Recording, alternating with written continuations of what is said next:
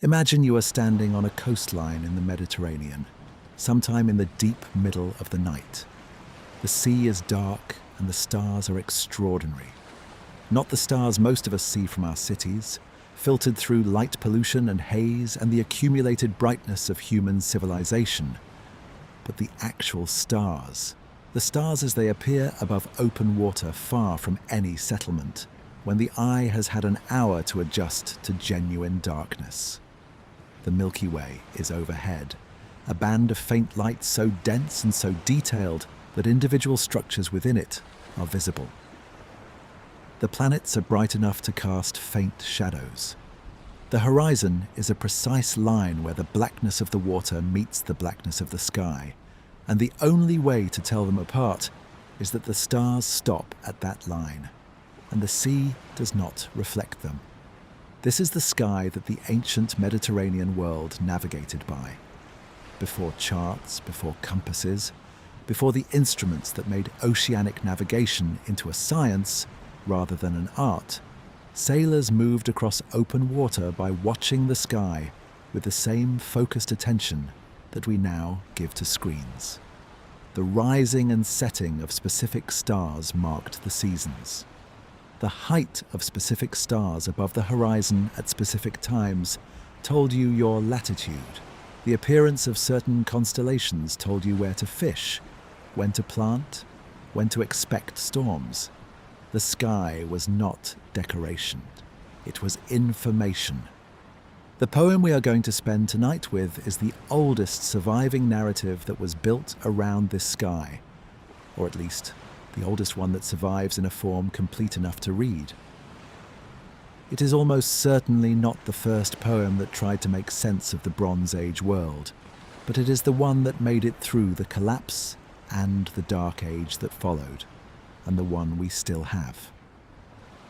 The Odyssey, attributed to Homer, composed in something like its current form roughly 2,700 years ago, telling the story of a journey that its own internal chronology places roughly 4 centuries before the poem was written down, is full of stars. Not metaphorically full of stars, specifically full of stars. The night sky in the Odyssey is described with a precision and a consistency that has interested astronomers as much as it has interested literary scholars. And the reason for that interest is the subject of tonight's investigation. Here is the question we are going to spend 18 parts examining. What if the Odyssey is not just a story? Not in the sense of being literally true in every detail. We are not going to argue that Odysseus was a real man who was delayed for 10 years by real gods and real monsters on his way home from a real war. The question is more specific and in some ways more interesting than that. The question is whether the Odyssey contains, encoded within its narrative, precise astronomical data, real observations of a real sky on a real date, that survived 4 centuries of oral transmission before being written down, and that can still be extracted from the text by someone who knows how to read it. In 2008, 2 researchers published a paper in the Proceedings of the National Academy of Sciences, one of the most prestigious scientific journals in the world, arguing that the Odyssey does contain exactly this, that the eclipse described in Book 20 of the poem, combined with 4 other astronomical references scattered through the text, can only all be simultaneously satisfied on one specific date in the relevant historical window. April 16th, 1178 BCE. My name is Arthur. If you are new here, welcome. Arthur's Sleepy History is a channel for the small hours, for the stories from the ancient world that are best told slowly and at night. If you want more videos like this, please click subscribe to show your support. It costs nothing and genuinely makes a difference in keeping this channel going. And if you want to leave a thought in the comments before you drift off, I would love to know where in the world you are right now and what hour it is there. Someone is always listening from somewhere unexpected. Now. back to the Mediterranean, and the sky, and the date. April 16th, 1178 BCE. Let that sit for a moment. 1178. BCE is not an arbitrary ancient date. It falls right in the middle of one of the most dramatic civilizational collapses in human history, the Bronze Age collapse, the period between roughly 1200 and 1150 BCE, when every major palace civilization in the eastern Mediterranean simply stopped existing. The Mycenaeans, who were the Greeks of Homer's world, the Greeks who fought at Troy, who built the great palace at Mycenae, who invented the writing system known as Linear B, were gone by around 1100 BCE. Their cities were abandoned or burned. Their writing system was lost. The palace economies that had organized the eastern Mediterranean for centuries collapsed within a few generations, and the world that came after them was so much poorer and so much smaller that historians call it a dark age. April 16th, 1178 BCE, by the calculation of the researchers whose work we are going to examine tonight, is the date of Odysseus's return to Ithaca. The date when he walked back into his own house after 20 years away. 10 years of war at Troy and 10 years of trying to get home, and found it full of men who had assumed he was dead and were competing to marry his wife. The date when he strung a bow that only he could string and killed every one of them. The Odyssey places this event on a day that the text describes with unusual astronomical specificity. A day of a new moon, a day when the sun is blotted out, a day when certain stars are in positions that the text describes precisely enough to calculate. If those descriptions encode real astronomy, if they are observations rather than inventions, then the story of Odysseus's homecoming is placed by its own text at a real moment in real time. A moment that happened to fall at the height of the catastrophe that destroyed the civilization the poem was about. A brief note before we continue. Many of you voted on the design for our first Dozer sleep mask, created especially for listeners of Arthur's Sleepy History. Only 100 were made for this first drop, and you can find it through the link in the description or beneath this video.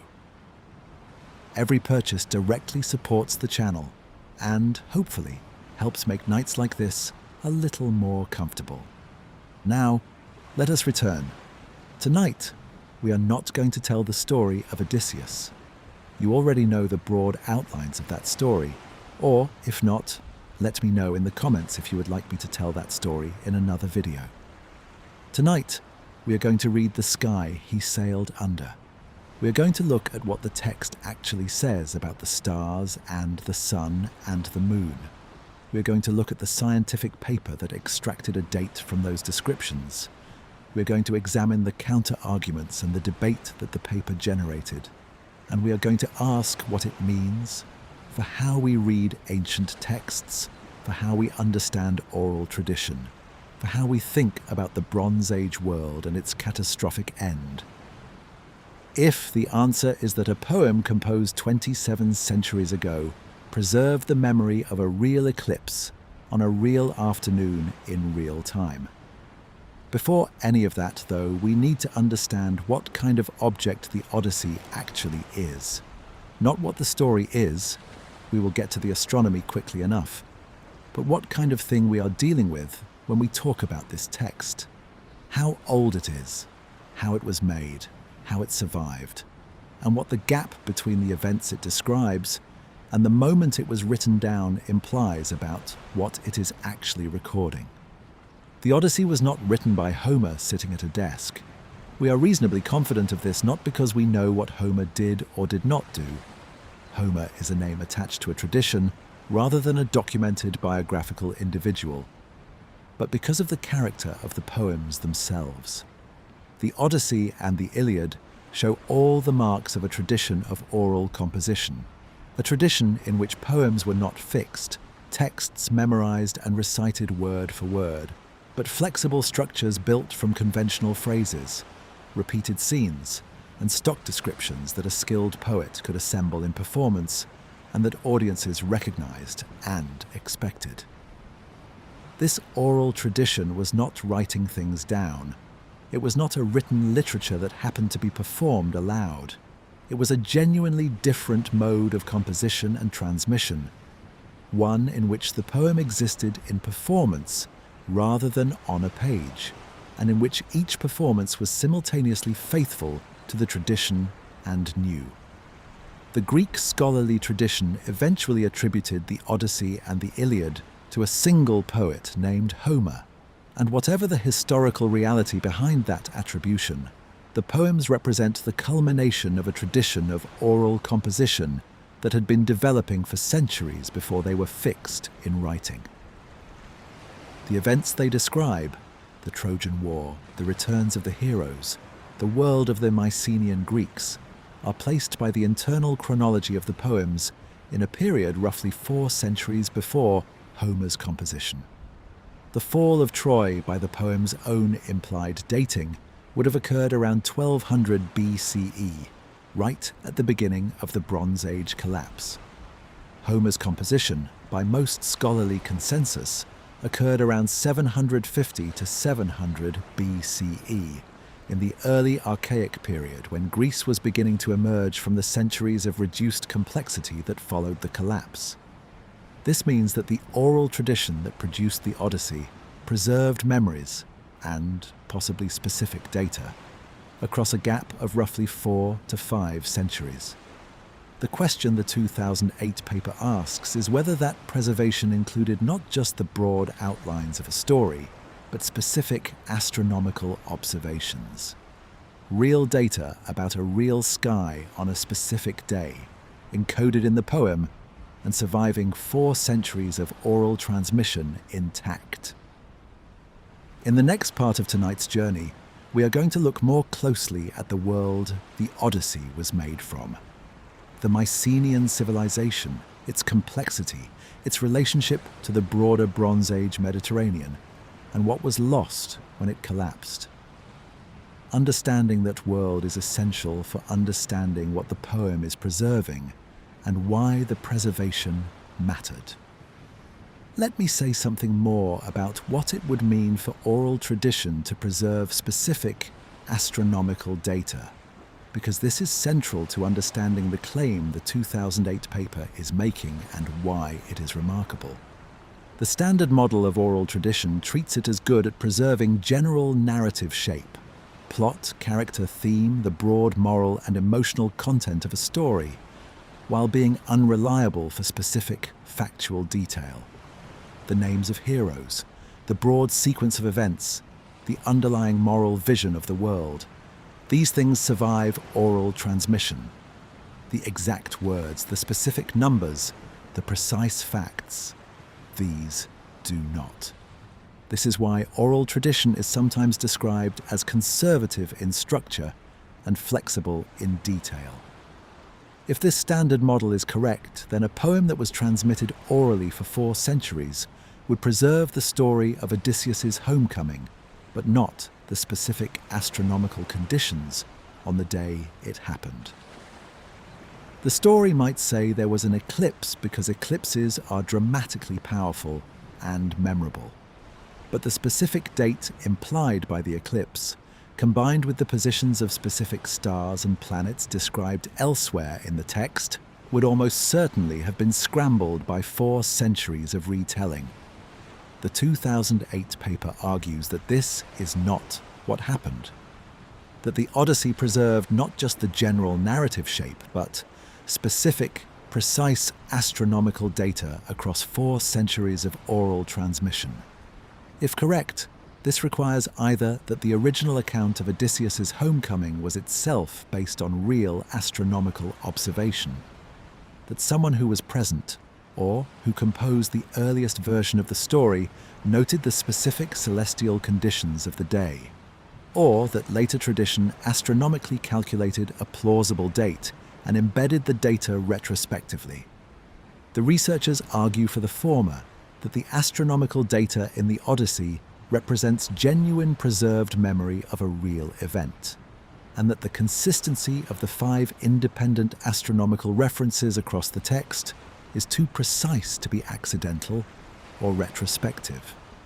We will examine this argument carefully, including its weaknesses, in the parts of tonight's journey that deal directly with the paper itself. For now, let us establish the basic shape of the world the Odyssey describes. The Trojan War, as the Iliad and the Odyssey describe it, was fought between a coalition of Greek states under the loose leadership of Agamemnon, king of Mycenae, and the city of Troy, on the northwestern coast of what is now Turkey. The war lasted 10 years. Troy was eventually sacked and burned. The Greek heroes then dispersed to make their various ways home, with Odysseus's journey being the most difficult and the most delayed. The poem does not tell us exactly when any of this happened, but it places the events in a world that is recognizably the world of the late Bronze Age Aegean, a world of palace economies, of long-distance trade, of a Mediterranean that was connected and commercially sophisticated in ways that the later Greek world, after the collapse, was not. The material culture described in the poems, the bronze weapons, the specific architectural forms, the political structures, all correspond to what archaeology has found at Bronze Age sites, not to the world of Homer's own time in the Archaic period. This archaeological correspondence is one of the reasons scholars take seriously the idea that the poems preserve genuine memories of the Bronze Age world, even if those memories are distorted and mythologized. If the poems were pure invention, the Bronze Age material culture would be anachronistic. Poets of the 8th century BCE would describe the world they knew, not a world that had ended 500 years earlier. The fact that they describe something recognizably consistent with late Bronze Age archaeology suggests that the tradition was genuinely remembering something. The same logic extends to the astronomical data. If the poems were pure invention, there would be no reason for the astronomical references to be consistent and datable. Poets of the 8th century BCE would either make up celestial details without regard for accuracy, or they would describe the sky as it appeared in their own time. The fact that the astronomical references, if Bycusis and Magnasco are correct, point to a specific date 4 centuries before Homer's composition, a date that corresponds to the right historical moment, is precisely what you would expect if the tradition was genuinely preserving memory rather than inventing narrative. There is one more thing worth establishing in this opening part, about the nature of the claim we are evaluating tonight and how we should hold it. The Bycusis and Magnasco paper is not fringe science. It was published in the Proceedings of the National Academy of Sciences, peer-reviewed, and has been cited and discussed by classicists and archaeoastronomers in the years since. It is also not consensus science. The scholarly community has not uniformly accepted its conclusions, and there are legitimate critiques of the methodology that we will examine honestly when we get to them. It sits in the interesting territory between established and provisional, a well-argued hypothesis by credentialed researchers, published in a serious venue, generating genuine scholarly debate rather than dismissal. This is the same territory we try to occupy on this channel whenever we engage with claims about the ancient world that are more interesting than the textbook version and less certain than the popular treatment. We take the evidence seriously. We acknowledge what is established and what is not. We follow the argument where it leads without either inflating it into certainty or deflating it into dismissal. The Odyssey may preserve a real date. That date may be April 16th, 1178 BCE. If it does, the implications are considerable. For our understanding of what oral tradition can preserve, for our understanding of the Bronze Age world and its end, and for our understanding of the Odyssey itself as a document rather than merely as a story. In the next part of tonight's journey, we are going to look more closely at the world the Odyssey was made from. The Mycenaean civilization, its scale and sophistication, what was lost when it ended, and why a tradition that survived the collapse would have held so carefully to the specific memories the poem preserves. The world the Odyssey describes is not a primitive one. This is one of those facts that is known to specialists and routinely ignored in popular accounts, so it is worth saying it plainly before we go any further. This is worth saying directly because the popular image of the Bronze Age Greeks and of Homeric civilization generally tends toward the archaic and the simple. Rough warriors in a rough world, bronze spears and wooden ships, the gods intervening directly in human affairs, because the explanatory framework for natural events had not yet developed enough to make gods unnecessary. This image is not entirely false, but it obscures something important. The Mycenaean civilization, which was the civilization the Trojan War myths describe, and which ended at the beginning of the Bronze Age collapse, was one of the most sophisticated and most connected economies the Mediterranean world had yet produced. Understanding this matters for the question we are investigating tonight. The claim that the Odyssey preserves precise astronomical data from a specific date in 1178 BCE requires that the society which initially recorded or calculated this data was capable of systematic astronomical observation and recording. If the Mycenaeans were the primitive warriors of the popular imagination, this would be implausible. If they were, as the archaeology suggests, a literate bureaucratic palace civilization with connections to Egypt, the Levant, and Mesopotamia, regions with highly developed astronomical traditions, the claim becomes considerably more plausible. Let us look at what the archaeology actually shows.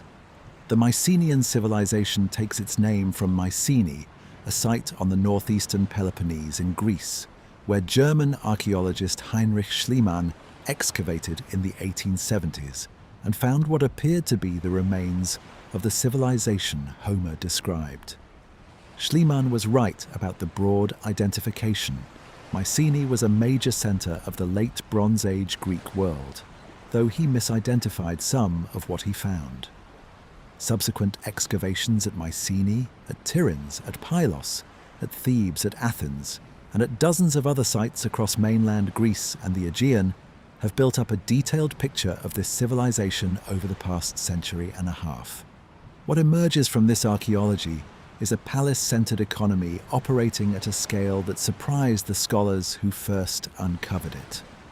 The palace at Pylos, sometimes called Nestor's Palace after the Homeric hero associated with that region, was a large, architecturally sophisticated structure containing workshops, storerooms, reception halls, bathing facilities, and an administrative center. The palace at Tiryns was defended by walls of enormous cyclopean masonry, blocks of stone so large that later Greeks assumed they must have been built by giants because no ordinary human workforce could have placed them. The Mycenaeans were literate. This is perhaps the most startling fact for anyone whose mental image of Bronze Age Greece is built from the Homeric epics, which describe a world of spoken oaths and face-to-face negotiation rather than written contracts and administrative records. The Mycenaeans used a script called Linear B, a syllabic writing system adapted from an earlier Minoan script called Linear A, and they used it extensively for administrative record-keeping. Clay tablets inscribed in Linear B have been found at Pylos, at Mycenae, at Tiryns, and at other sites, in their thousands. Linear B was deciphered in 1952 by Michael Ventris, a British architect with no formal training in linguistics, who worked out the script's underlying structure through a combination of brilliant analysis and the insight, controversial when he proposed it, that the language being written was an early form of Greek. The decipherment revealed that the tablets are administrative documents, inventories of goods, records of land ownership, lists of workers and their rations, accounts of livestock and agricultural produce, records of offerings to gods. The tablets are, in other words, the equivalent of spreadsheets, the bureaucratic infrastructure of a complex redistributive economy. This is not the world the Iliad and the Odyssey describe. The heroes of Homer do not keep administrative records. They do not run palace economies with centralized storage and redistribution of grain and olive oil. They negotiate directly, speak in public assemblies, make offerings to gods without the intermediary of a palace bureaucracy. The world of the Homeric epics is, in important respects, not the world of the Linear B tablets. This discrepancy has been one of the central puzzles of Homeric scholarship for more than 70 years. The explanation most scholars now accept is that the Mycenaean palace economies collapsed so completely, so suddenly and so thoroughly that the oral tradition which preserved the memory of the Bronze Age world lost most of the administrative and economic detail of that world, retaining instead the narrative of its heroes and their stories. What survived was the shape of the stories, not the texture of the institutions. The poem remembers Agamemnon and Achilles, but not the Linear B economy they inhabited. The Bronze Age Mediterranean that surrounded the Mycenaean world was extraordinarily connected. Egypt was at its imperial height, controlling Nubia and Palestine and conducting trade across the eastern Mediterranean. The Hittite Empire dominated Anatolia. The kingdom of Ugarit on the Syrian coast was a major commercial hub through which goods and ideas flowed between Mesopotamia, Egypt, and the Aegean.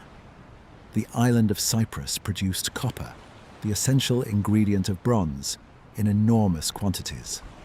The Mycenaeans were participants in all of this.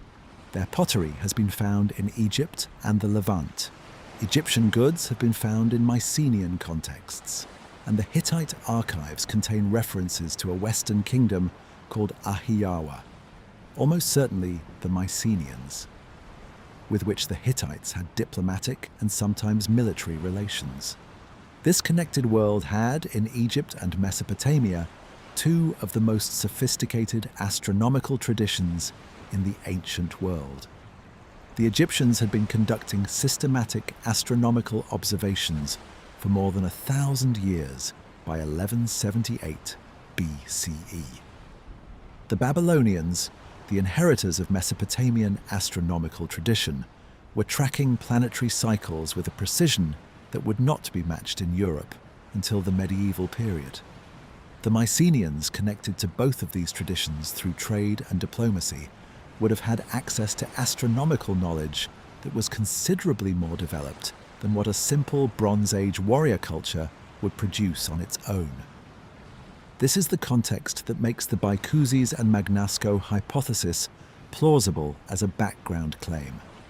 A civilization capable of writing detailed administrative records in a syllabic script, embedded in a Mediterranean network that included the most advanced astronomical traditions of the ancient world, could have produced, or received, the kind of precise astronomical observation that the 2008 paper argues is encoded in the Odyssey. The claim is remarkable but not impossible, given who the Mycenaeans actually were. Now let us look at what happened to them. The Bronze Age collapse is one of the most dramatic and most studied events in ancient history, and also one of the most poorly understood.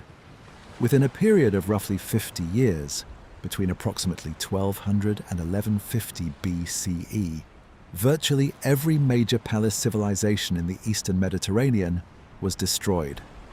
The Mycenaean palaces were burned and abandoned. The Hittite Empire, which had been the dominant power in Anatolia for several centuries, simply ceased to exist. The city of Ugarit was destroyed and never rebuilt. Egypt survived, but in a diminished form, losing its empire and withdrawing to the Nile Valley. Cyprus suffered multiple destructions. the written record from the end of this period is fragmentary, but vivid. Letters found at Ugarit, written in the last years of the city, describe ships in flames, cities sacked, enemies attacking from the sea. A letter from the king of Alashia, probably Cyprus, to the king of Ugarit warns of boats appearing on the horizon, but the reply from Ugarit never arrived because the city was already destroyed by the time it could have been sent. The last tablets found at Pylos appear to describe emergency preparations, the requisitioning of rowers, the deployment of Coast Guard units, in the period immediately before the palace was burned. The causes of the collapse are debated and probably multiple. The traditional explanation emphasized the sea peoples, groups of migrants or raiders who appear in Egyptian records of the period attacking settlements across the eastern Mediterranean. More recent scholarship has increasingly emphasized climate change. A prolonged drought that has been identified in pollen records, lake sediments, and other paleoclimatic evidence from across the region in the relevant period, combined with the fragility of a highly interconnected economic system where the failure of any one node could propagate disruption across the entire network. Whatever the causes, the effects were catastrophic and lasting. The Linear B writing system was lost, not just the texts, but the knowledge of how to write. The palace economies were not replaced by other palace economies. They were replaced by much simpler, much smaller, much poorer social formations. Long-distance trade contracted dramatically. Population declined. The archaeological record shows a significant reduction in the density and complexity of settlement across the Aegean. The population decline is worth dwelling on because it helps calibrate what the dark age that followed the collapse actually felt like to the people who lived in it.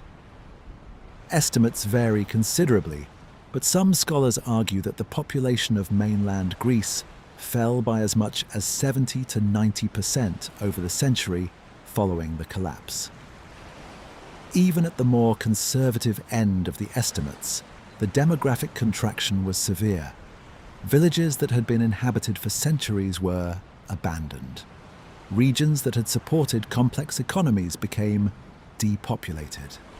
The physical infrastructure of the Bronze Age world, the roads, the harbours, the drainage systems, the irrigation works, fell into disuse and ruin. The oral tradition that preserved the memory of the Bronze Age world was therefore operating under conditions of genuine cultural emergency. It was not a tradition maintaining an archive out of historical interest. It was a tradition attempting to hold on to the memory of a civilization that the people maintaining the tradition had actually lost. A civilization that their own grandparents and great-grandparents had inhabited, whose ruins they could see, whose gods they still worshipped, but whose specific institutions and material culture were gone. It is in this context, the aftermath of the collapse, the dark age that followed, that the oral tradition which eventually produced Homer was operating. A tradition that was trying to remember a world that had been destroyed. A tradition carrying forward what it could of the civilization that had preceded it, the heroes and their stories, the geography of the Aegean and the routes across it, and, if Bycouzes and Magnasco are right, the specific astronomical data of one day in the last years of that world. In the next part of tonight's journey, we are going to look at the Trojan War itself, what the archaeology actually shows about whether a real conflict at Troy occurred, when it occurred, and what relationship it might have to the war Homer describes. Because before we can evaluate the claim that Homer preserved a real date from a real homecoming after that war, we need to understand what the war actually was, and whether there was a war at all. Let me develop the picture of Mycenaean sophistication further, because the standard popular image of Bronze Age Greece is so impoverished that filling it in changes the character of the question significantly. The palace at Pylos, when fully excavated, proved to contain not just storerooms and administrative offices, but evidence of craft specialization at an extraordinary scale. There were potters producing standardized vessels in large quantities. There were textile workers, primarily women, the Linear B tablets tell us, organized into work gangs of specific sizes and fed rations calibrated to their productivity, producing cloth for redistribution and trade.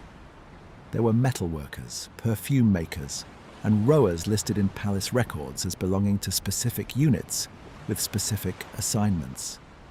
The Linear B tablets from Pylos record something in the range of 50 different occupational categories. The palace was not just a residence, but the organizational center of an entire regional economy, collecting agricultural surplus from surrounding communities, redistributing it to palace workers and dependents, and trading the surplus for luxury goods and raw materials from across the Mediterranean. The Mycenaeans also built at a scale that still impresses. The walls of Tiryns, constructed of stones weighing many tons each, were described by later Greeks as the work of the Cyclopes, the mythological one-eyed giants, because they could not imagine how human beings had moved such blocks. The corbelled galleries within those walls are architectural achievements that presuppose sustained engineering competence and significant organizational capacity. The Tholos tombs of the Mycenaeans, underground domed burial chambers approached by long stone passageways, include the treasury of Atreus at Mycenae, whose central dome is 15 meters across and nearly 15 meters high, constructed without mortar from precisely fitted stone courses. It was the largest interior space in the ancient world for roughly 1,000 years after it was built. This is the civilization whose destruction the oral tradition was trying to remember, and it is worth dwelling on what that destruction meant in experiential terms, because it was not a slow decline.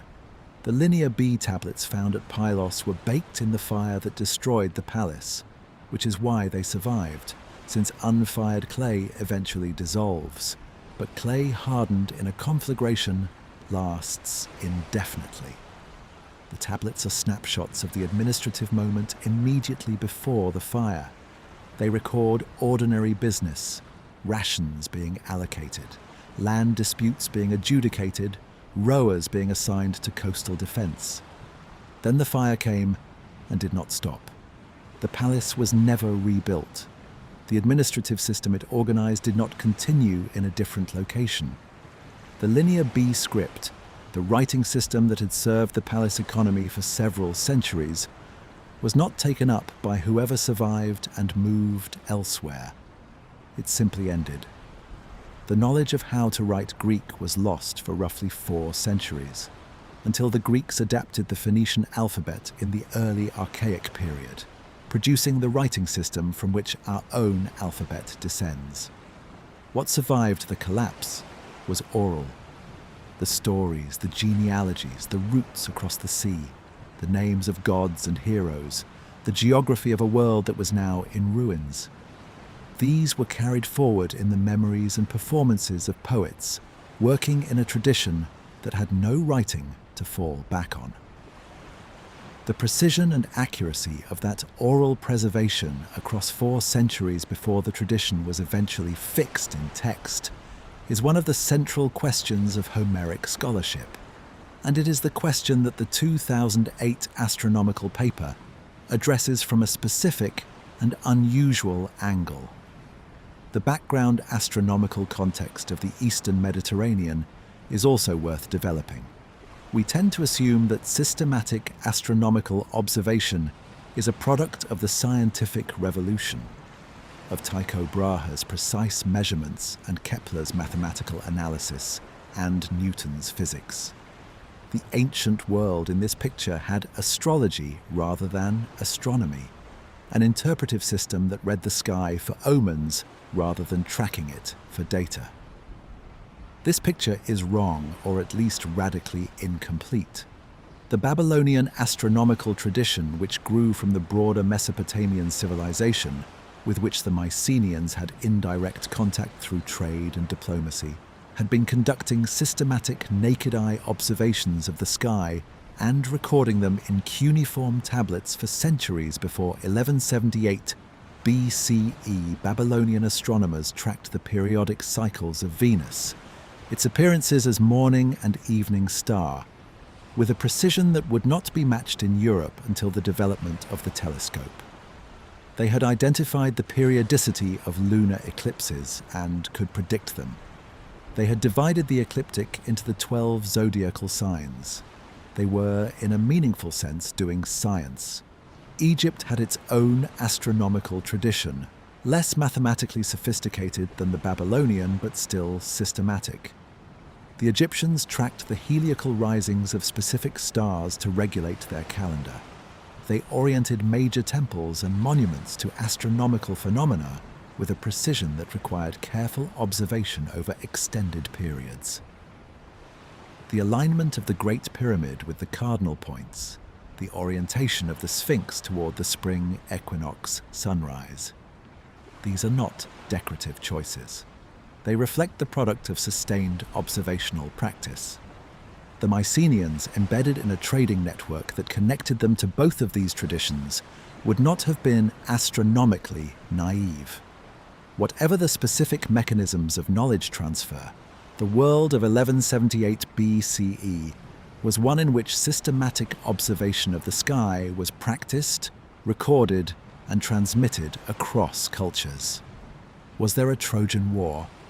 It sounds like a simple question. It is not. It is one of the most debated and most consequential questions in the study of the ancient Mediterranean, and the answer that scholarship has arrived at is more interesting and more useful for tonight's purposes than a simple yes or no. This is one of the oldest questions in classical scholarship, and it has been answered differently by different generations. The ancient Greeks themselves generally believed the war had happened, roughly as Homer described it, at a specific point in their remote past. The historian Herodotus, writing in the 5th century BCE, tried to calculate the date.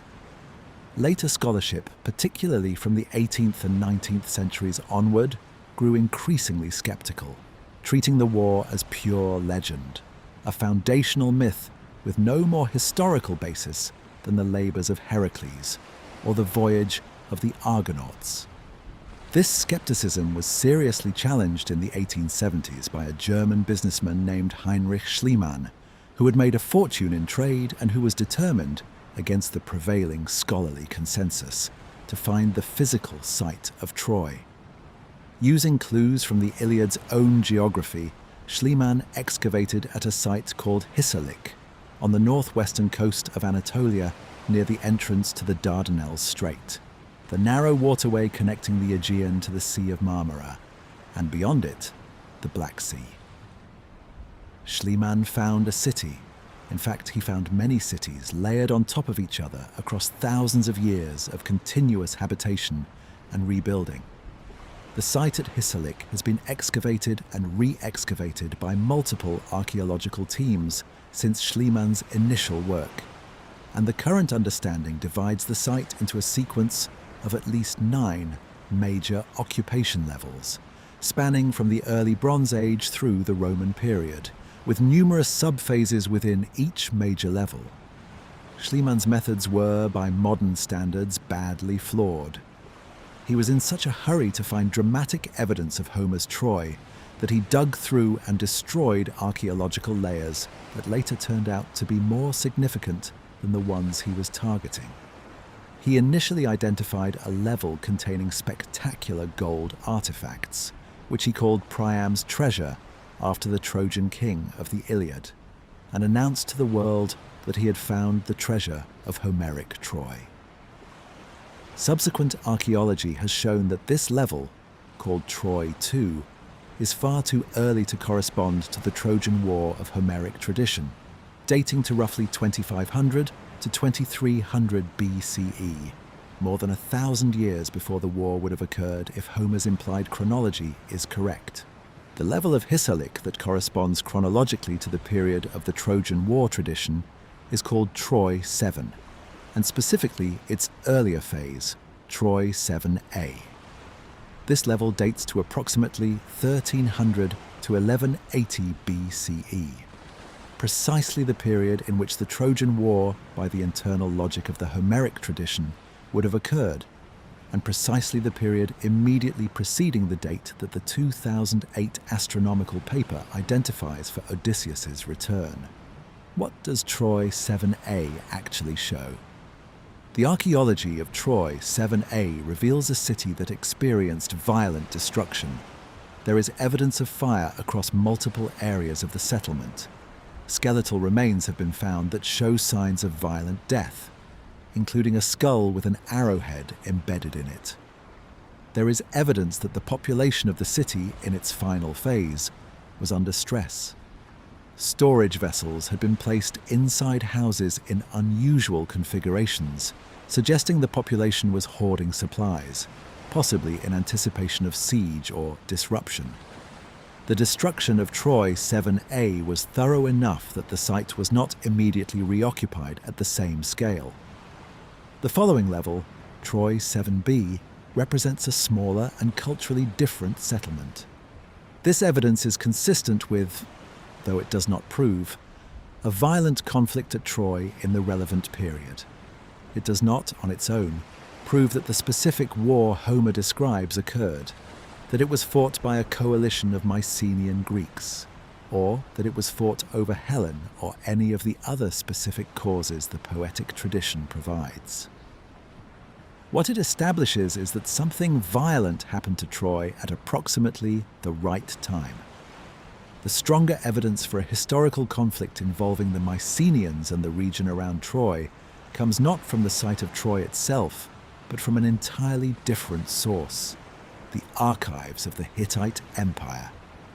The Hittites were the dominant power in Anatolia during the Late Bronze Age, ruling from their capital at Hattusa in central Turkey. Unlike the Mycenaeans, the Hittites left an enormous written archive. Thousands of clay tablets in cuneiform script, covering diplomatic correspondence, treaties, religious texts, legal documents, and historical records. This archive, excavated and gradually translated over the past century, has proven to be one of the richest sources for understanding the political world of the Late Bronze Age Eastern Mediterranean. Among the places and peoples mentioned repeatedly in the Hittite archives is a kingdom called Wilusa, located in the northwestern part of Anatolia, in the same general region as Hisarlik. Scholars have argued on linguistic and geographic grounds that Wilusa is very likely the same place that the Greeks called Ilios, or Ilion, an alternative name for Troy that appears throughout the Iliad, which is itself named for this alternative designation. The linguistic correspondence between Wilusa and Wilios, an earlier form of Ilios, with the initial digamma sound that Greek later lost, is considered strong by most specialists in Hittite and Greek historical linguistics. The Hittite archives also mention, repeatedly and across a span of more than a century, a power called Ahiyawa. The kingdom of Ahiyawa appears in Hittite diplomatic correspondence as a significant political entity. Sometimes an ally, sometimes a rival, always treated as a state of genuine importance whose king merits address as a peer of the Hittite king, using the honorific that the Hittites reserved for rulers of major powers. The identification of Ahiyawa with the Mycenaean Greeks, Achaeans in Homer's terminology, one of the names the poems use for the Greek forces at Troy, has been debated for decades but is now accepted by the majority of specialists in the field. If Ahiyawa is indeed the Mycenaean world and Wilusa is indeed Troy, then the Hittite archives provide independent, non-Greek documentary evidence of interactions between the Mycenaeans and the region of Troy during the Late Bronze Age. Interactions that included, at various points, military conflict. The most significant single document in this regard is a text known as the Tawagalawa letter, written by a Hittite king, probably Hattusili III, who reigned in the mid-13th century BCE, to the king of Ahiyawa. The letter discusses a dispute involving a renegade figure named Piyamaradu, who had been causing trouble in western Anatolia, including apparently at a place called Wilusa, and references previous hostilities between the Hittites and Ahiyawa over the region, describing an earlier conflict that had since been resolved diplomatically. Another significant text is the so-called Alexandru Treaty, a treaty between the Hittite king and a ruler of Wilusa named Alexandru, a name that many scholars have connected to Alexandros, which is the alternative name the Iliad gives to the Trojan prince Paris, whose abduction of Helen is the poem's stated cause of the war. The correspondence between Alexandru and Alexandros is suggestive, though scholars are appropriately cautious about building too much on a single name correspondence. What these documents collectively establish is not that the specific Trojan War of Homeric tradition happened exactly as described. They establish that the general situation the tradition describes, a significant western Anatolian kingdom called something very like Ilios or Wilusa, ruled by a dynasty with names that echo the Homeric tradition, involved in recurring conflict with a major Aegean power called something very like Achaeans or Ahiyawa, corresponds to real, documented political relationships in the late Bronze Age Eastern Mediterranean. The most careful scholarly position held by a majority of specialists in Bronze Age Aegean and Anatolian history is not that we have proven the Trojan War happened as Homer describes it.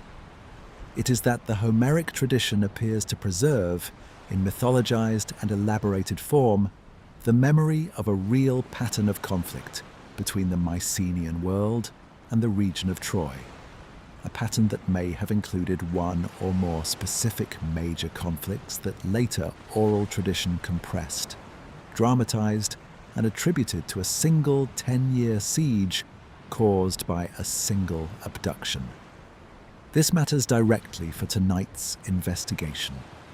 If the Trojan War tradition preserves genuine historical memory, mythologized, compressed, elaborated, but genuinely rooted in real events, then the possibility that the tradition also preserves genuine astronomical data becomes considerably less far-fetched.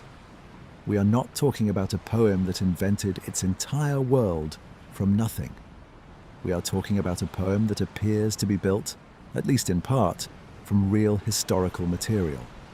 A real region, a real dynasty, a real pattern of conflict, transmitted and transformed by 4 centuries of oral tradition before being fixed in the form we now read.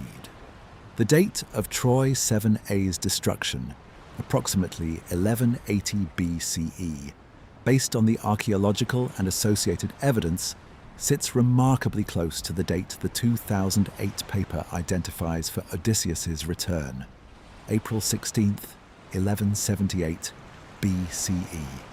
If the war lasted 10 years as the tradition states, and if Troy fell around 1180 BCE, then the war would have begun around 1190 BCE, and Odysseus's 10-year journey home would place his return in the range of 1180 BCE. Precisely where the astronomical calculation places it. This convergence between the archaeological dating of Troy's destruction and the astronomically calculated date of Odysseus's homecoming is one of the pieces of evidence that makes the Bicuzes and Magnasco hypothesis worth taking seriously rather than dismissing as numerology. The dates were derived independently. Archaeological stratigraphy and ceramic dating for Troy 7a, astronomical calculation for the Odyssey's internal references.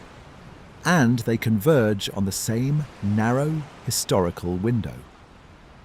In the next part of tonight's journey, we are going to turn to that astronomical language directly, what the Odyssey actually says about the sky, how specific and how consistent those descriptions are, and what it would mean if they are not decoration, but data. Let me add some further detail to the Hittite evidence, because it is the strongest documentary material we have, and deserves fuller treatment than a summary allows. The Hittite archive at Hattusa was discovered in the early 20th century and has been the subject of intensive scholarly work ever since, with new tablets still occasionally coming to light and existing tablets still being reinterpreted as the understanding of Hittite language and diplomatic conventions improves. The archive spans several centuries of Hittite history, and the references to Ahiawa occur across a substantial portion of that span, from roughly the 15th century BCE through the 13th century BCE, suggesting a long-running relationship rather than a single episode. The nature of this relationship, as reconstructed from the tablets, was complex and shifting. At various points, Ahiawa appears as a distant but respected power with whom the Hittites conducted diplomacy as equals. At other points, Ahiawa appears as a destabilizing influence in Western Anatolia, supporting local rulers and renegades who caused trouble for Hittite interests in the region. The kingdom of Wilusa, sitting at the strategic entrance to the Dardanelles, was a recurring flashpoint in this relationship. A borderland kingdom whose loyalty and stability mattered to both the Hittites, who considered it within their sphere of influence, and to Ahiawa, who had interests across the Aegean and into Western Anatolia. One particularly significant piece of evidence is a Hittite text describing a period of hostility between the Hittite king and Wilusa in the reign of a king named Tudhaliya, generally identified as Tudhaliya IV, who ruled in the mid to late 13th century BCE. This text describes military action against a coalition of Western Anatolian states, including Wilusa, suggesting that Wilusa was, at least at this point, in conflict with or resistant to Hittite authority. Precisely the kind of instability that could set the stage for outside intervention, whether from the Hittites themselves or from an interested outside power like Ahiawa. The overall picture that emerges from decades of Hittitological scholarship is of Wilusa as a kingdom under pressure from multiple directions, squeezed between Hittite efforts to maintain control over their western frontier and Ahiawan interests in the Aegean Anatolian borderland, over a period of at least a century before its likely destruction around 1180 BCE. This is not proof of the specific 10-year siege that Homer describes, but it is a coherent historical context in which a major conflict, or a series of conflicts culminating in a major destruction, makes considerable sense. It is worth being honest about what remains uncertain in this reconstruction. The identification of Ahiawa with the Mycenaean Greeks, while now the majority scholarly position, was contested for much of the 20th century, with some scholars proposing alternative locations for Ahiawa within Anatolia itself rather than across the Aegean. The identification of Wilusa with Troy, while linguistically well supported, similarly took decades of scholarly debate to reach anything like consensus. And even with both identifications accepted, the Hittite texts do not describe anything that corresponds precisely to the Trojan War of the Iliad. No 10-year siege, no wooden horse, no Helen. What they describe is a pattern of regional instability and periodic conflict that is consistent with, but does not confirm in detail, the tradition Homer inherited. This kind of qualified, evidence-respecting conclusion is frustrating if you want a simple yes or no answer to the question of whether the Trojan War happened. But it is the honest state of the scholarship, and it matters for how we should evaluate the astronomical claim that is the focus of tonight's investigation. We are not dealing with a poem that is either entirely fiction or entirely history. We are dealing with a poem that sits somewhere in the complicated middle, genuinely rooted in real places, real political relationships, and quite possibly real events, while also being genuinely shaped, elaborated, and mythologized by centuries of oral performance and retelling. Let me also say something about the specific archaeological evidence at Troy 7a, because the destruction layer has been analyzed in enough detail to support a more textured picture than a simple statement that the city burned. The excavations at Hissarlik across more than a century, from Schliemann through Wilhelm Dörpfeld in the late 19th century, Carl Blegen in the mid-20th century, and Manfred Kaufmann and his successors from the 1980s onward, have progressively refined the picture of what happened to Troy 7a. Kaufmann's excavations in particular revealed that the settlement at Troy in this period was considerably larger than earlier excavators had realized. Schliemann and Dörpfeld had focused on the citadel, the fortified hilltop that most closely matches the popular image of Troy. But Kaufmann's team found evidence of a substantial lower town extending well beyond the citadel walls, protected by a ditch cut into the bedrock. This changed the scale of what Troy actually was, not simply a small fortified citadel, but a significant settlement of several thousand people, consistent with the kind of city that could sustain a prolonged siege and that would be worth fighting over. The destruction evidence at Troy 7a includes signs of a hasty, defensive character to the city's final phase. The storage of large jars within houses, which most archaeologists interpret as evidence of a population preparing for or enduring a siege, storing food and water within individual dwellings, rather than relying on centralized storage that might be captured or cut off. This is different from a purely opportunistic raid. It suggests sustained pressure over an extended period, consistent with the kind of prolonged conflict the Homeric tradition describes, even if not with the specific 10 years. The presence of arrowheads, including the one found embedded in a human skull, and other weapons in the destruction debris, supports the interpretation of violent conflict rather than accidental fire or natural disaster. The scale of the burning, extending across multiple areas of both the citadel and, in some interpretations, the lower town, is consistent with deliberate destruction rather than a localized accidental fire. None of this proves that Greek-speaking Mycenaeans were the attackers, or that the war was fought over Helen, or that it lasted exactly 10 years. What it establishes is that Troy 7a experienced a violent, sustained conflict ending in destruction at approximately the right date, roughly 1180 BCE. To correspond to the tradition Homer inherited and to the astronomical date the 2008 paper calculates for the war's aftermath. Let us read the sky as Homer describes it. The Odyssey mentions specific celestial objects and specific celestial events, with a frequency and a consistency that sets it apart from most other ancient narrative literature.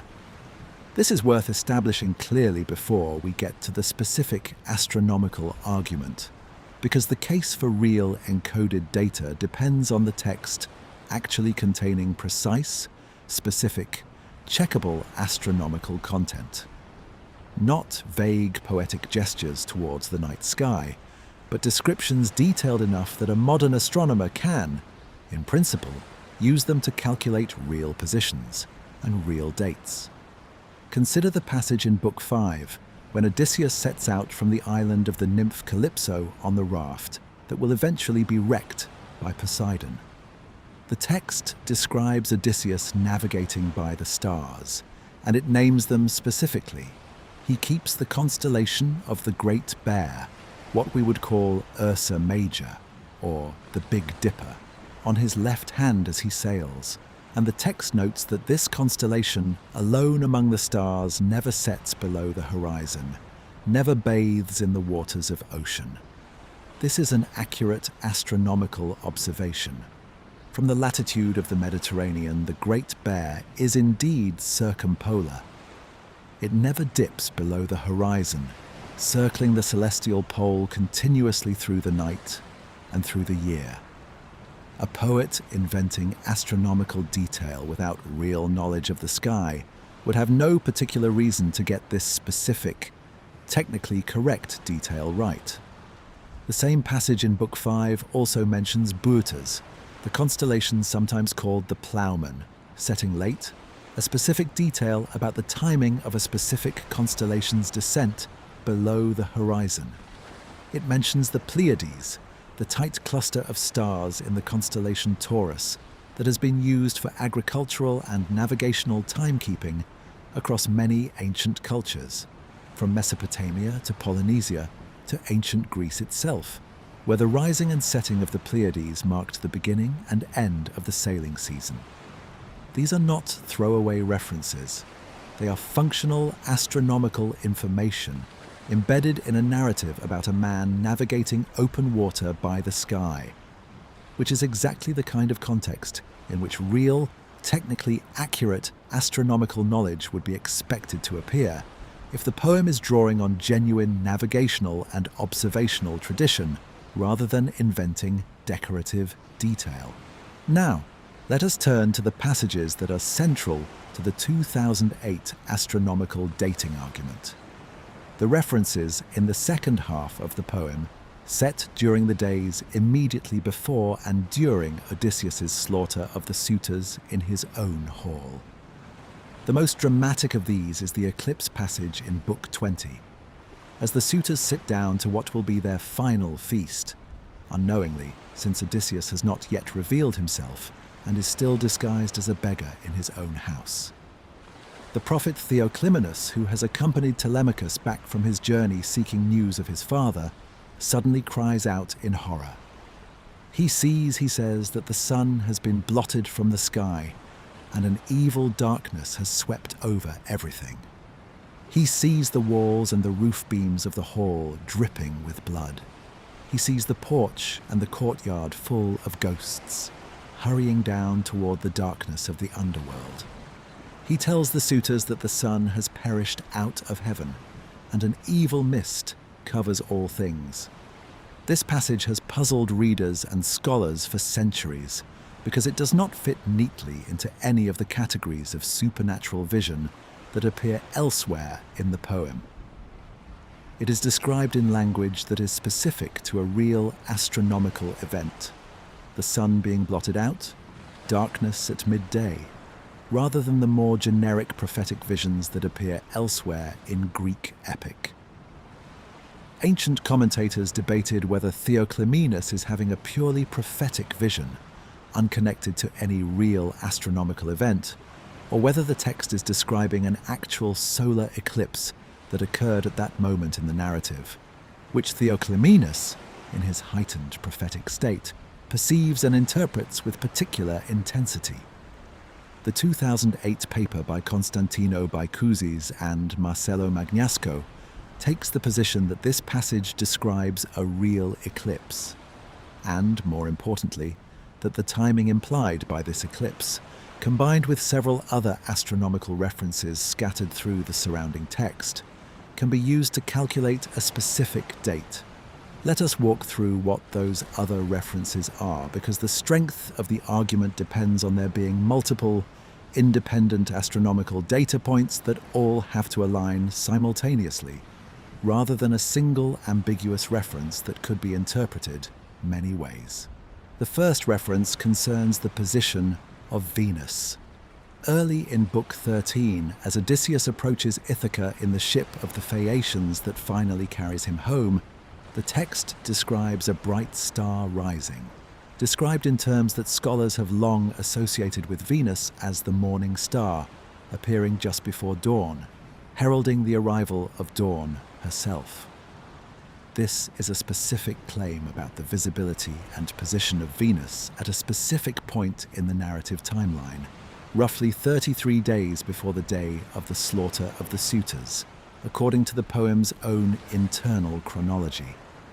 The second reference concerns the position of the Pleiades and Boötes, which we have already encountered in the Book 5 passage, but which recur in a passage some scholars connect to the same general period. with details about their relative positions that can be checked against where these constellations would actually have been in the sky at different times of year. The third reference is new moon. The day of the suitor's slaughter is explicitly identified in the text as a feast day of Apollo, and more specifically, internal details of the text, including a reference to the moon having completed its cycle, are consistent with this day being a new moon, the day in the lunar month when the moon is not visible at all, having passed between the Earth and the Sun. The fourth reference is the position of Mercury, described in a passage where the god Hermes, whom the Greeks associated with the planet Mercury, travels to Calypso's island with details about the timing and manner of his journey that some researchers have connected to Mercury's specific astronomical behavior, though this is among the more contested of the 5 references in terms of how directly it maps onto a checkable astronomical claim. The fifth reference is the eclipse itself, the darkening described by Theoclymenus in Book 20, occurring, according to the poem's narrative chronology, on the same day as the slaughter of the suitors, which the text places at a new moon, the only phase of the lunar cycle during which a solar eclipse is astronomically possible, since a solar eclipse requires the moon to pass directly between the Earth and the Sun, which can only happen at new moon. This last point is worth pausing on, because it is one of the details that makes the astronomical argument more credible than it might first appear. A poet inventing an eclipse for dramatic effect, without real astronomical knowledge, would have no particular reason to place it specifically at new moon, the only lunar phase during which an eclipse is physically possible. The fact that the text's internal chronology places the eclipse at new moon is either a remarkable coincidence or evidence that whoever originally recorded this detail understood, correctly, the actual physical relationship between eclipses and lunar phases.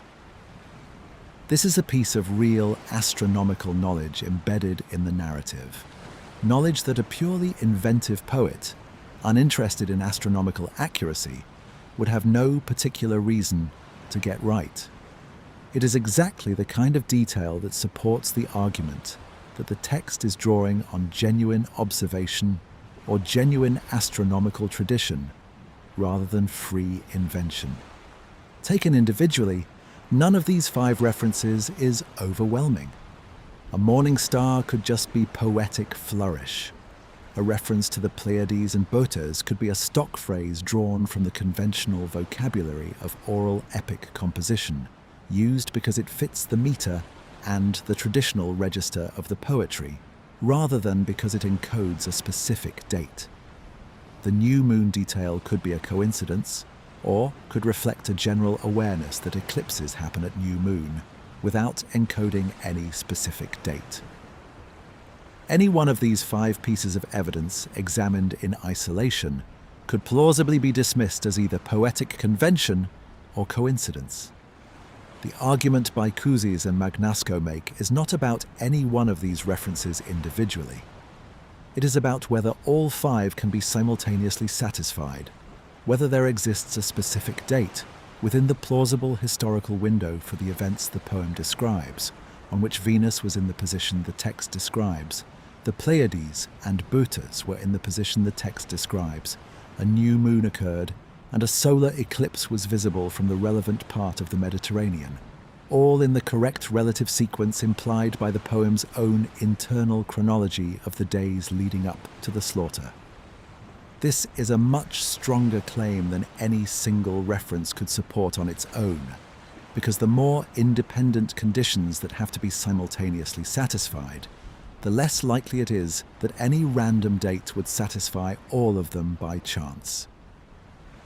If a poet were simply inventing astronomical details for dramatic or decorative purposes, there is no reason those invented details should turn out to be simultaneously consistent with a single, real, historical date.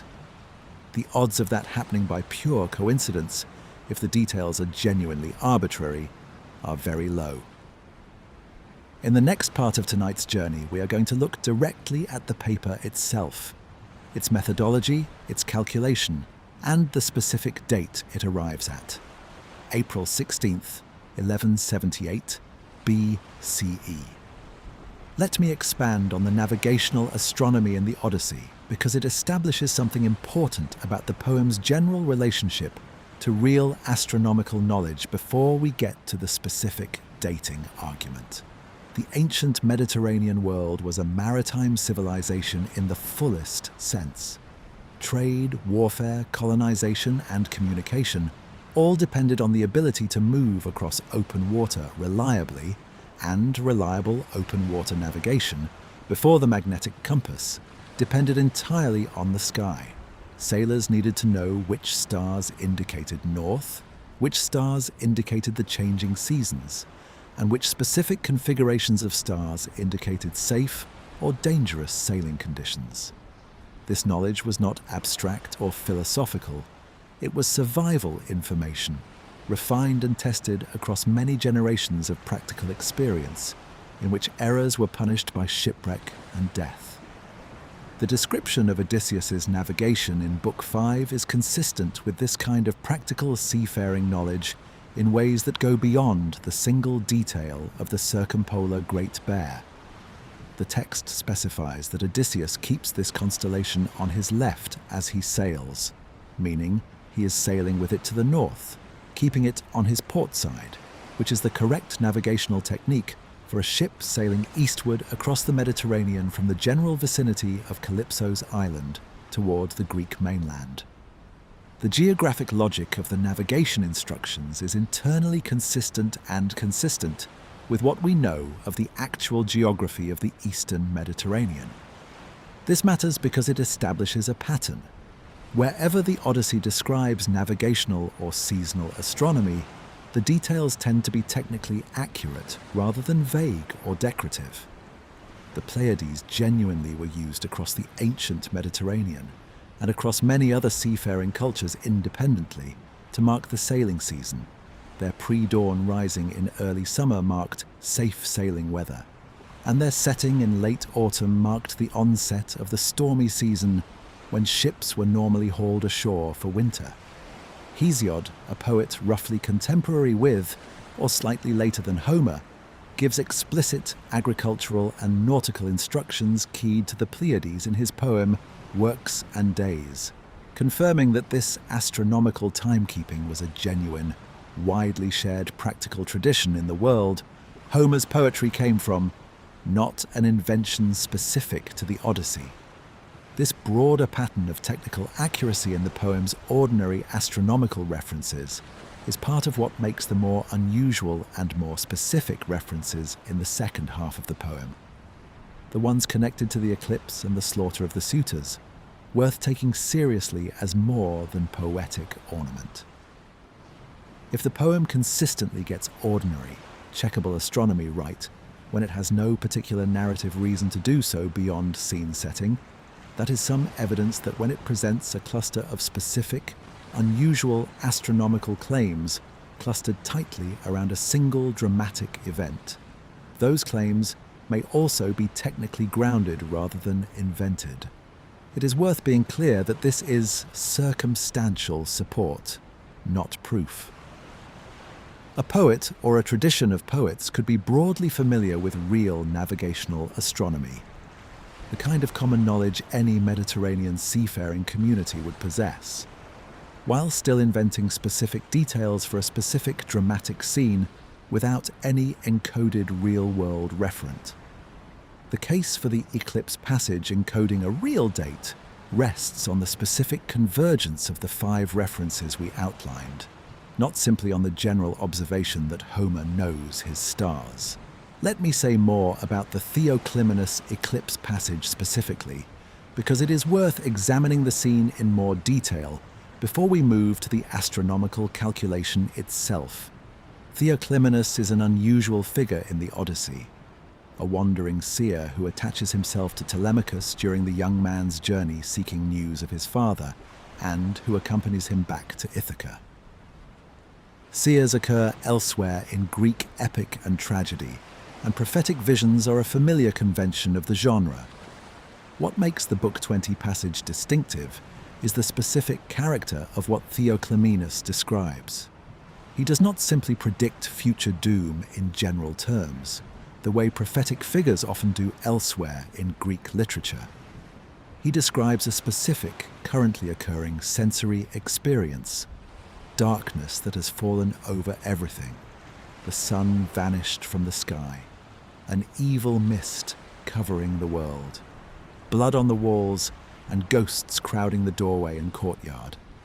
The suitors, notably, do not see any of this.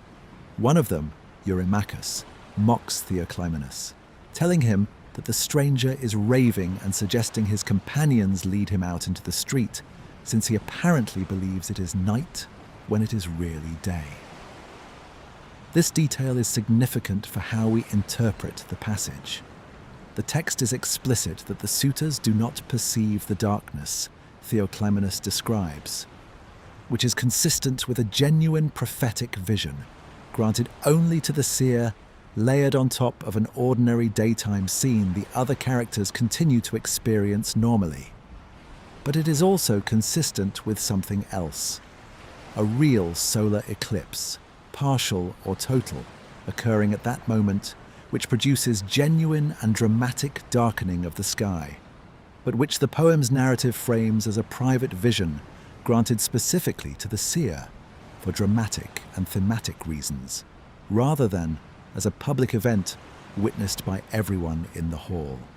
Ancient audiences and ancient poets did not necessarily draw the same sharp line between natural, astronomical events and prophetic significance that a modern reader might expect. A real eclipse occurring at a moment of enormous narrative significance could easily be woven into the text as both a real astronomical event and a moment of prophetic revelation simultaneously. The eclipse as the physical sign, Theoclymenus' vision as the interpretive layer laid over it. This dual reading, astronomical event and prophetic visions simultaneously, rather than one excluding the other, is the interpretive move that makes the Bicouses and Magnasco argument coherent. They are not claiming that Homer, or the oral tradition behind Homer, understood eclipses in the modern scientific sense as predictable mechanical events caused by orbital geometry. They are claiming that a real eclipse occurred, was observed, was remembered, as an extraordinarily significant omen precisely because it coincided with an event of enormous narrative importance in the tradition, Odysseus's bloody return and the slaughter of the suitors, and that this coincidence of a real celestial event with a significant human event is exactly the kind of detail that oral tradition would work hard to preserve accurately, because the coincidence itself was understood as meaningful. This is an important point for understanding why, if the hypothesis is correct, the astronomical detail would have survived 4 centuries of oral transmission with such apparent precision. Oral tradition is not equally good at preserving all types of information. It tends to preserve information that is dramatically and thematically significant to the community maintaining the tradition, while losing information that is incidental or that lacks narrative weight. An eclipse that coincided with the central hero's moment of triumphant, bloody justice, a sign from the heavens themselves marking the rightness of Odysseus's vengeance, would have been exactly the kind of detail a tradition would work to preserve precisely, generation after generation, because forgetting or altering it would diminish the power of the story's climactic moment. Let us now look directly at the paper itself. Who wrote it, how it was received, and exactly what it claims, since the popular retellings of this story often blur the careful, bounded claim the original researchers actually made. In 2008, the Proceedings of the National Academy of Sciences published a short paper titled An Eclipse of the Sun in the Odyssey and the Astronomical Dating of the Events After the Trojan War, by Constantino Bicuzes and Marcelo O. Magnasco. Bicuzes is an astronomer at the Observatorio Astronomico de la Plata in Argentina. Magnasco is a biophysicist at Rockefeller University in New York, whose research background is primarily in neuroscience and complex systems rather than in classical philology or archaeoastronomy. This background is worth noting because it means the paper approached the Odyssey from an unusual angle. Not as literary scholars trying to understand a text, but as quantitative scientists treating the text as a data set to be analysed. This outsider status cuts both ways, and we should hold it honestly. On one hand, it means the authors brought genuine technical astronomical expertise to a question that classical scholars, however expert in Greek language and literature, are not generally equipped to evaluate rigorously. Calculating the precise date and visibility path of a solar eclipse 3,000 years ago, or determining the exact position of Venus relative to the horizon on a specific date, requires specialized astronomical software and expertise that most classicists simply do not have. On the other hand, it means the authors may have approached the text with less sensitivity to the specific interpretive challenges of ancient Greek poetry. The conventions of oral epic composition, the ways in which formulaic language can create the appearance of specificity where none is intended. The difficulty of establishing precisely what the original Greek actually claims, as opposed to what a particular translation implies. With that context established, an astronomer and a biophysicist bringing quantitative tools to a 3,000-year-old poem, let us walk through the paper's actual methodology, step by step. Bicuzes and Magnasco begin by identifying the same set of astronomical references we outlined in the previous part of tonight's journey. The position of Venus as a bright star at dawn, described in Book 13. The reference to the new moon on the day of the killing of the suitors, established through internal textual details in Books 14 and 20. A reference to Hermes' journey to Calypso's island that the authors connect to the planet Mercury, a reference to the constellations Pleiades and Boötes, and the eclipse itself, described in Book 20. Their approach is to treat each of these as a testable astronomical constraint. For each reference, they establish what specific astronomical condition the text implies. Venus, visible as a morning star, a new moon, an eclipse, and so on. And then they use modern astronomical calculation software to determine on which specific dates, within the plausible historical window for the events described, all of these conditions would have been simultaneously true, as observed from the relevant geographic location in the eastern Mediterranean. This is fundamentally a matter of what scientists call constraint satisfaction, a technique familiar from many fields of quantitative science, where you take multiple independent conditions that must all be true simultaneously and search for the values that satisfy all of them at once. If the constraints are genuinely independent and genuinely precise, the number of dates that satisfy all of them simultaneously within any reasonably sized historical window should be very small, in principle as few as one. The plausible historical window the authors work within is constrained by the archaeological and historical evidence for the Trojan War and its aftermath that we examined in Part 3 of tonight's journey. Roughly the period from 1250 to 1115 BCE, encompassing the range of dates that different scholarly reconstructions have proposed for the war and its immediate aftermath. Within this window, the authors calculate that there is a total solar eclipse visible from the Ionian Islands. The island group that includes Ithaca, along with Cephalonia, Zakynthos, and several smaller islands off the western coast of Greece.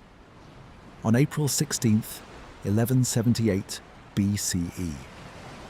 This is not the only eclipse visible from the region in the relevant window. Solar eclipses, while less common at any single location than lunar eclipses, are not so rare that only one would occur in a window of more than a century.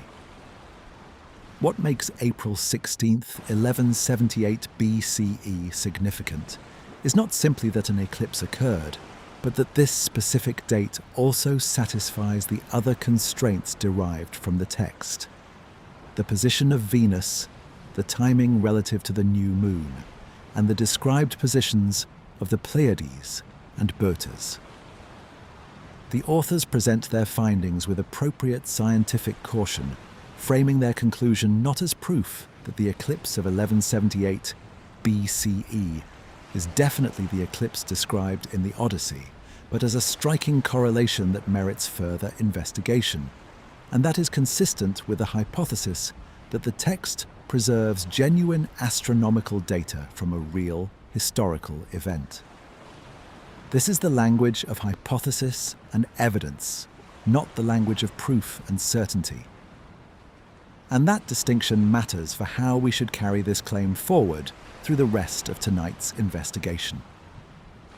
Let us look more specifically at how confident this dating is, astronomically speaking. The calculation of past solar eclipses is one of the more precise exercises in historical astronomy.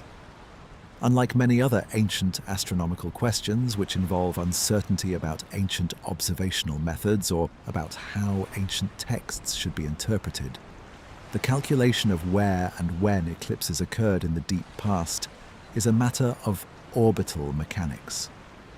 The motion of the Earth, Moon, and Sun through space, governed by gravitational physics that we understand with extraordinary precision.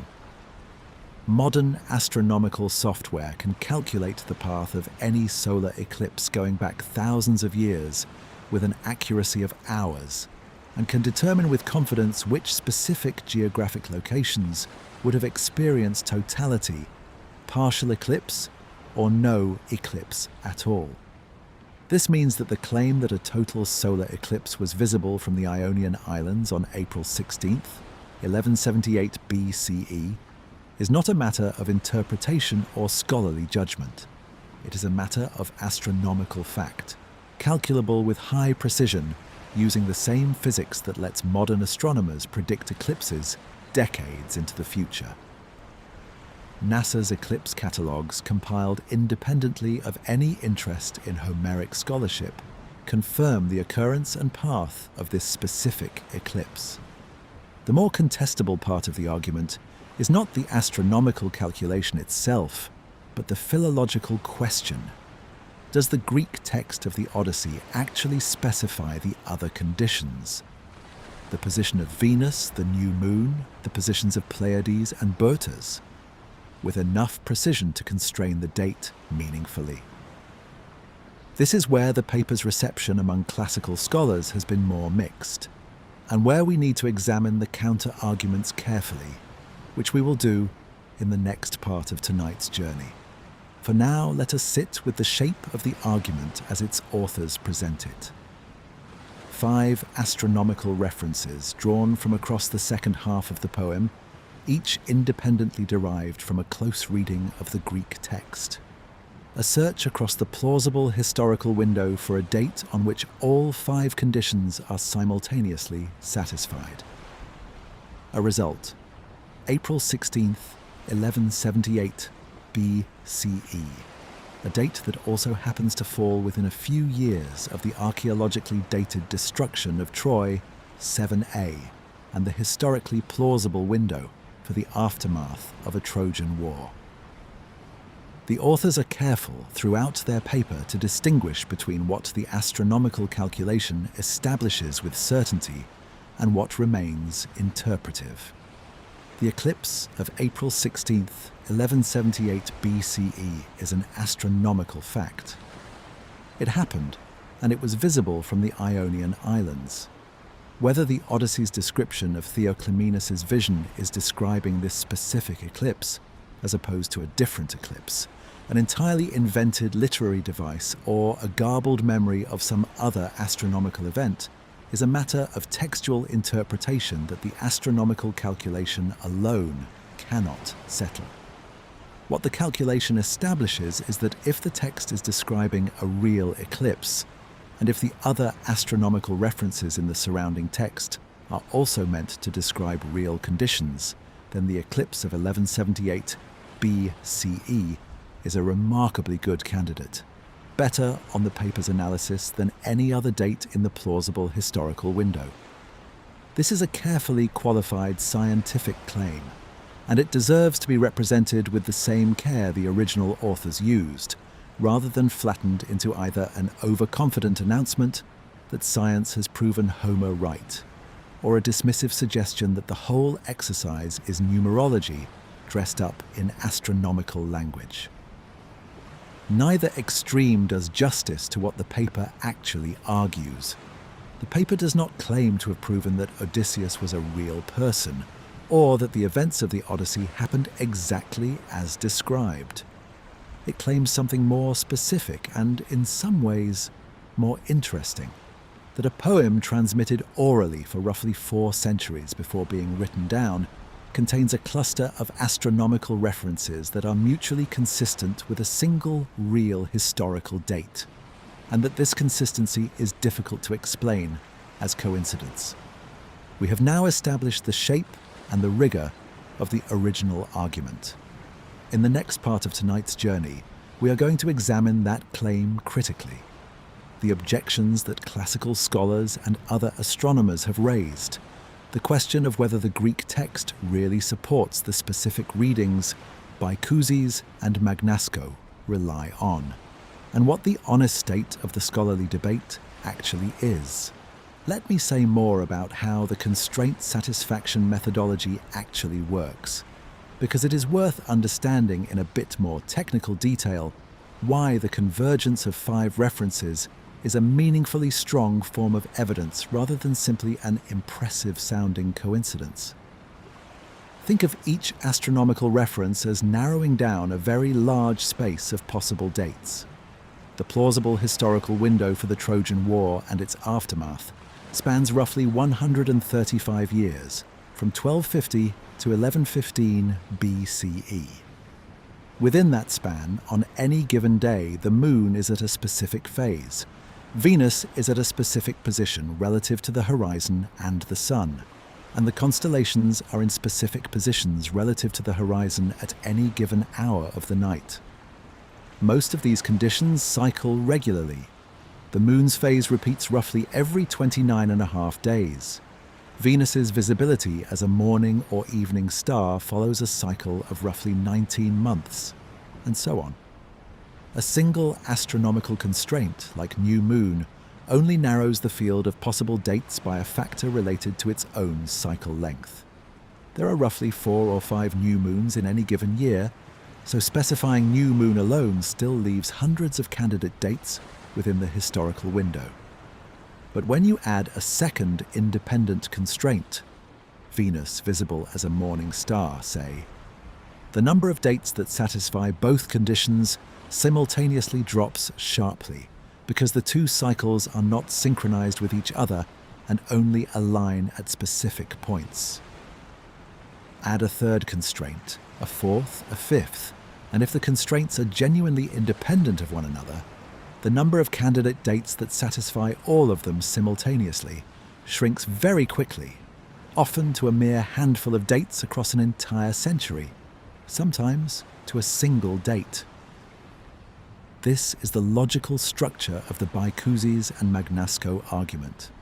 It is not that any single piece of astronomical evidence points decisively to 1178 BCE. It is that the combination of 5 independent constraints, each individually compatible with many possible dates, becomes compatible with very few dates. In their analysis, essentially one, when considered together. This is a standard and well-established form of reasoning in astronomy and in many other quantitative sciences, sometimes called multilateration or constraint intersection. And it is the same basic logical structure used in dating other ancient astronomical records, such as Babylonian eclipse records or ancient Chinese celestial observations used to calibrate historical chronologies. Applying this method to an ancient literary text rather than to a direct astronomical record, a Babylonian tablet that says outright, "On this day an eclipse occurred," rather than a poetic passage that has to be interpreted before it can be treated as an astronomical claim at all, is where the genuine novelty and the genuine controversy of the Baikuzes and Magnasco paper lies. The astronomical mathematics is uncontroversial. The philological step, establishing that the Greek text really does specify these conditions with enough precision to serve as meaningful constraints, is where classical scholars have pushed back hardest, and it is what we will examine in detail in the next part of tonight's journey. Let me also address the question of why this specific pair of researchers, an astronomer and a biophysicist, ended up working on a question that sits so far outside their usual fields. Interdisciplinary work of this kind is not unusual in the broader field sometimes called archaeoastronomy, the study of how ancient cultures observed, recorded, and used astronomical phenomena. Archaeoastronomy sits at the intersection of astronomy, archaeology, anthropology, and, in cases like this one, philology. And it has historically been driven as much by researchers trained in the physical sciences, bringing quantitative methods to ancient material, as by classically trained humanists extending their expertise into technical astronomical territory. The alignment studies of Stonehenge, the astronomical interpretation of the Nebra sky disk, found in Germany, and various analyses of Mesoamerican and Egyptian monumental alignments have all involved this same kind of collaboration, or in some cases the same kind of single discipline crossover between hard science and historical material. Magnasco has described in interviews given after the paper's publication that his interest in the question arose somewhat by accident. He encountered a discussion of the eclipse passage in the Odyssey and became curious whether the passage could be tested rigorously rather than simply debated as a matter of literary interpretation. This is a genuinely different starting point from that of a classicist encountering the same passage, and it produced a genuinely different kind of paper. Short, technical, focused tightly on the astronomical calculation rather than on a broader literary or historical argument. The brevity and technical focus of the original paper is itself worth noting. It is a short paper, as PNAS papers often are, presenting a specific calculation and a specific result, rather than a sweeping argument about Homeric composition or Bronze Age history. This has meant that much of the broader interpretive work, what the finding would mean for our understanding of oral tradition, for the historicity of the Trojan War, for the relationship between the Odyssey and the world it describes, has been left to subsequent commentary, both from other scholars responding to the paper and from popular treatments that have sometimes overstated or understated its claims in different directions. Understanding the precise, careful, technically bounded nature of the original argument is important background for the next part of tonight's journey, where we turn to the specific criticisms that have been raised against it. Criticisms that engage both with the astronomical methodology and, more pointedly, with the philological assumptions the paper makes about what the ancient Greek text actually says. One final point about the paper's methodology is worth making before we move to the criticisms. Baikuzes and Magnasco did not simply search for a date that satisfied all 5 constraints and stop there. They also tested the robustness of their result by asking how sensitive the finding is to different assumptions about how the Greek text should be interpreted. They considered alternative readings of some of the more ambiguous passages, and they checked whether other dates within the historical window came close to satisfying all 5 constraints, even if not perfectly. Their finding was that April 16th, 1178 BCE, stood out as a genuinely unusual convergence point. Not simply the best of several roughly comparable candidates, but a date whose fit with the full set of constraints was substantially better than any near alternative. This kind of robustness checking is standard practice in quantitative research, and its presence in the paper is one of the reasons it was accepted for publication in a journal with the rigorous peer review standards of PNAS. It does not mean the underlying philological assumptions are correct. That remains a separate question, which we address next.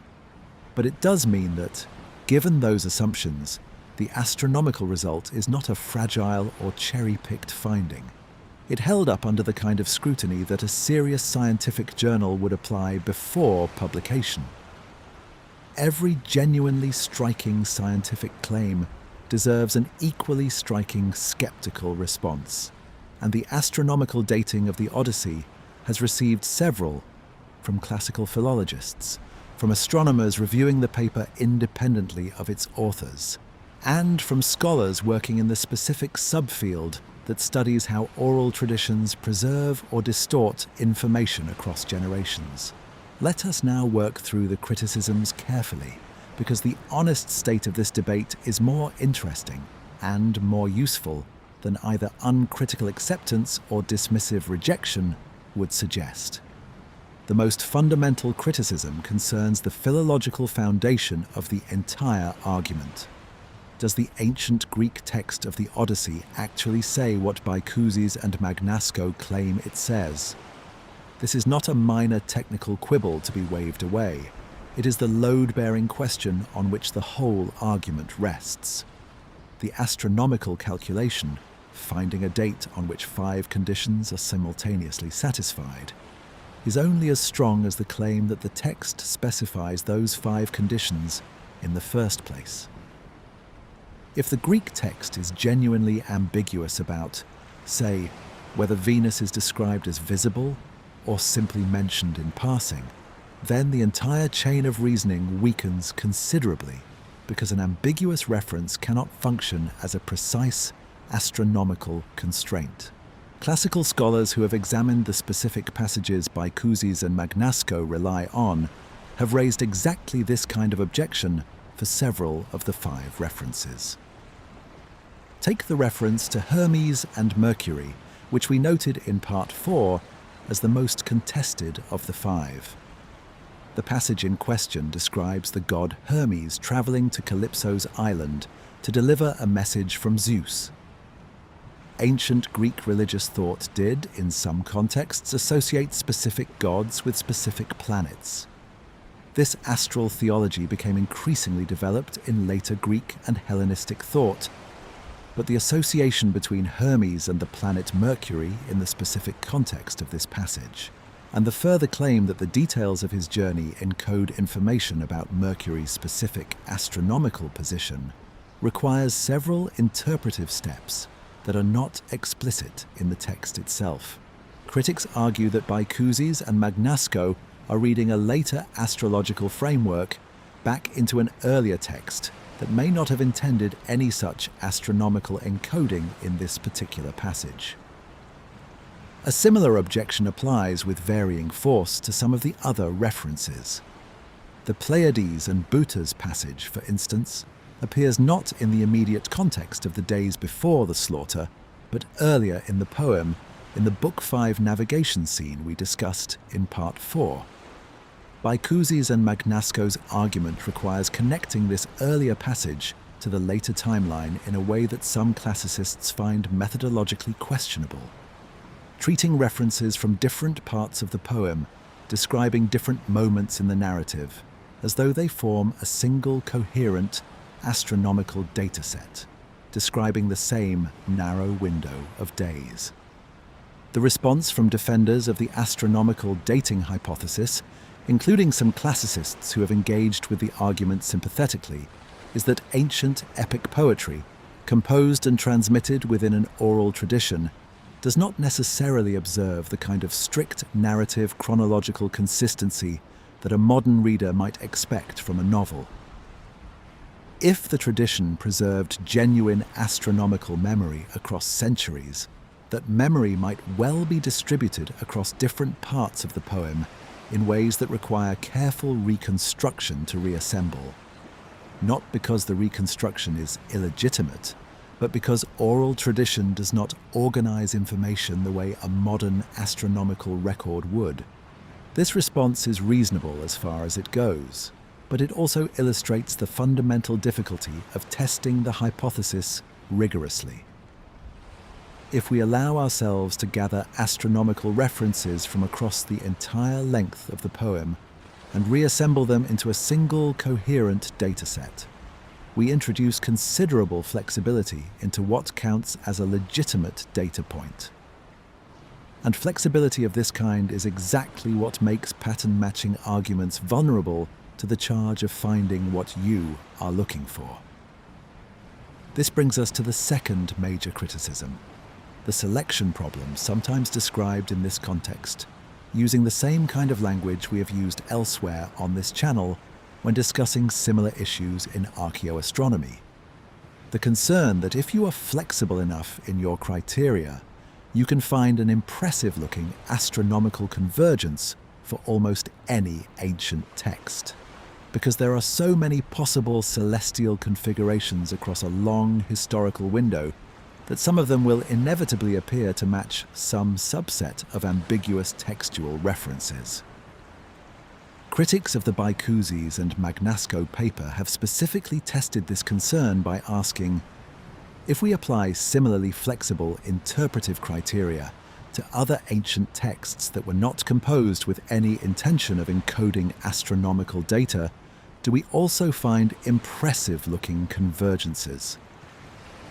This kind of control test is methodologically important because it tells us whether the convergence found in the Odyssey is genuinely unusual, or whether it is the kind of pattern that would emerge from almost any sufficiently long and richly detailed ancient text if you searched hard enough for celestial references and were flexible enough about how to interpret them. The results of this kind of control testing have been mixed and are, honestly, difficult to evaluate definitively without specialist astronomical and statistical expertise that most classical scholars do not have, and that most astronomers do not typically apply to literary texts.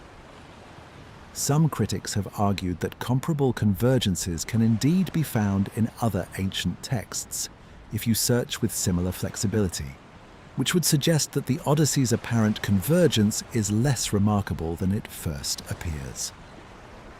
Bycusis and Magnasco's defenders respond that the specific density and internal consistency of the Odyssey's astronomical references, 5 references clustered tightly around a single narrative event, in a poem whose broader astronomical accuracy we established in Part 4, is genuinely unusual and does not disappear under reasonable scrutiny.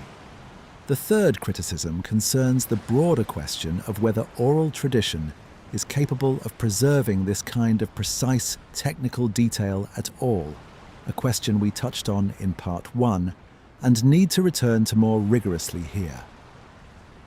The standard scholarly model of oral tradition, developed most influentially through the work of Milman Parry and Albert Lord in their studies of living oral epic traditions in the 20th century Balkans, emphasizes that oral poets do not memorize fixed texts word for word. They learn a repertoire of formulaic phrases, type scenes and narrative patterns, and they recompose the poem anew in each performance using these building blocks. This model, which transformed Homeric scholarship when it was developed in the mid-20th century, generally predicts that oral tradition would be good at preserving the broad shape of a story. Who did what to whom, in what general sequence, while being poor at preserving precise, non-formulaic technical detail that does not fit the traditional, poetic building blocks. Astronomical data of the specific kind Bycusis and Magnasco propose, the exact relative positions of Venus, the Moon, and specific constellations on a specific day, is exactly the kind of precise, non-formulaic detail that the Parry-Lord model would predict should not survive oral transmission intact. This is one of the more serious theoretical objections to the hypothesis, because it is not simply a criticism of this specific paper, but a challenge grounded in the best available general theory of how oral epic tradition actually works. Defenders of the astronomical hypothesis have responded to this objection in a few ways. One response, which we developed in Part 4, is that the astronomical details in question may have been preserved not as arbitrary technical facts, but as elements bound up with the poem's most dramatically and religiously significant moment. The eclipse accompanying Odysseus's righteous vengeance was not incidental data, but a meaningful omen, and meaningful omens, unlike incidental technical facts, are exactly the kind of thing oral tradition is good at preserving precisely, because the community maintaining the tradition has strong motivation to get the sign right. A second response draws on research into oral traditions beyond the Homeric case, including the kind of indigenous astronomical and navigational traditions we discussed in Part 2 of tonight's journey. Traditions that have been shown, through comparison with independently verifiable astronomical and geological data, to preserve specific technical information with remarkable accuracy across many generations, when that information is embedded within a broader narrative or ceremonial framework that motivates careful transmission. This research has somewhat revised the Parry-Lord model's pessimism about oral tradition's capacity for technical precision, though it has not overturned the model's core insights about formulaic composition. Where does this leave us? The honest assessment, after examining both the argument and its critics carefully and in some technical detail, is that the Bicuzes and Magnasco hypothesis is neither proven nor disproven. The astronomical mathematics is sound. The philological foundation is genuinely contested, with reasonable scholars disagreeing about how precisely the Greek text specifies the conditions the argument requires. The theoretical question of whether oral tradition could preserve this kind of detail remains open, with evidence pointing in both directions depending on which comparative traditions and which theoretical framework you emphasize. What can be said with considerably more confidence is that the convergence the paper identifies is real and is not trivial to dismiss. 5 astronomical references, however contested their precise interpretation, do converge on a date that also happens to align remarkably well with the independently derived archaeological dating of Troy's destruction, which we examined in Part 3. That convergence between two entirely independent methods, astronomical calculation from literary text and archaeological stratigraphy from a physical site, remains one of the more genuinely interesting aspects of this whole question, regardless of how the narrower philological debate about the Odyssey's specific astronomical claims is eventually resolved. In the next part of tonight's journey, we are going to sit with that convergence directly. What it means that 1178 BCE sits at the peak of the Bronze Age collapse, and what the story of Odysseus's homecoming read against that historical backdrop actually represents. Because whatever the final verdict on the astronomical philology turns out to be, the historical moment itself deserves our full attention. Let me develop the Parry-Lord theory in more detail, because it is the single most influential framework in modern Homeric scholarship, and understanding it properly is essential for evaluating both the astronomical hypothesis and its critics fairly. Milman Parry was a young American classicist working in the 1920s and 1930s who noticed something striking about the language of Homeric epic. It is saturated with repeated formulaic phrases, stock epithets like swift-footed Achilles or wine-dark sea or rosy-fingered dawn, recurring exactly or near exactly at metrically convenient points throughout both poems. Parry argued that this density of formula was not a stylistic affectation, but a functional necessity of oral composition. That a poet composing epic verse in real time in front of a live audience, without the ability to revise or pause, relies on a toolkit of prefabricated phrases that fit the metrical requirements of the verse line and can be deployed rapidly and reliably. Parry died young in 1935, but his student and collaborator Albert Lord continued the research, traveling to the former Yugoslavia to study living oral epic traditions among Balkan bards who still composed and performed long narrative poems without writing. Lord's fieldwork, published in his influential 1960 book, The Singer of Tales, documented in detail how these oral poets worked, memorizing not fixed texts but a repertoire of themes, formulas and type scenes, and recomposing entire epic performances, sometimes lasting hours, through skilled improvisation within this traditional framework. The Parry-Lord model, once established, transformed Homeric scholarship by providing compelling evidence that the Iliad and Odyssey were products of a genuine oral tradition rather than the work of a single literate author composing at a writing desk in the manner of a modern novelist. This is now the dominant scholarly consensus, and it is the framework within which any claim about what the Homeric tradition could or could not preserve has to be evaluated. The implications of this model for the astronomical dating hypothesis are genuinely double-edged, which is why the debate has not settled cleanly in either direction. On one hand, as we noted, the model predicts that precise, non-formulaic technical detail should not survive intact across centuries of oral recomposition. Each generation of poets reshaping the material according to the demands of formula and performance, not preserving arbitrary factual precision for its own sake. On the other hand, Lord's own fieldwork documented cases where Balkan oral poets did preserve specific historical details, names of real battles, real dates, real genealogical information, with a degree of accuracy that surprised researchers, particularly when that information was bound up with material the community regarded as historically or religiously significant, rather than as incidental narrative color. This is exactly the distinction that defenders of the astronomical hypothesis lean on. Not all information in an oral tradition is equally vulnerable to drift and alteration. Information that matters to the community, that is tied to identity, to religious significance, to the emotional core of the most important stories, tends to be preserved with greater fidelity than incidental detail. An eclipse marking the divinely sanctioned justice of the returning king at the poem's dramatic climax plausibly falls into the first category rather than the second.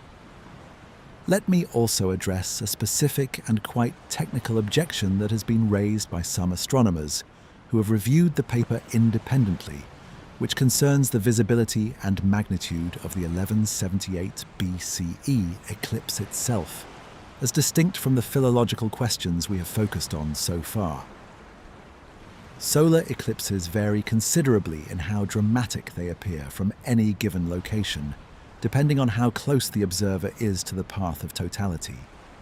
The narrow track across the Earth's surface where the moon fully covers the sun, versus how far they are from it, where the eclipse would only be partial and therefore considerably less visually dramatic.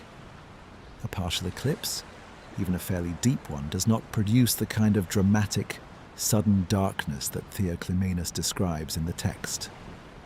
The sun blotted out, evil night covering everything. Only observers within or very near the path of totality experience that full effect. Baicuzi's and Magnasco's calculations indicate that the path of totality for the April 16th, 1178 BCE eclipse did pass over the Ionian Islands, making it plausible that observers on Ithaca specifically, rather than somewhere else in the broader Greek world, would have experienced the dramatic total darkening the text describes. This is an important supporting detail because it is not simply that an eclipse of some kind occurred somewhere in the general historical window.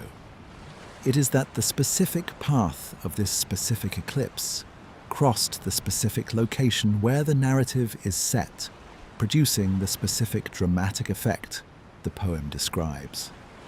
Independent verification of this eclipse path using modern astronomical software separate from the original paper's calculations has confirmed the general accuracy of this claim, which is one of the more solid and least contested elements of the overall argument.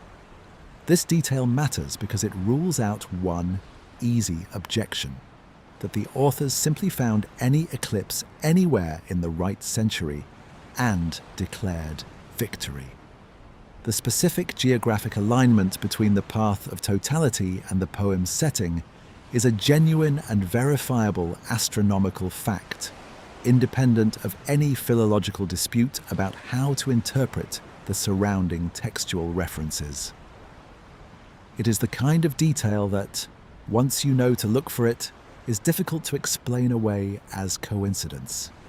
There is a broader lesson in how this specific debate has unfolded that is worth naming explicitly, because it applies well beyond the Odyssey to almost every question this channel takes up.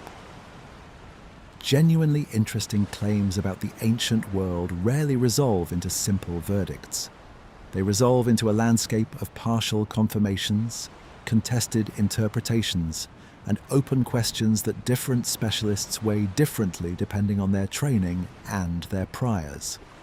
The temptation in popular treatments of this kind of material is to force a resolution, either that science has proven the Odyssey is a real historical record, or that this is baseless pseudo-scholarship that credulous audiences have fallen for. Both framings are more comfortable than the truth, and both are less accurate. The accurate, if less satisfying description is the one we have been building across these 6 parts. A serious, peer-reviewed, technically sound astronomical argument, resting on a philologically contested foundation, addressing a theoretical question about oral tradition that remains genuinely open in the relevant scholarship, and converging in ways that are difficult to dismiss as pure coincidence, with independent archaeological evidence about the timing of the Trojan War and its aftermath. Let us sit with the date itself for a while, and with what it means that the date sits exactly where it sits. Not in some peaceful, stable century of the Bronze Age, but in the eye of the single most destructive storm the late Bronze Age Eastern Mediterranean ever experienced.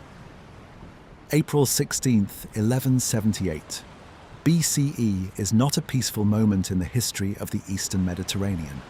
It falls within the narrow, catastrophic window of the Bronze Age collapse. A window that, as we established in Part 2, saw the destruction or abandonment of nearly every major palace civilization from Greece to the Levant, within the space of a single human lifetime.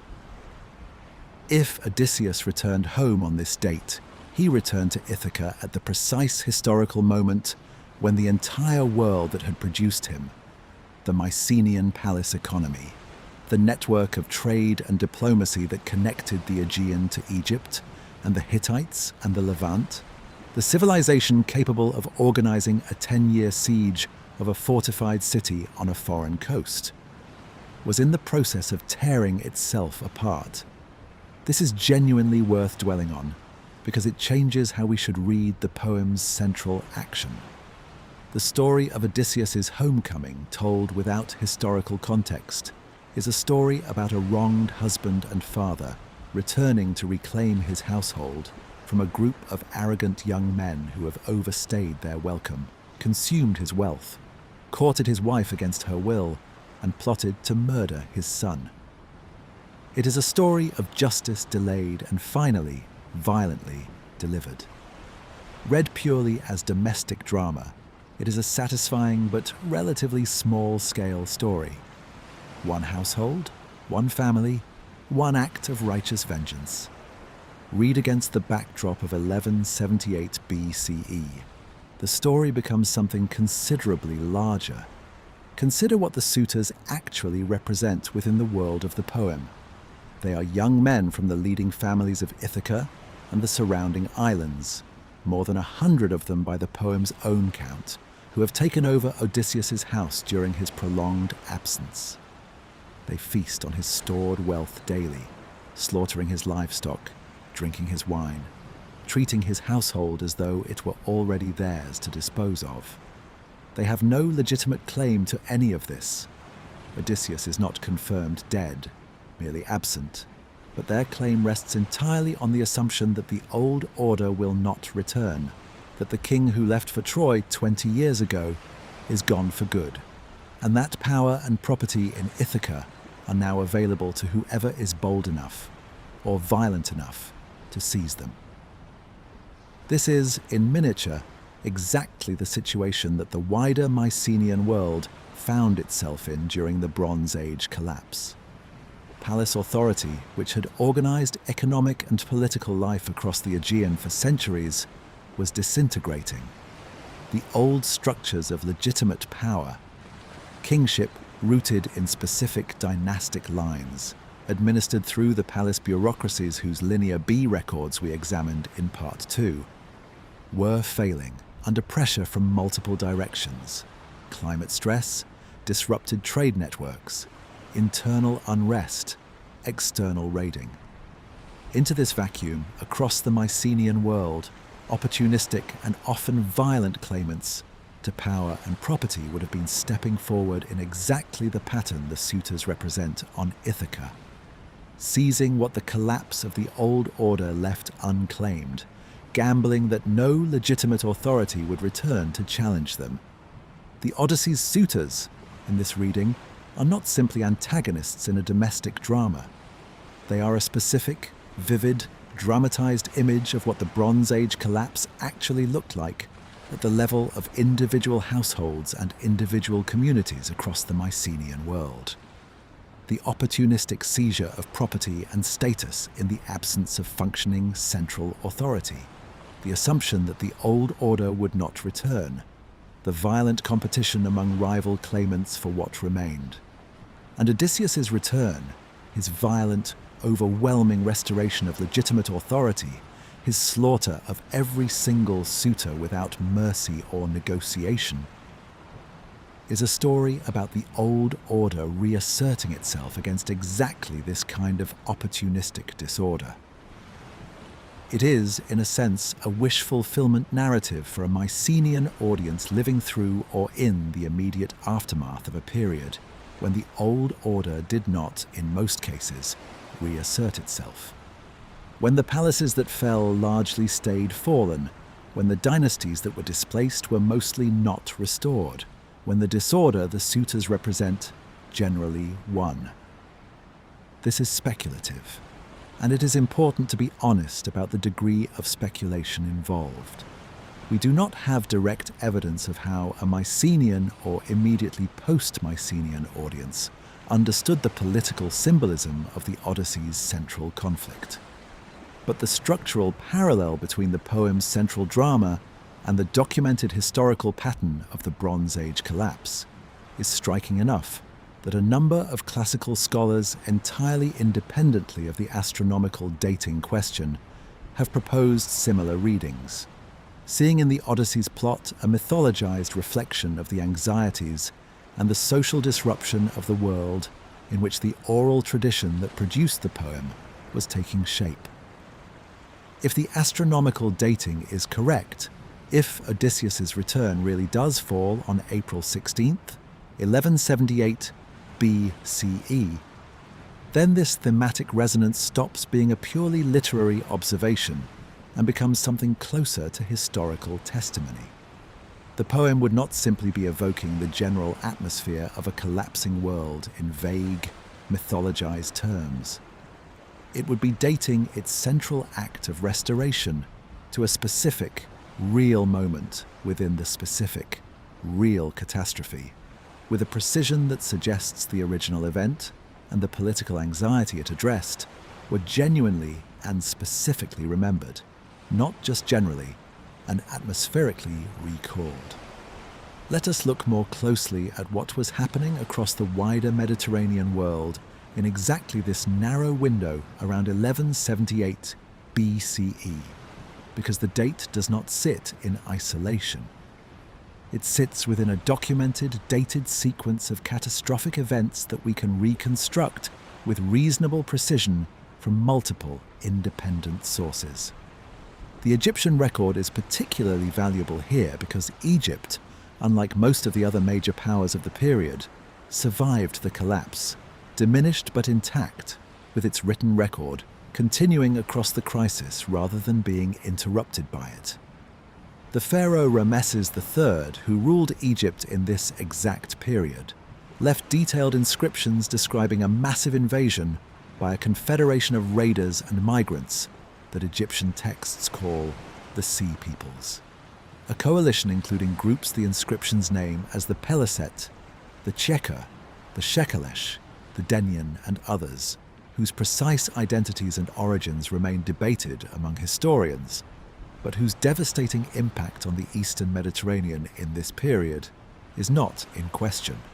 Ramesses III's inscriptions, carved at his mortuary temple at Medinet Habu, describe a massive land and sea battle fought against this coalition in what Egyptian chronology places at approximately 1175 to 1177 BCE, a date range that sits remarkably close to the April 1178 BCE date the astronomical calculation identifies for Odysseus's homecoming. The inscriptions describe, in the characteristically boastful register of Egyptian royal monumental texts, a decisive Egyptian victory. But the very fact that Egypt needed to fight this battle at all, and the broader context of what was happening simultaneously across the rest of the Eastern Mediterranean, tells a story that goes well beyond Egyptian triumphalism. The entire interconnected world of late Bronze Age palace civilizations was under simultaneous, coordinated, or coincidental pressure from multiple directions at exactly this moment. The Ugarit correspondence we discussed in Part 2, the letters describing ships in flames and warnings that went unanswered because the city had already fallen. Dates from this same narrow window, the final years of Ugarit's existence before its destruction, conventionally placed at approximately 1185 to 1180 BCE. The destruction of Hattusa, the Hittite capital, and the effective end of the Hittite Empire as a political entity is dated by most specialists to a very similar window, somewhere in the range of 1200 to 1175 BCE, with considerable scholarly debate about the precise sequence and causation, but general agreement that the empire's collapse falls within this same narrow, multi-decade period. What this means is that April 16th, 1178 BCE, the specific date the Odyssey's internal astronomical evidence points toward, if Bycusi's and Magnasco's argument holds, falls not merely within the broad multi-generational span of the Bronze Age collapse, but within the specific, narrow, most acute years of that collapse, the same years in which Ramesses III was fighting for Egypt's survival against the Sea Peoples, the same years in which the Hittite Empire was in its final crisis, the same years in which Ugarit's last desperate letters were being written and, in most cases, never answered. Odysseus, on this reading, does not simply return home to a peaceful world that happens to contain some domestic trouble. He returns home into the eye of the storm, into the specific years when the entire civilizational order of the late Bronze Age Eastern Mediterranean was collapsing simultaneously across multiple kingdoms and multiple thousands of kilometers of coastline, from the Nile Delta to the Anatolian Plateau to the Aegean Islands. In the next part of tonight's journey, we are going to look at how oral tradition, operating under exactly these conditions of catastrophic disruption, manages to preserve any information at all. and what the specific mechanisms of memory and transmission that anthropologists and folklorists have documented in other cultures can tell us about how the Odyssey's astronomical data, if it is genuine, could have survived the very collapse it appears to be describing.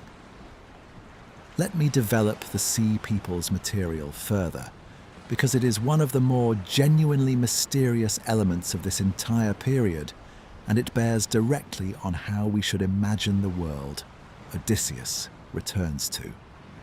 The identity and origin of the various groups that Egyptian texts collectively describe under the umbrella term Sea Peoples has been debated by historians for well over a century, and the debate remains unresolved.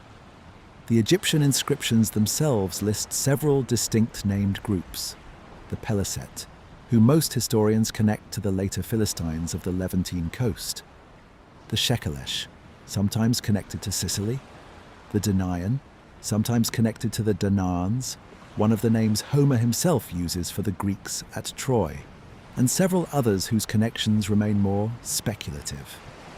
What unites them in the Egyptian record is not a single ethnic or political identity, but a shared pattern of behavior. Displaced, mobile groups moving by land and sea, sometimes bringing entire families and household goods with them, attacking, and in some cases settling in the territories of the established Bronze Age kingdoms.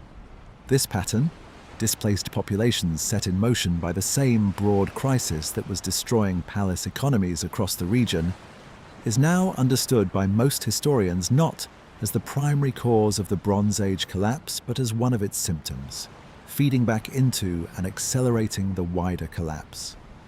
Communities dislodged by drought, by the failure of trade networks, by the fall of their own local political order, became themselves a destabilizing force wherever they moved next, placing further pressure on kingdoms that were already struggling. It is a cascading systems failure in the language of modern historians who study societal collapse, rather than a single external invasion striking a healthy, stable world. The intriguing possibility raised by some historians working on this period is that some of the groups identified as Sea Peoples may have included displaced Mycenaeans themselves. Aegean populations set in motion by the same crisis that was destroying the palace centres at home, some of whom may have ended up among the raiders and migrants attacking Egypt and the Levant, rather than remaining as passive victims of collapse in their homeland. If there is any truth to this, the world of 1178 BCE becomes even more directly and personally relevant to the Odyssey's own narrative concerns. A poem about a Greek warrior struggling to find his way home through a chaotic and dangerous Mediterranean, encountering hostile forces and displaced peoples at every turn, composed by or transmitted through a tradition rooted in a community that had itself experienced exactly this kind of displacement and disorder.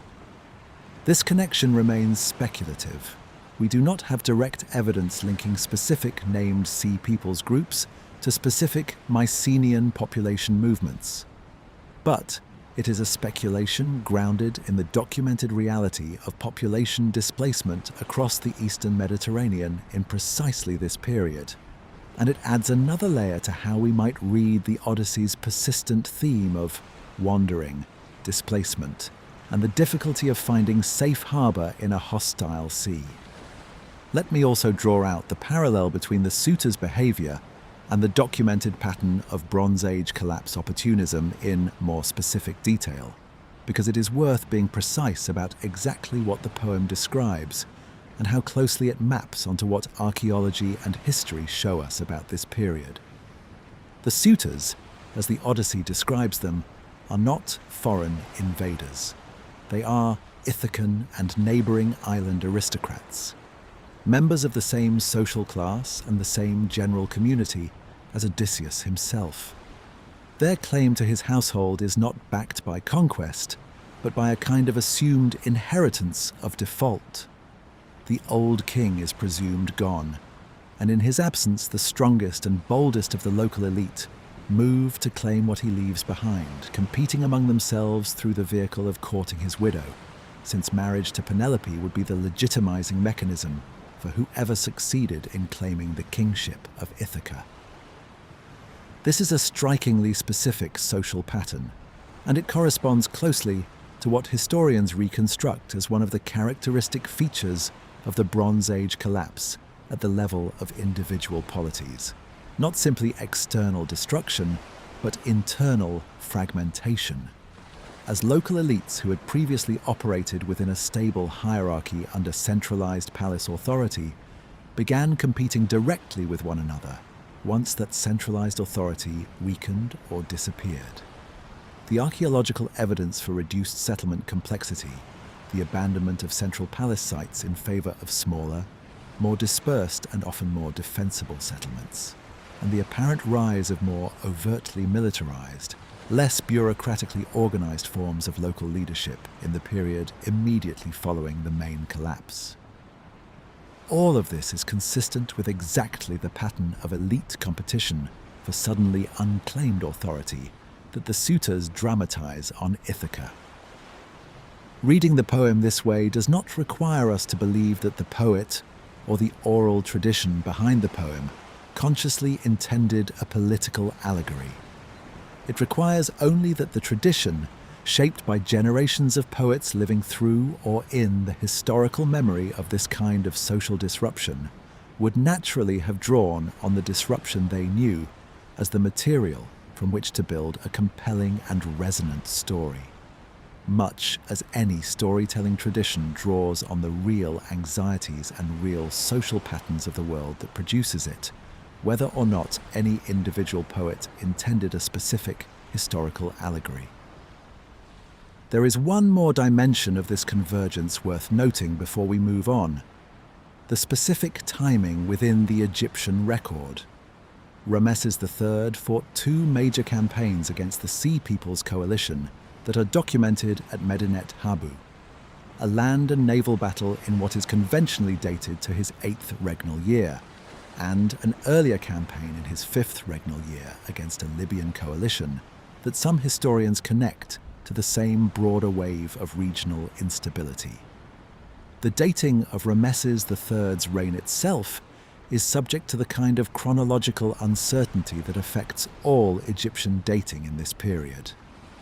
Different scholarly chronologies place his reign anywhere from the early to the mid-12th century BCE, with the uncertainty running to a decade or more in either direction. This means that while the general correspondence between the Odyssey's astronomically calculated date and the documented crisis of the Sea Peoples' invasions is striking, we should hold the precise year-by-year alignment loosely, rather than treating it as a matter of settled, uncontested fact. What remains solid, even accounting for this chronological uncertainty, is the broader pattern. Multiple independent lines of evidence: Egyptian royal inscriptions, the Ugarit correspondence, the archaeological destruction layers at Hattusa and at dozens of other sites across the region, and now, potentially, the astronomically calculated internal chronology of the Odyssey itself, all converge on the same narrow, catastrophic, multi-decade window in the late 13th and early 12th centuries BCE. Whether the specific year is 1178 or 1176 or 1181 is less important than the fact that all of these independent sources are describing the same historical moment, the sudden, near simultaneous unraveling of the entire late Bronze Age world. If the Odyssey really does preserve a precise astronomical date across 4 centuries of oral transmission through the collapse of the very civilization it describes, we need a better answer than gut instinct to the question of whether this is plausible. An answer grounded in actual comparative evidence about what oral traditions elsewhere in the world have been shown to be capable of. Fortunately, we do not have to rely on intuition. Anthropologists, linguists, and increasingly astronomers themselves have spent the past several decades studying oral traditions from cultures around the world that are demonstrably capable of preserving precise technical information, including astronomical information, across timescales that rival or exceed the 4 centuries in question here. Let us look at some of this evidence directly and in some detail, because it substantially reframes the theoretical objection we examined carefully in Part 6. The most extensively studied case comes from Aboriginal Australian oral traditions, some of which have now been shown, through careful comparison with independent geological and astronomical evidence, to preserve accurate information across periods of many thousands of years, far longer than the roughly 4 centuries the Odyssey's oral tradition would need to bridge. Coastal Aboriginal communities across Australia maintain oral traditions describing a time when the coastline was in a different position than it is today. Traditions that describe specific bays, specific landmarks, and specific formerly dry areas that are now underwater. When geologists and archaeologists compared these traditions systematically against the known history of post-glacial sea level rise around the Australian coast, they found a striking correspondence. The traditions describe coastal configurations that match what the coastline actually looked like at specific points during the sea level rise that occurred between roughly 7,000 and 18,000 years ago, as the last ice age ended and global sea levels rose. Some of these traditions appear to preserve accurate geographic memory of coastlines that have not existed in their described form for more than 7,000 years. Information transmitted purely orally, without writing, across at least 200 to 300 generations. This research, published in peer-reviewed geological and anthropological journals over the past decade, has substantially revised how researchers think about the outer limits of oral tradition's capacity for preserving precise, checkable, factual information. 7,000 years is not 4 centuries. It is roughly 17 times longer. If Aboriginal Australian oral tradition can preserve accurate geographic detail across a period that long, the claim that Homeric oral tradition preserved accurate astronomical detail across 4 centuries becomes considerably less extraordinary by comparison. A second, and in some ways even more directly relevant, body of evidence comes from Polynesian navigational tradition, which bears on the Odyssey's own subject matter with unusual precision, since both traditions concern the preservation of precise information necessary for open water seafaring under the stars. Polynesian navigators operating across the vast distances of the open Pacific without instruments developed and transmitted, purely orally, an extraordinarily sophisticated body of navigational knowledge. The positions and behaviors of specific stars used to hold a course across open water for weeks at a time. The subtle patterns of ocean swells that indicate the presence of land beyond the horizon. The behavior of specific bird species that indicate proximity to specific islands, and detailed sailing directions connecting island groups separated by thousands of kilometers of open ocean. This knowledge was memorized, tested, and transmitted across generations of practicing navigators, without writing, and it was precise enough to guide successful voyages of colonization across the entire Pacific, one of the most remarkable feats of oral information transmission and practical technical application in human history. When this navigational knowledge was studied intensively by researchers working with traditional Polynesian navigators in the 20th century, most famously in the context of the Hokulea Voyaging Canoe Project, which set out to demonstrate that traditional Polynesian navigation techniques, transmitted orally from a small number of remaining master navigators, could successfully guide a voyage across thousands of kilometers of open Pacific using no instruments at all. The results confirmed that the oral tradition preserved genuinely functional, technically precise astronomical and navigational information, not vague or degraded approximations. The star courses worked. The navigators, using knowledge transmitted to them orally by their teachers, who had received it orally from their own teachers, successfully navigated real, modern, GPS-verified voyages across the open Pacific. This is very directly relevant to the theoretical question at the heart of the astronomical dating debate, because Polynesian navigational tradition is, in an important sense, exactly the kind of oral tradition the Parry-Lord model would predict should be unreliable. It involves precise, non-formulaic technical detail, specific star positions, specific bearings, specific timing, of exactly the kind that oral composition theory suggests should degrade across generations of retelling. And yet, it demonstrably did not degrade into uselessness. It remained functionally precise enough to guide real voyages successfully, transmitted across generations of purely oral instruction. The key factor that both the Aboriginal Australian and Polynesian cases share, and that researchers studying oral traditions' capacity for precise preservation have increasingly identified as significant, is that the information in question was not incidental narrative colour. It was functionally important, ritually significant, and actively used and tested by the communities that maintained it. Aboriginal coastal traditions were connected to specific sacred sites and specific ceremonial obligations tied to particular places, giving the community strong motivation to maintain geographic accuracy. Polynesian navigational knowledge was actively tested on every single voyage.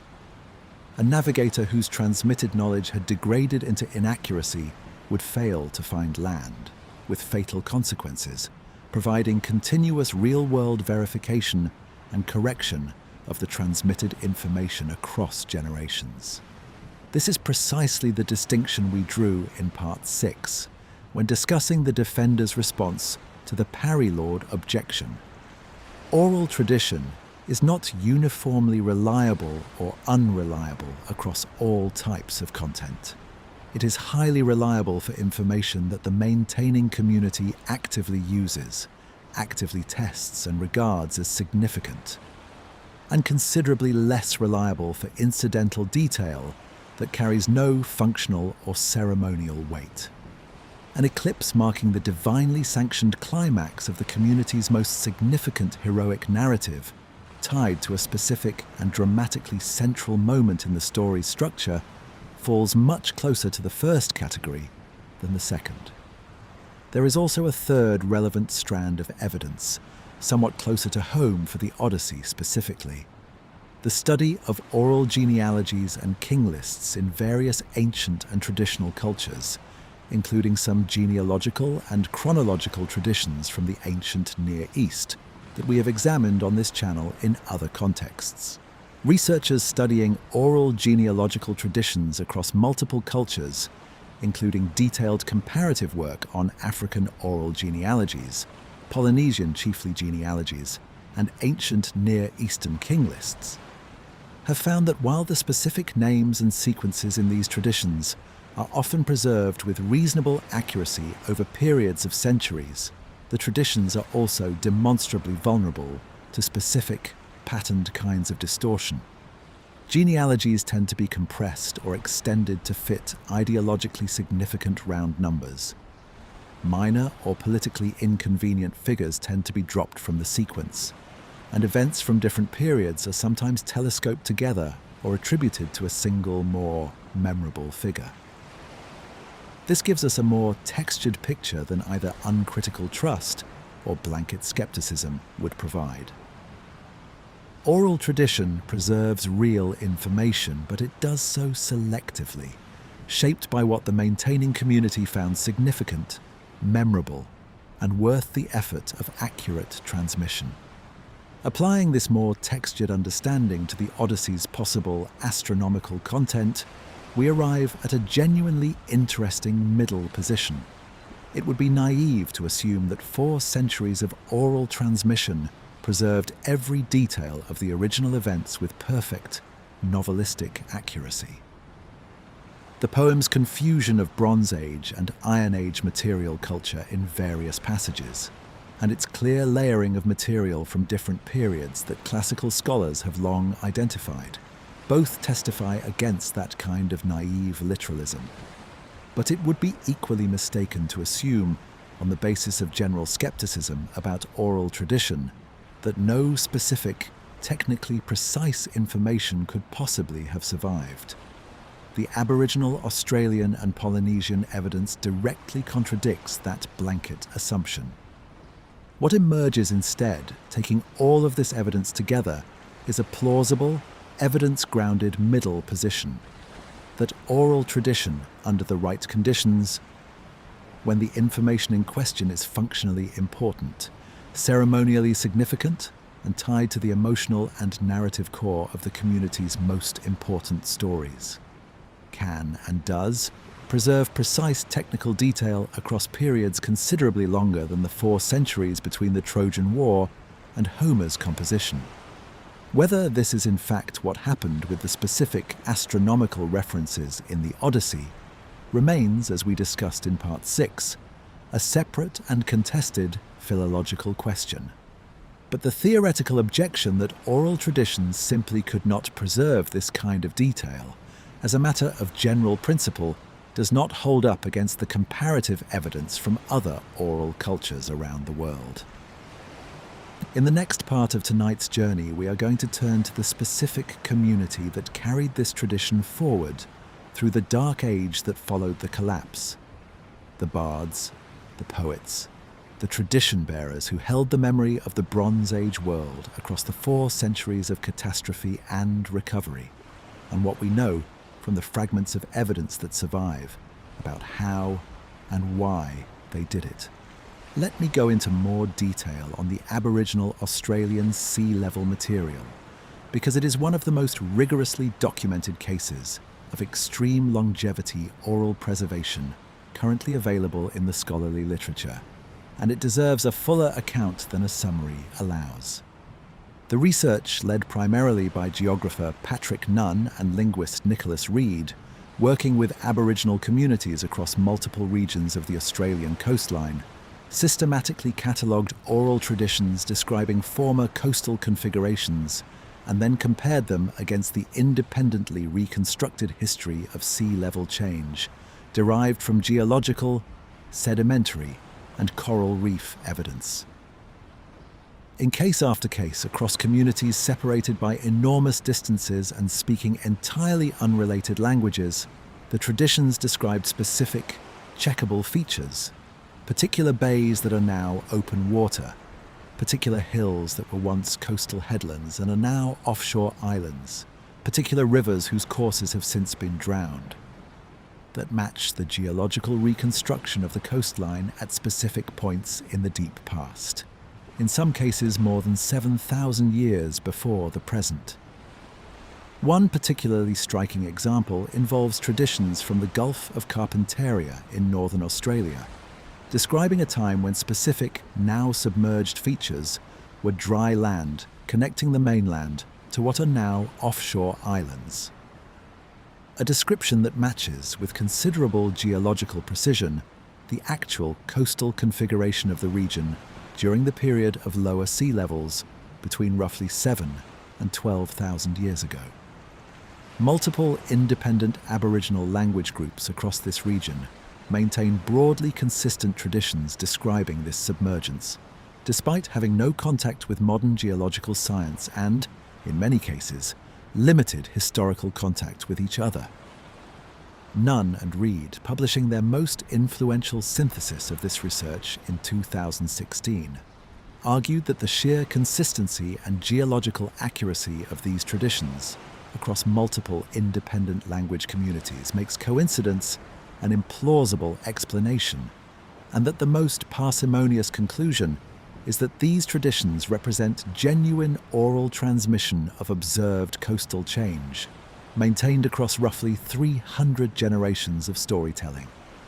This is, by a very wide margin, the most extreme documented case of long-duration oral preservation of specific, checkable factual content currently in the scholarly literature, and it has substantially shifted the conversation among linguists and anthropologists about just how conservative and how accurate oral tradition can be under the right cultural conditions.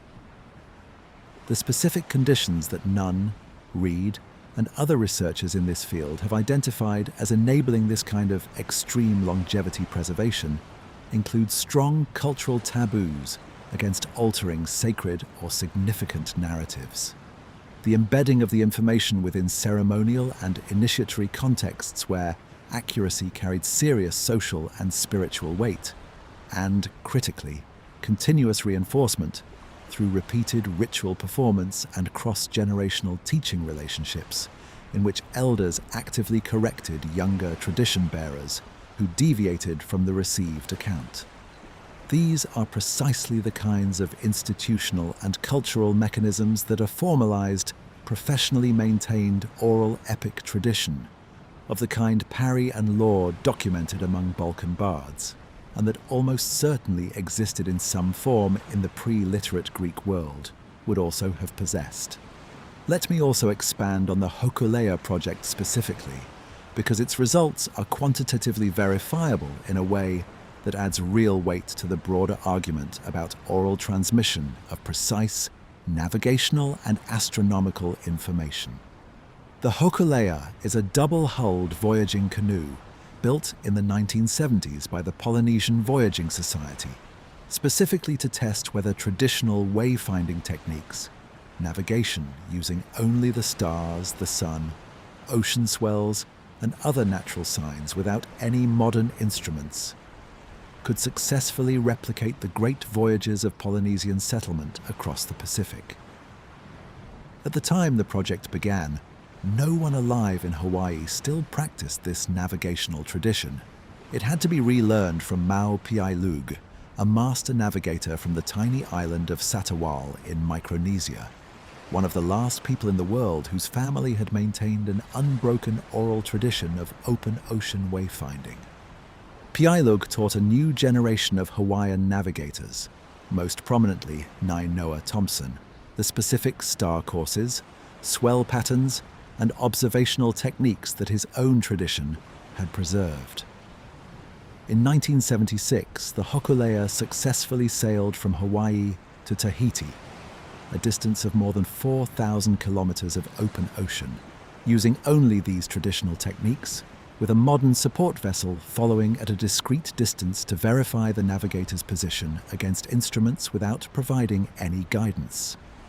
The voyage succeeded. The traditional techniques transmitted orally across generations within Piailug's family and community proved to be functionally accurate enough to navigate one of the most demanding open ocean passages in the world. Since that first voyage, Hawaiian navigators trained in this tradition have gone on to sail the Hokulea and subsequent voyaging canoes across the entire Pacific, and more recently, around the entire world, using traditional wayfinding techniques verified continuously against modern instruments. The techniques have not merely proven adequate, they have proven precise enough for genuinely difficult, high-stakes, long-distance ocean navigation, replicated repeatedly across dozens of voyages over the past 5 decades. This is, in effect, a controlled real-world experiment testing exactly the question at the heart of the Odyssey astronomical debate. Can oral tradition preserve precise astronomical and navigational information with enough fidelity to remain functionally accurate after being transmitted across a chain of purely oral teaching relationships? The Hokulea project answers that question empirically, and the answer is yes, under the right conditions. With the right cultural mechanisms for transmission and correction, oral tradition can and does preserve exactly this kind of precise, technical detail. There is a fourth relevant comparative example that connects even more directly to the specific claim at issue in the Odyssey debate. Documented cases of oral traditions preserving memory of specific astronomical events rather than more general navigational or geographic knowledge. Several Aboriginal Australian communities maintain oral traditions describing a meteorite impact event at Henbury in Central Australia in language and imagery that researchers have found consistent with the physical evidence of the impact craters themselves, which have been independently dated using standard geological methods to approximately 4,700 years ago. Traditions from other regions describe cosmic events, the appearance of unusually bright new stars, interpreted by some researchers as folk memory of historical supernova, though this specific interpretation remains more contested than the Henbury case. What these traditions share with the hypothesis at the center of tonight's investigation is the claim that a genuinely dramatic, singular celestial or cosmic event, not routine, cyclical, astronomical information like star positions used for ordinary navigation, but a one-time dramatic occurrence, was memorable enough, significant enough, and tied closely enough to a community's core narrative and ceremonial life to survive accurately across a very long period of purely oral transmission. A solar eclipse, particularly a total eclipse experienced as an unmistakable, terrifying darkening of the sky at midday, is exactly this kind of singular, dramatic celestial event, considerably more memorable and more likely to be preserved with precision than the routine, repeating astronomical information involved in ordinary seasonal navigation. If oral traditions elsewhere in the world can preserve accurate memory of one-time cosmic events across thousands of years, the claim that Homeric oral tradition preserved accurate memory of a specific, dramatic solar eclipse across a mere 4 centuries, particularly when that eclipse was woven into the community's most emotionally and narratively significant story, sits well within the range of what comparative evidence shows oral tradition is actually capable of. Let us now spend some time with the people who actually carried this material forward. The bards, the poets, the specific human beings whose memories and voices bridged the 4 centuries between the events of 1178 BCE and the composition of the poem we now call the Odyssey. Because the astronomical argument, whatever its ultimate merits, only makes sense against a proper understanding of who these tradition bearers were and what they were doing. We know remarkably little about them as individuals. We do not have names, biographies, or direct testimony from the poets who worked in the centuries immediately following the Bronze Age collapse, the period historians call the Greek Dark Age, running roughly from 1100 to 800 BCE, named for the dramatic reduction in material complexity, population, and, crucially, literacy that followed the collapse. What we have instead is inference, careful reconstruction from archaeology, from comparative anthropology, and from the internal evidence of the poems themselves, of what kind of tradition must have existed to produce the Iliad and the Odyssey in the form we eventually received them. Let us start with what the archaeology of the Dark Age actually shows, because it establishes the material conditions under which this oral tradition was operating. Conditions that were, by any measure, severe. The population decline we discussed in Part 2, potentially as much as 70 to 90% in some regions of mainland Greece, was accompanied by a comparable decline in almost every measure of material complexity. Monumental architecture largely ceased. The sophisticated bronze-working traditions of the Mycenaean palaces contracted significantly, though metalworking itself continued at a reduced scale. Long-distance trade, which had connected the Mycenaean world to Egypt, the Levant, and Cyprus, dropped off dramatically. The archaeological evidence for imported goods at Greek sites in the earlier Dark Age is sparse compared to the preceding Mycenaean period. Pottery styles simplified, settlement sizes shrank. Writing, as we established in Part 2, was lost entirely. The Linear B script disappeared along with the palace bureaucracies that had used it, and Greece would not develop a new writing system until the adoption of the Phoenician alphabet, conventionally dated to sometime in the 8th century BCE. very close to the period in which most scholars believe the Homeric poems reached something close to their final form. This means that for roughly 3 to 4 centuries, the entire body of cultural memory that would eventually become the Iliad and the Odyssey existed nowhere except in human minds and human voices. There was no backup.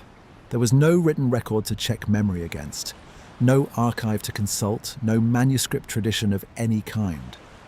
Everything that survived because someone remembered it and told it to someone else, who remembered it and told it to someone else in turn, across roughly 10 to 15 generations of storytellers. What kind of institution or tradition made this possible? The evidence, both from later Greek sources describing bardic performance and from comparative study of other oral epic traditions, points to a specialized, professionalized class of poet-performers, men, and the evidence suggests it was overwhelmingly, though perhaps not exclusively, men in this specific tradition, who trained for years under established masters, learning not fixed texts but the vast repertoire of formulas, themes, and narrative techniques that the Parry-Lord research we discussed in Part 6 identified as the building blocks of oral epic composition. These poets, called aoidoi in later Greek, literally singers, performed at gatherings, feasts, and religious festivals, reciting or improvising episodes from the shared body of heroic legend to entertain and, importantly, to educate their audiences about their own history and identity. The Odyssey itself contains what many scholars consider a kind of self-portrait of this tradition, embedded within the poem's own narrative. Twice in the poem, we meet a bard performing at a feast. Phemius, who performs for the suitors in Odysseus's own hall in Ithaca, and Demodocus, who performs at the court of the Phaeacian king Alcinous, where the shipwrecked Odysseus has washed ashore. Demodocus's performances are particularly significant for understanding how the tradition may have understood itself, because the poem describes him singing about events from the Trojan War, including, remarkably, a song about the wooden horse and the fall of Troy. While Odysseus, who actually lived through those events, sits in the audience and weeps at hearing his own story told back to him by a poet who was not present at the events himself. This scene, a poet who was not present narrating events to a listener who was present, with enough emotional and factual accuracy to move that listener to tears, is often read by scholars as the Odyssey's own reflection on what oral epic poetry claimed to do and how it understood its own relationship to historical truth. The poem within the poem asserts that the bardic tradition, even without direct eyewitness experience, could access and accurately convey the truth of significant past events. A claim of authority that the tradition needed to make for itself, since its entire cultural function depended on audiences believing that what the poet sang was, in some meaningful sense, true memory rather than simple invention. The bard Demodocus is also given, within the poem, a specific and telling detail about the source of his knowledge. The poem says that the muse loved him greatly and gave him a wonderful gift, the power of song, but also strikingly that she took away his eyesight, blinding him. This detail connects to the later Greek tradition, well attested by the time of the classical period, that Homer himself was blind. A tradition of uncertain historical accuracy but genuinely ancient, appearing already in a text called the Homeric Hymn to Apollo, which most scholars date to a period not long after the Odyssey's own composition. The association between blindness and bardic authority is worth pausing on, because it may encode something significant about how this oral tradition understood its own claims to truth. A blind poet cannot have witnessed the events he describes. His knowledge cannot come from direct observation. His authority must therefore rest entirely on the reliability of transmitted memory, on the tradition itself, received from other singers, ultimately traced back, in the tradition's own understanding, to the Muses, the divine daughters of memory, Mnemosyne, who were believed in Greek religious thought to be the ultimate source and guarantors of poetic knowledge about the past. This is a genuinely interesting theological framework for thinking about how oral tradition might have understood its own reliability, and it may help explain why certain kinds of information, particularly information understood as coming with divine sanction or significance, like an eclipse interpreted as a sign from the gods, would have been treated by the tradition as especially important to preserve accurately. If the tradition understood itself as channeling divinely guaranteed memory, distortion or invention would have been understood not merely as artistic license, but as a kind of failure of the poet's sacred function. Let us also consider the practical mechanisms of transmission that made accurate preservation possible across this many generations, drawing on what comparative research into other oral epic traditions, including the Parry-Lord fieldwork in the Balkans we discussed in Part 6, and more recent studies of oral epic traditions in Central Asia, India, and parts of Africa, has revealed about how master-apprentice bardic training actually worked. In documented cases of living oral epic tradition, young poets typically train for years, sometimes a decade or more, under an established master, gradually absorbing not just individual formulas and stories, but an entire internalized grammar of composition. The metrical patterns, the traditional epithets, the type scenes for recurring situations like arrivals, feasts, battles, and laments, and the broader narrative architecture of the major stories in the tradition's repertoire. This training is not memorization of fixed texts in the way a modern actor might memorize a script. It is closer to learning a language. The trainee poet internalizes the tradition's building blocks so thoroughly that they can generate new, metrically correct, traditionally appropriate performances in real time, drawing on the same underlying repertoire that generations of previous poets drew on before them. This system, precisely because it does not rely on rote memorization of a fixed text, is paradoxically well suited to preserving certain kinds of information with high fidelity across long periods, even as it allows other kinds of information, precise wording, minor narrative details, incidental description, to shift and vary between performances and between poets. The core structural elements of the most significant stories, the identity of major characters, the essential sequence of pivotal events, the emotionally and religiously significant details tied to the story's climactic moments, tend to be exactly the elements that master poets drill into their students most insistently, because these are the elements the audience expects and will notice if they are wrong. An eclipse marking the climax of the tradition's most important story of justice and homecoming is exactly the kind of detail that master poets would have worked hardest to transmit accurately to their students, generation after generation, precisely because getting it wrong would have been immediately, embarrassingly obvious to any audience steeped in the tradition.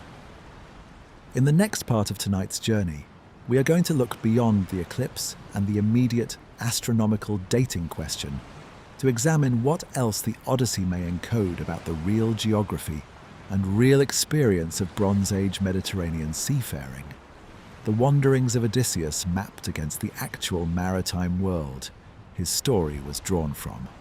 Let me expand on what the Dark Age transition actually looked like on the ground, because understanding the specific texture of this period helps clarify how remarkable the survival of any coherent tradition through it actually was. Archaeologists studying the transition from the Mycenaean Palace period into the early Dark Age have identified what is sometimes called the sub-Mycenaean phase, a period immediately following the main destructions in which surviving populations continued to occupy some of the old sites, using simplified versions of Mycenaean pottery and material culture, but without the palace administration, the long-distance trade networks, or the monumental building projects that had characterized the preceding centuries. This phase gradually gave way to what archaeologists call the proto-geometric period, beginning around 1050 BCE, marked by a new and distinctive pottery style and by tentative signs of renewed contact between different regions of the Greek world. Throughout this multi-century transition, certain sites appear to have maintained more continuity than others, and some of these continuously occupied sites are directly relevant to the transmission of the Homeric tradition. The island of Cyprus, for instance, appears to have maintained stronger connections to the broader Eastern Mediterranean trade world throughout the Dark Age than most of mainland Greece, potentially serving as a conduit through which cultural memory and even material goods continued to circulate during the centuries when direct Aegean trade routes had substantially contracted. Athens, in particular, appears in the archaeological record to have experienced a less severe rupture than many other Mycenaean centres. Its Acropolis was not destroyed in the main wave of collapse, and later Greek tradition consistently remembered Athens as a place of continuity, a claim that finds some support in the comparatively unbroken sequence of burials and settlement at the site across the transition. The island of Euboea, and specifically the site of Lefkandi, provides some of the most striking archaeological evidence for what survived and even flourished in modest form during parts of the Dark Age. Excavations at Lefkandi uncovered a large building dated to around 1000 BCE, containing extraordinarily rich burials, including gold jewellery, a bronze bowl of Cypriot manufacture, and horse burials that indicate a level of wealth, long-distance trade connection, and social hierarchy considerably beyond what the general picture of Dark Age poverty and isolation might suggest. This find, sometimes called the Lefkandi Heroon, or Hero Shrine because of its scale and the richness of its associated burials, demonstrates that even during the depths of the Dark Age, pockets of elite wealth, trade connectivity, and social organization persisted. Exactly the kind of environment in which an elite entertainment tradition like heroic, epic poetry, requiring patronage, leisure, and an audience capable of appreciating and rewarding skilled performance, could have continued to be maintained and transmitted. This matters for our investigation because it suggests that the oral tradition carrying the Trojan War material forward was not necessarily surviving in conditions of uniform, universal poverty and cultural collapse. It may have been maintained in specific pockets of continued elite patronage, courts, however modest by Mycenaean palace standards, where wealthy families continued to value and support the kind of poetic performance that Phemius and Demodocus represent within the Odyssey's own narrative.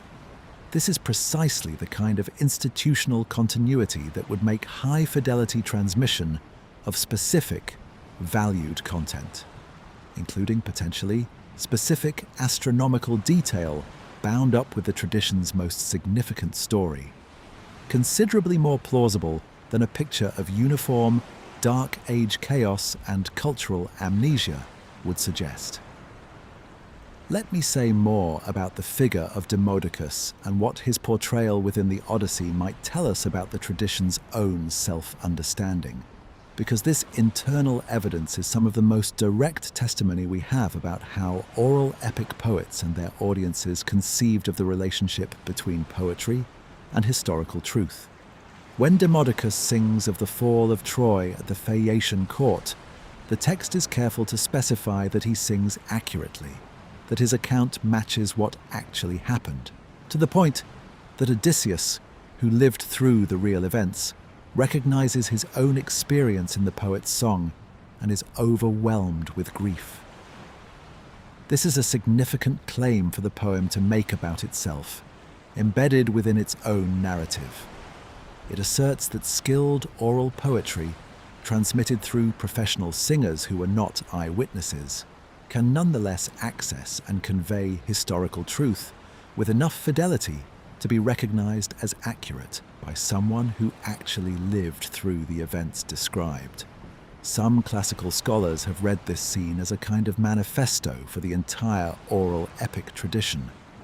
The tradition's own claim, voiced through the poem itself, that what it offers its audience is not simply entertainment or invention, but genuine, reliable access to the significant events of the past, guaranteed by the divine authority of the muses who inspire the poet.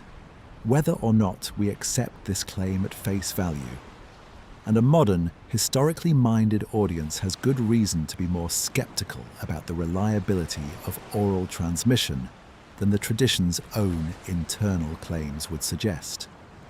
The fact that the tradition made this claim about itself, explicitly and self-consciously, tells us something important about how seriously the poets and their audiences took the question of historical accuracy. This was not a tradition that understood itself as producing pure fantasy. It understood itself as preserving and transmitting real memory, and it built that self-understanding directly into its own most celebrated compositions.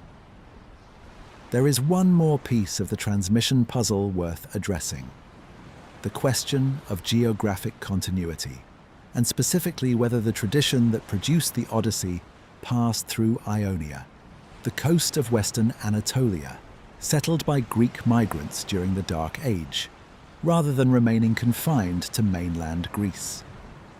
Most classical scholars locate the final crystallization of the Homeric tradition, and quite possibly Homer himself, if we take the name to refer to something like a historical individual rather than purely a tradition label, in Ionia, on the Aegean coast of Anatolia, in a Greek-speaking community descended from migrants who had crossed the Aegean from the mainland sometime during the Dark Age migrations of the 11th and 10th centuries, BCE.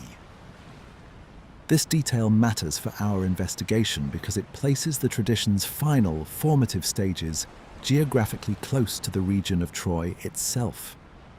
The Ionian Greek cities were relatively near Hyssalic, considerably closer than mainland Greece. In a community that maintained active memory of, and quite possibly ongoing informal contact with, the specific landscape the Iliad and Odyssey describe. This geographic proximity may have reinforced the tradition's connection to real places and real historical memory in ways that a purely mainland Greek transmission, further removed from the actual sites involved, might not have preserved as effectively. A tradition maintained by a community living within sight of the actual Trojan plain, descended from people whose ancestors may well have participated in or had direct memory of the events of the collapse, had continuing reason and continuing opportunity to check and reinforce its account of those events against the physical landscape and against whatever local memory persisted in the region itself. If the Odyssey preserves precise astronomical memory, it is worth asking what else it might preserve. Tonight, we turn to a different kind of encoded information. Not the sky, but the sea itself. The specific, dangerous, remembered geography of the Bronze Age Mediterranean, hidden inside a story that most modern readers experience as pure fantasy, populated by monsters and witches and one-eyed giants that seem to belong entirely to the world of imagination rather than to any real coastline. The wanderings of Odysseus in the middle books of the poem take him through a sequence of extraordinary and clearly supernatural encounters. The lotus eaters whose fruit induces total forgetfulness, the Cyclops Polyphemus, a one-eyed man-eating giant, the witch goddess Circe, who transforms men into swine, the sirens whose song lures sailors to their deaths, the sea monster Scylla, and the whirlpool Charybdis, guarding a narrow strait, the cattle of the sun god, whose slaughter brings divine punishment, and finally, the nymph Calypso, who holds Odysseus captive on her island for 7 years before his eventual release. None of this, on its surface, is astronomical data in the specific, technical sense we have spent the last several parts examining in careful detail. But scholars going back all the way to antiquity itself have long proposed that this entire sequence of fantastical encounters maps, in disguised or mythologized form, onto a real and specific geography. The actual hazards, currents, and landmarks that Bronze Age sailors navigating the central and western Mediterranean would have needed to know, remember, and pass on to the next generation of sailors, encoded within a memorable narrative, because a story is easier to remember accurately than a dry list of navigational warnings. This particular idea is not remotely new. The ancient geographer Strabo, writing in the 1st century BCE, already discusses attempts by earlier scholars to identify real locations behind Odysseus's fantastical stops, and the tradition of trying to map the Odyssey onto real Mediterranean geography has continued in various forms from antiquity through the modern era, involving classicists, geographers, oceanographers, and even, in a few notable cases, professional sailors with direct practical knowledge of the specific waters in question. Let us now look closely at some of the most persistent and most geographically plausible identifications. The single most famous and most widely accepted geographic identification of all concerns Scylla and Charybdis, the monster and the whirlpool that guard the narrow strait Odysseus must pass through, where the poem describes ships being destroyed by the sucking whirlpool on one side and the many-headed, ship-attacking monster on the other, forcing sailors to choose which danger to risk. This description corresponds remarkably well to the Strait of Messina, the narrow channel separating Sicily from the Italian mainland, which is known even in modern times for genuinely dangerous and complex tidal currents, whirlpools, and turbulent water caused by the interaction of the Tyrrhenian and Ionian seas meeting in a constricted passage. The Strait of Messina's currents are not mythical. They are a documented, physically real navigational hazard that has caused shipwrecks throughout recorded history, caused by the specific underwater topography of the strait combined with the tidal dynamics of two different seas meeting in a narrow channel.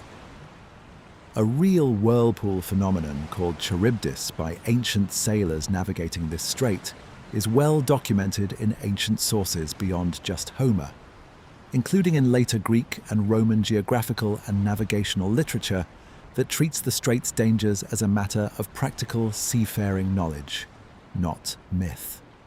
The identification of the poem's Charybdis with this real, specific, genuinely hazardous strait is one of the more secure pieces of Odyssey geography, accepted by the great majority of scholars who have studied the question. The identification of Scylla is less precise but broadly consistent with the same general location.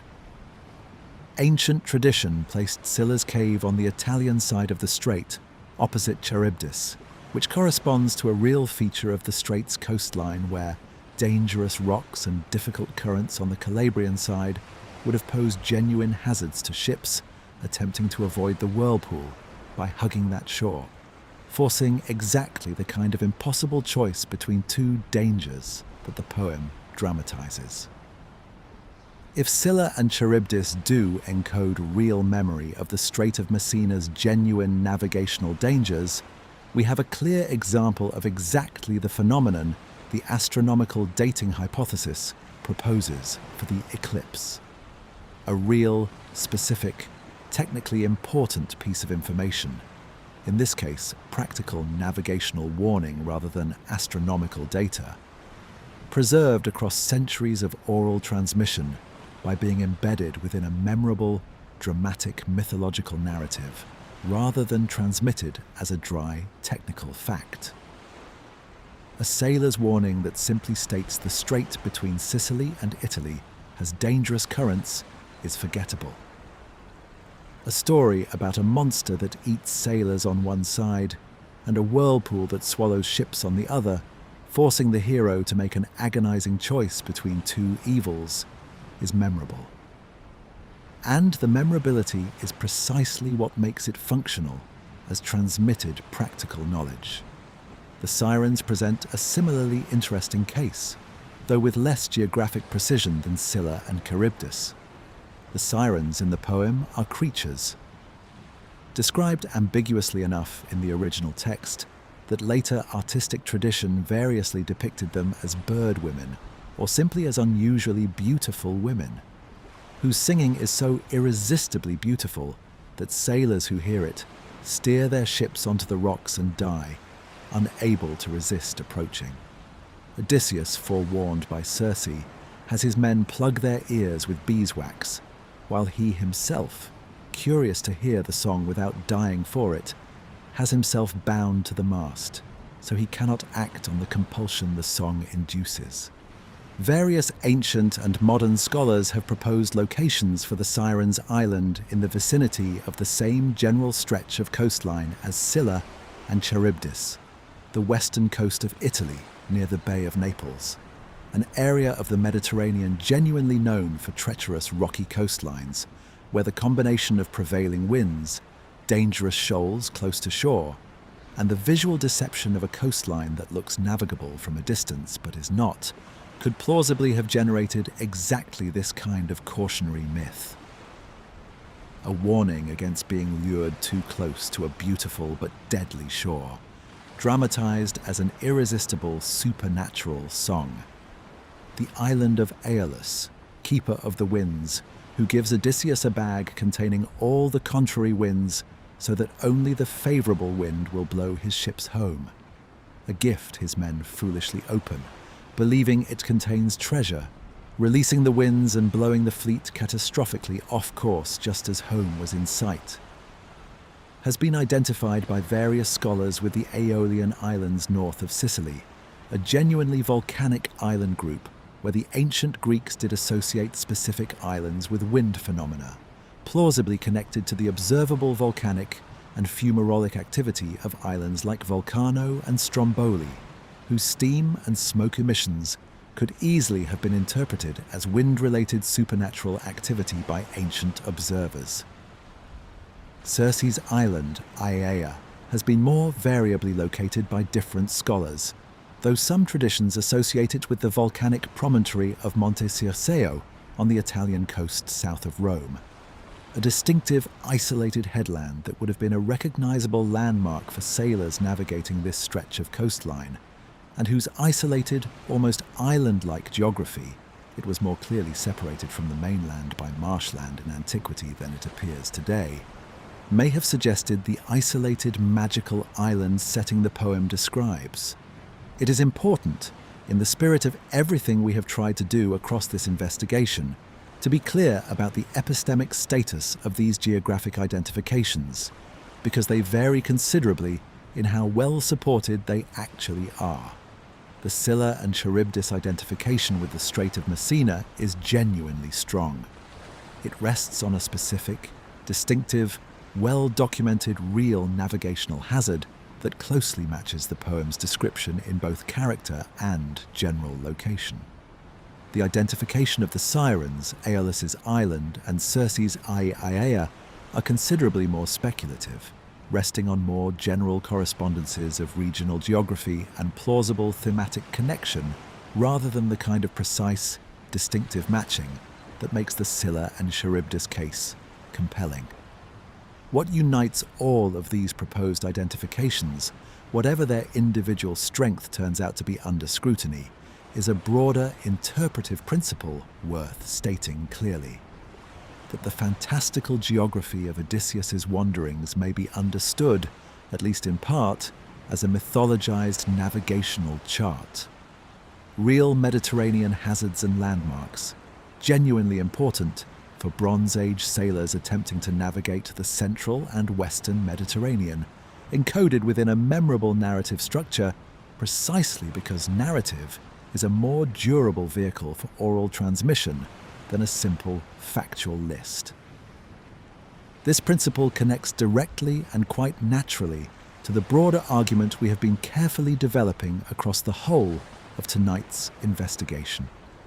if the Odyssey encodes real astronomical data about a specific eclipse, and if it also encodes real navigational data about specific Mediterranean hazards, then we are looking at a text that functioned, at least in part, as a kind of practical knowledge archive, a repository of genuinely important technical information about the sky and the sea, preserved and transmitted precisely because it was wrapped in the kind of memorable, emotionally engaging narrative that oral tradition is well suited to preserving accurately, as we established in Part 8.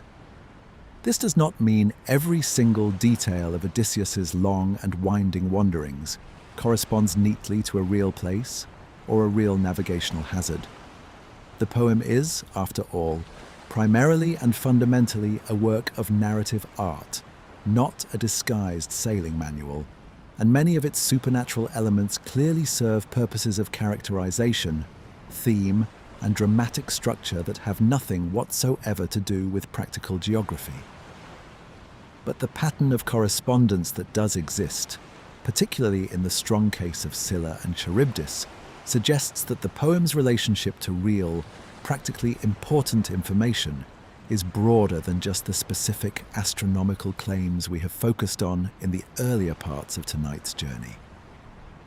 In the next part of tonight's journey, we are going to turn to the Iliad, the companion epic to the Odyssey, describing the war itself rather than its aftermath, and ask whether it too contains datable astronomical or historical information, and what the relationship between the two poems might tell us about how this entire tradition of encoded memory actually worked across the whole of the Trojan War cycle, not just the single homecoming story we have been focused on so far. Let me develop the Strait of Messina case in a good deal more detail, because it is worth understanding precisely why the physical hazard there is genuinely dangerous and genuinely distinctive, rather than simply asserting the identification without offering supporting evidence. The Strait of Messina is a narrow channel, at its narrowest point only about 3 kilometers wide, separating the northeastern tip of Sicily from the toe of the Italian mainland. The strait connects the Tyrrhenian Sea to the north with the Ionian Sea to the south, and because these two bodies of water have different tidal characteristics, the strait experiences genuinely unusual and hazardous currents, generated by the tidal differential between the two seas, pushing water through the narrow channel in alternating directions roughly every 6 hours. This tidal flow, combined with the strait's underwater topography, including a steep underwater shelf and shifting sandbanks, produces the kind of turbulent water, localized whirlpools, and unpredictable currents that have made the strait a documented hazard to shipping since antiquity, and, in less severe form given modern vessel capabilities, into the present day. Ancient sources beyond Homer confirm that this strait was understood by ancient Mediterranean sailors as a genuinely important and genuinely dangerous passage, requiring specific navigational knowledge. Thucydides, writing his history of the Peloponnesian War in the 5th century BCE, describes the strait's currents in the context of naval operations there, treating the phenomenon as a matter of practical naval and navigational concern rather than myth. The Roman-era geographer Strabo, whom we mentioned earlier as an early source discussing attempts to locate Odysseus's wanderings, gives a detailed technical description of the strait's currents that reads as genuine, practical, navigational information, drawing at least in part on earlier sources and local sailing knowledge rather than purely on literary tradition. This combination of physical reality, documented danger, and independent ancient testimony to the strait's hazards, testimony that exists entirely separately from the Odyssey and from any interest in validating Homer's geography, is what makes the Scylla and Charybdis identification meaningfully stronger than the other, more speculative geographic identifications we discuss below. We are not simply noting a vague thematic resemblance between a mythical whirlpool and the general concept of dangerous water. We are identifying a specific, named geographically precise, physically documented hazard that ancient sailors independently recorded as dangerous in language and detail that closely matches what the Odyssey itself describes. Let me also say something about the Cyclops episode, which we have not yet discussed, but which some scholars have connected to real Mediterranean geography and real cultural memory in a somewhat different way than the other episodes we have examined. The Cyclops Polyphemus in the poem is a one-eyed giant shepherd who traps Odysseus and his men in his cave and begins eating them one by one until Odysseus blinds him with a sharpened, fire-hardened stake and escapes by hiding his remaining men under the bellies of the giant's sheep. The episode has attracted a different kind of comparative attention than the navigational episodes. Rather than a specific geographic identification, some researchers have proposed that the one-eyed giant tradition itself may connect to a genuine, ancient observation. The fossilized skulls of prehistoric dwarf elephants, a species that once inhabited several Mediterranean islands, including Sicily and Malta, before going extinct, feature a large central nasal cavity that, to someone without knowledge of elephant anatomy, could plausibly be mistaken for a single large eye socket in the center of the skull. This is a more speculative and more contested identification than the Scylla and Charybdis case. It rests on inference about how ancient people might have interpreted fossil remains they encountered, rather than on documented ancient testimony about the interpretation. And it has been both proposed and disputed by different classical scholars and paleontologists over the years. But it illustrates the same broader interpretive principle we have been developing throughout this part of tonight's journey, that the fantastical elements of the Odyssey may, in various different ways, and to varying degrees of certainty, encode genuine observations and genuine practical knowledge about the physical Mediterranean world, transformed by the narrative and mythological logic of oral epic composition into the memorable, dramatic form that made them transmissible across centuries. Whether any individual identification, the Cyclops and dwarf elephant fossils, the sirens and the rocky coast near Naples, Aeolus and the volcanic Aeolian Islands, turns out to be correct is less important for our purposes than the broader pattern these proposed identifications collectively suggest. A poem that repeatedly, across multiple independent episodes, shows signs of encoding real geographic, biological, and now, if Bycouzes and Magnasco are correct, astronomical information within its fantastical narrative surface. There is a final consideration worth raising here about why this pattern of encoded practical geography, if genuine, would have mattered so much to the tradition that maintained it. Bronze Age and early Iron Age Mediterranean seafaring was, by any measure, extraordinarily dangerous. Ships were relatively small, construction techniques limited compared to later periods, and the ability to predict weather, understand currents, and recognize hazardous coastlines before encountering them at close range was often the difference between a successful voyage and a shipwreck with significant loss of life. In a world without charts, without any written record of dangerous waters, the only mechanism available for transmitting this kind of critical, practical knowledge from one generation of sailors to the next was exactly the oral storytelling tradition we have been discussing throughout tonight's investigation. A poem that wrapped genuine navigational warnings inside a compelling, memorable narrative would have served a genuinely important practical function for any community whose livelihood depended on Mediterranean seafaring, which describes essentially the entire world of Mycenaean and post-Mycenaean Greece, an archipelago and coastline civilization for which the sea was not a poetic abstraction, but the literal, daily, life-or-death medium of trade, communication, and survival. This practical function may help explain why the Odyssey, of all the epic material that must once have existed in the broader Trojan War cycle, was preserved with such particular care and eventually achieved the canonical status it holds today. It was not simply a good story. It may have been, in part, a genuinely useful one. If the Odyssey preserves precise astronomical data about the aftermath of the Trojan War, a natural question follows, and it is worth pursuing carefully. Does the Iliad, the companion epic describing the war itself rather than its aftermath, contain anything comparable?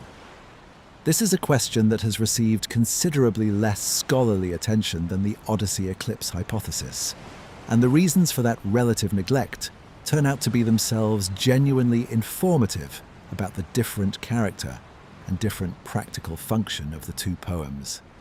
The Iliad, unlike the Odyssey, does not focus its narrative on a single dramatic day whose events invite the kind of precise astronomical anchoring that Odysseus's return to Ithaca provides. The Odyssey's climax, the eclipse, the slaughter of the suitors, is a self-contained, tightly bounded dramatic sequence occurring within a period of days, which is precisely the kind of narrative structure that makes astronomical dating feasible. You need a specific, narratively significant moment around which multiple celestial references can plausibly cluster. The Iliad, by contrast, describes a sprawling, multi-week sequence of events during the 10th year of a decade-long siege, without an equivalent single climactic day around which the poem organizes precise, temporal or astronomical detail. This structural difference does not mean the Iliad is entirely without astronomical content of its own. It is genuinely not. But it does mean that the kind of tightly clustered, mutually reinforcing astronomical references that make the Odyssey's Book 20 eclipse passage analyzable in the specific way Bycusis and Magnasco analyzed it, are largely absent from the Iliad's different narrative structure. That said, several researchers, both before and after the 2008 Odyssey paper, have examined the Iliad carefully for potential astronomical content of its own, and a few specific passages have attracted sustained and genuinely interesting scholarly attention over the years. The single most discussed candidate is a passage in Book 22 of the Iliad, in the famous sequence describing the death of Hector at the hands of Achilles.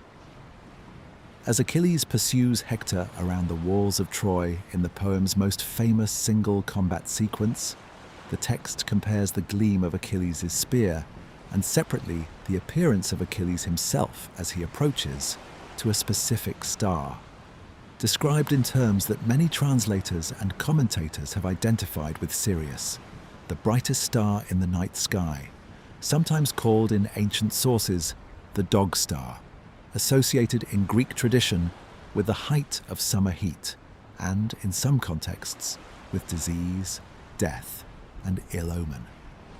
The passage describes this star's baleful, fever-bringing light, associating Achilles' approach with the star's ominous late summer appearance. This passage has been examined by researchers interested in whether it might provide seasonal, if not precisely datable, information about when, in the year, the events of the poem's climactic single combat are imagined to occur. Sirius's heliacal rising, meaning the first appearance of the star in the pre-dawn sky after a period of invisibility, occurred in the ancient Mediterranean in late July, associated in Greek and Roman tradition with the hottest, most oppressive part of summer, sometimes called the dog days for exactly this reason. If the Iliad's reference to Sirius in the Hector-Achilles passage is meant to convey seasonal information rather than purely symbolic and atmospheric meaning, it would place the poem's climactic combat and, by extension, the fall of Troy that follows shortly after in the broader narrative tradition, in the late summer. A detail that is broadly consistent with, though far less precise than, the kind of dating information Bycusis and Magnasco extracted from the Odyssey. It is worth being especially clear that this Sirius passage is generally read by classical scholars as primarily symbolic and atmospheric, rather than as a precise, extractable astronomical data point in the way the Odyssey's eclipse has been analysed in such technical detail. The star is invoked for its ominous, dangerous symbolic associations, Achilles as a fever, a portent of death approaching Hector, rather than as a specific marker of calendar time in the way the Odyssey's cluster of references appears to function. Most Homeric scholars treat this passage as an example of Homer's rich use of astronomical imagery for poetic and symbolic effect, similar to the navigational astronomy we examined in Part 4, rather than as an encoded date requiring extraction through calculation. A second, quite different area of Iliad scholarship relevant to our investigation concerns not celestial references at all, but the poem's internal chronology and its relationship to the broader Trojan War tradition, including its relationship to the astronomically calculated date for the Odyssey's own events. If by Cousy's and Magnasco's calculation of April 16th, 1178 BCE for Odysseus's homecoming is correct, and if we accept the tradition's own account that Odysseus's journey home took 10 years following the 10-year siege itself, this places the fall of Troy at approximately 1188 BCE, and the beginning of the siege at approximately 1198 BCE. These figures are broadly consistent with, though somewhat later than, several of the traditional ancient dates proposed by Greek chronographers themselves. The historian Eratosthenes, writing in the 3rd century BCE and drawing on earlier chronological traditions, calculated the fall of Troy to 1184 BCE, a date that became one of the standard reference points in ancient Greek historical chronology, and that remains, remarkably, within a few years of the date implied by the modern astronomical calculation applied to the Odyssey. This convergence between an ancient chronographer's calculation made more than 2,000 years ago using methods we do not fully understand, quite possibly involving generational reckoning, king list correlation, and other techniques of ancient historical chronology rather than anything resembling modern astronomical calculation. And a 21st century astronomical analysis of textual evidence, arriving at dates within a decade of each other, is a striking additional data point, though one that should be treated with appropriate caution given how little we know about Eratosthenes' actual methodology and sources. A third relevant strand of Iliad scholarship concerns the poem's own internal astronomical sophistication, which, while less concentrated around any single climactic passage than the Odyssey's tightly clustered eclipse evidence, is nonetheless considerable and genuinely worth noting as further evidence of the broader tradition's astronomical competence. The famous celebrated description of the shield of Achilles in Book 18, one of the most celebrated passages in the entire poem, describing in extraordinary detail the images the god Hephaestus forges onto Achilles' new shield, includes an explicit astronomical component. The shield depicts the earth, the sky, the sea, the sun, the full moon, and the constellations, specifically naming the Pleiades, the Hyades, the constellation Orion, and the Great Bear, described once again, as in the Odyssey passage we examined in Part 4, as the one constellation that never bathes in the waters of ocean, confirming that this specific piece of accurate circumpolar astronomy was not a one-off detail unique to the Odyssey, but part of the shared astronomical knowledge base of the broader Homeric tradition, appearing in both poems in strikingly similar language. This repetition across both poems is genuinely methodologically significant. It suggests that the accurate circumpolar description of the Great Bear was not an isolated invention specific to one passage in one poem, but a stable, transmitted piece of genuine astronomical knowledge embedded in the shared formulaic vocabulary of the broader oral tradition from which both the Iliad and the Odyssey drew. Exactly the kind of traditional, formula-based astronomical competence that would make the more unusual, tightly clustered astronomical references in the Odyssey's Book 20. More plausible as genuine preserved data rather than isolated invention. What can we conclude, taking all of this together from this careful comparison between the two great poems of the Trojan War tradition? The Iliad does not offer anything approaching the specific, multiply-constrained astronomical dating evidence that Bycouzes and Magnasco identified in the Odyssey. Its astronomical content, while genuine and sophisticated, is deployed primarily for symbolic and descriptive purposes, rather than clustered around a single, narratively bounded event in the way that would permit the same kind of constraint, satisfaction, calculation. This is consistent with the different narrative structures of the two poems rather than evidence against the Odyssey hypothesis. The absence of comparable evidence in the Iliad does not undermine the Odyssey's case, because the Iliad's narrative structure does not provide the kind of tightly bounded dramatic moment the calculation requires. What the Iliad does provide is corroborating context, evidence that the broader tradition possessed genuine, accurate astronomical knowledge, consistently deployed across both major poems.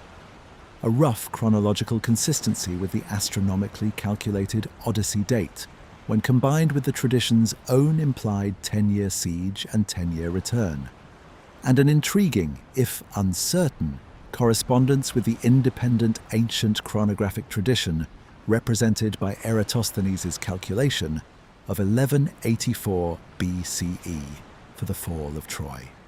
In the next part of tonight's journey, we are going to turn to the written record that existed alongside this oral tradition during the Bronze Age itself, the Linear B tablets we introduced in Part 2, and examine more closely what they can and cannot tell us about the specific historical world that this oral tradition eventually transformed into two of the greatest epic poems in human history.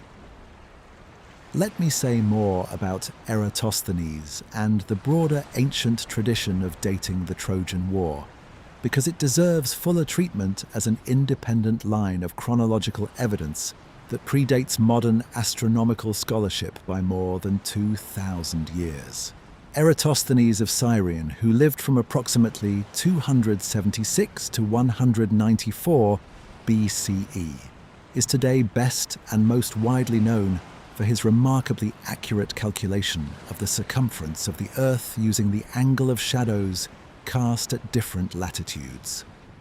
A genuine, celebrated achievement of ancient scientific method. He also served as chief librarian of the Great Library of Alexandria and produced an influential work of chronography, the systematic dating of historical events, in which he attempted to establish a coherent timeline for Greek history stretching back to the Trojan War and beyond. Eratosthenes was not the only ancient scholar to attempt this calculation. Various other Greek chronographers proposed dates for the fall of Troy, ranging across roughly a full century, from the earliest proposals placing it around 1334 BCE, to later ones placing it as late as 1135 BCE, reflecting the considerable uncertainty and the variety of methods. Genealogical reckoning based on counting generations between legendary figures and better documented historical periods, correlation with king lists from different Greek states, and other techniques we only partially understand, that different ancient scholars brought to the problem. Eratosthenes' figure of 1184 BCE became particularly influential and was adopted by many later ancient historians as something close to a standard reference date, though it was never universally accepted even in antiquity. The methods behind these ancient calculations remain only partially reconstructible from the fragmentary sources that survive. We know that ancient chronographers relied heavily on king lists, the kind of sequential ruler catalogues that we have discussed in other contexts on this channel, counting back generation by generation from more securely dated historical periods to establish approximate dates for legendary or semi-legendary events like the Trojan War. This method is inherently imprecise, vulnerable to exactly the kinds of distortions we discussed in Part 8 regarding oral genealogical transmission, compression, omission, and the telescoping of multiple generations into fewer remembered figures.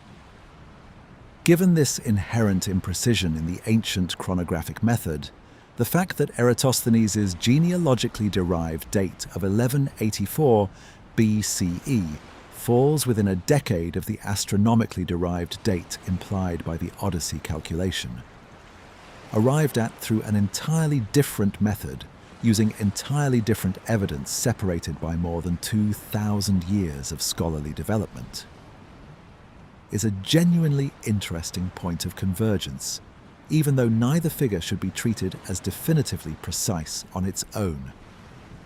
Let me also expand on the Shield of Achilles passage, because it deserves more attention than a brief mention allows, both as a piece of astronomical evidence and as one of the most celebrated passages in the entire Homeric corpus. The description of the shield occupies roughly 130 lines of Book 18 and describes in extraordinary and much admired detail an entire cosmological and social world forged in miniature onto a single circular shield: the earth, sky, and sea, the sun, moon, and stars. Two cities, one at peace and one at war, each depicted with elaborate scenes of daily life, legal proceedings, and combat.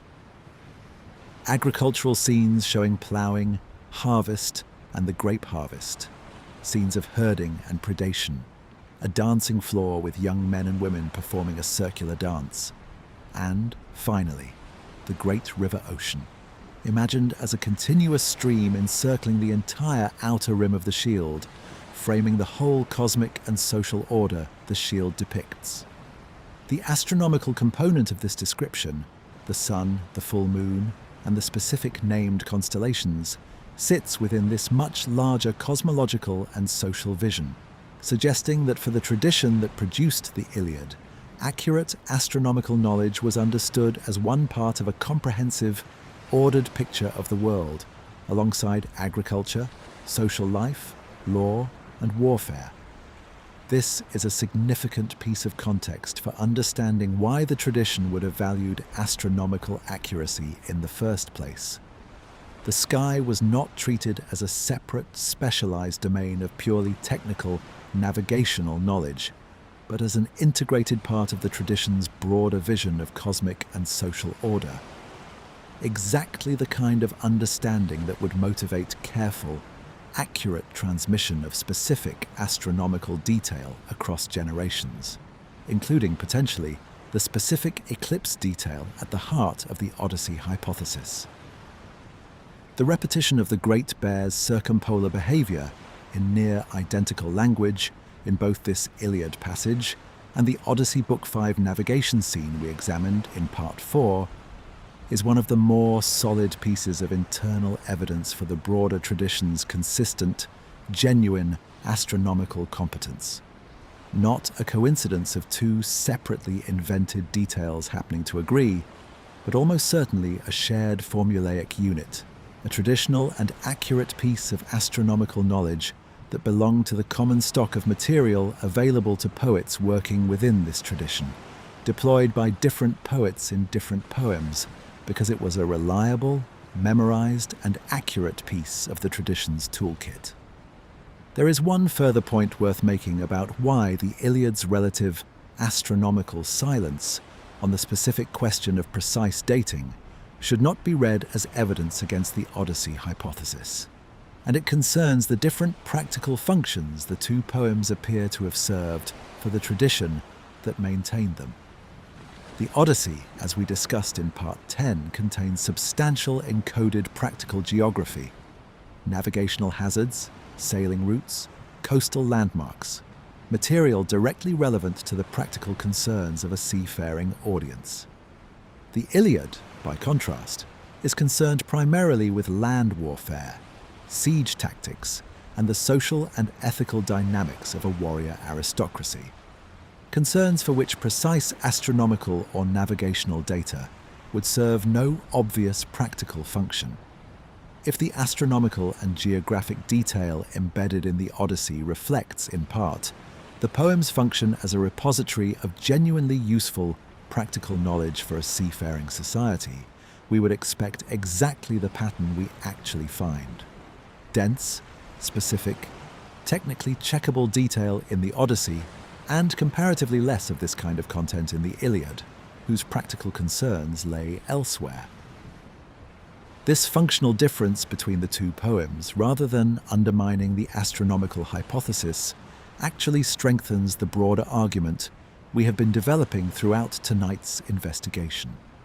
That the specific kinds of detail an oral tradition preserves with precision tend to track the specific kinds of detail that mattered practically and dramatically to the community maintaining that tradition, rather than being distributed randomly or uniformly across all possible categories of information.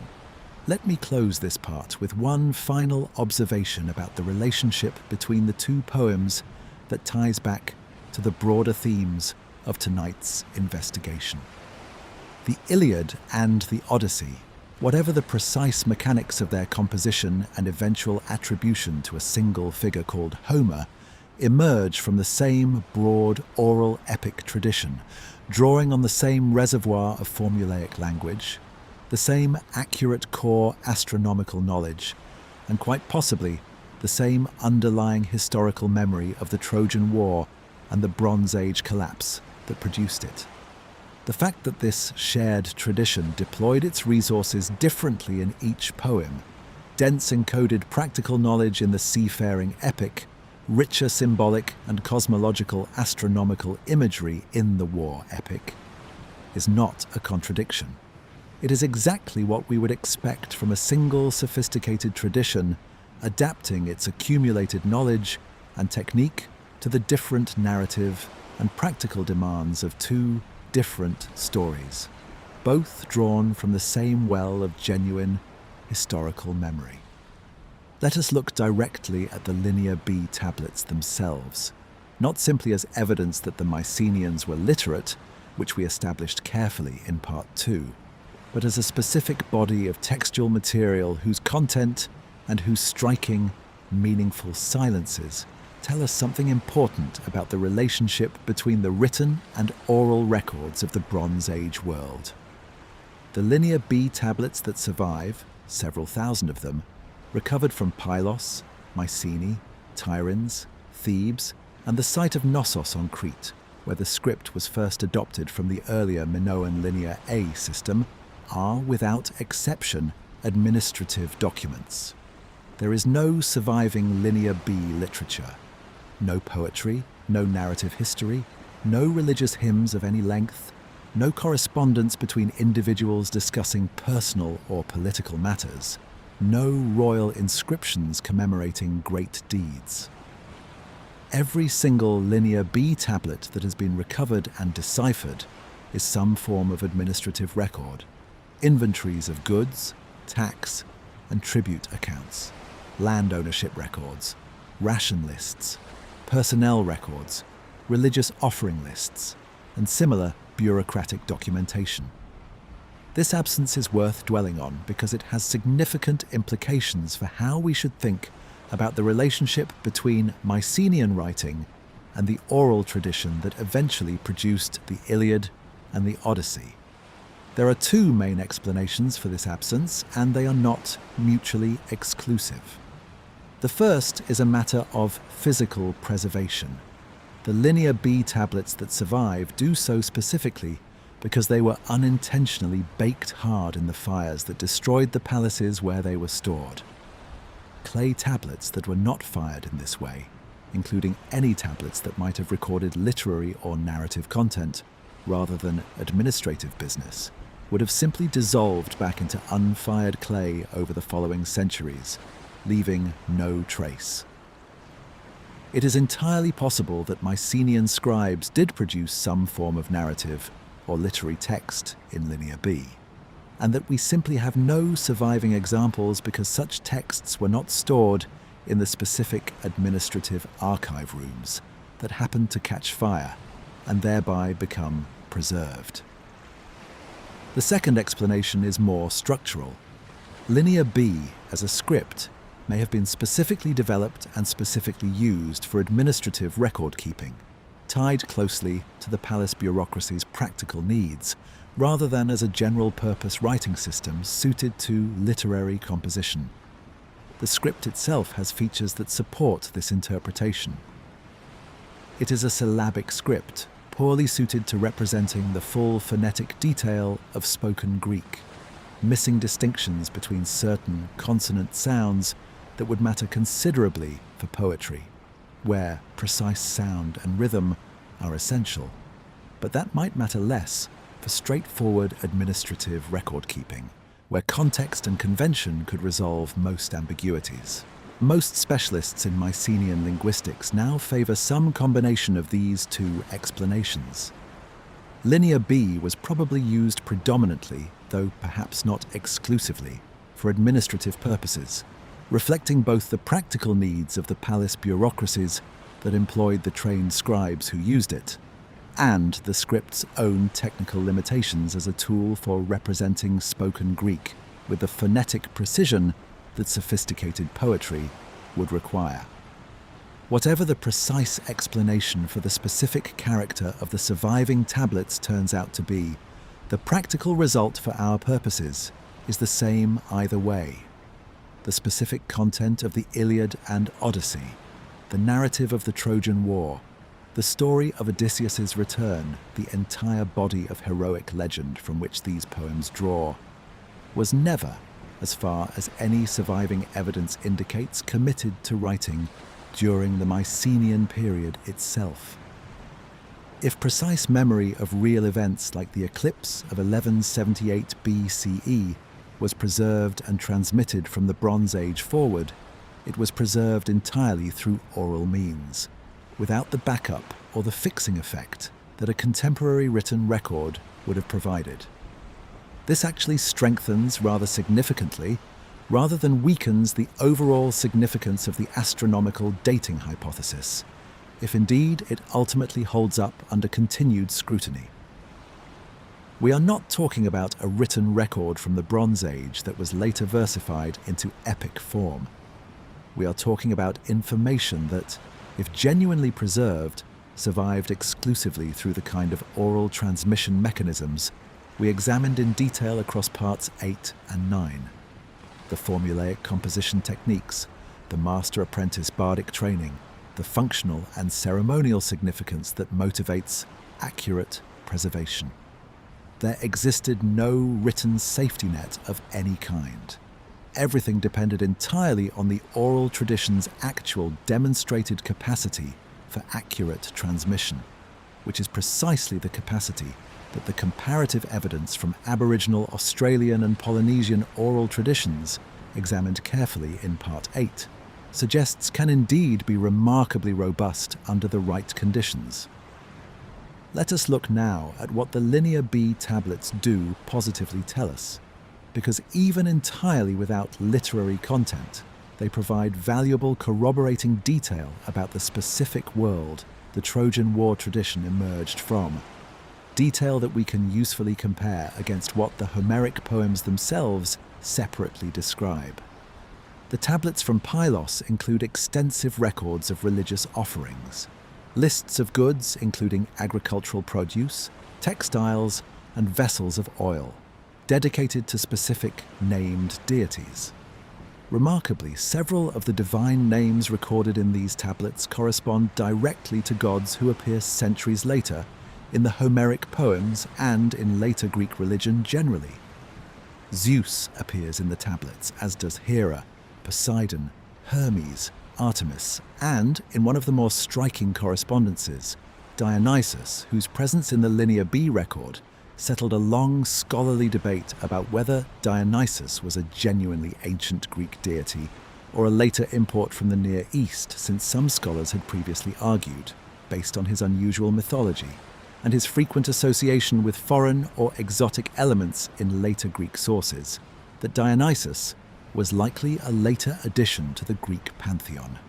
His clear appearance in Linear B religious records from the 13th century BCE settled this debate decisively in favor of genuine antiquity.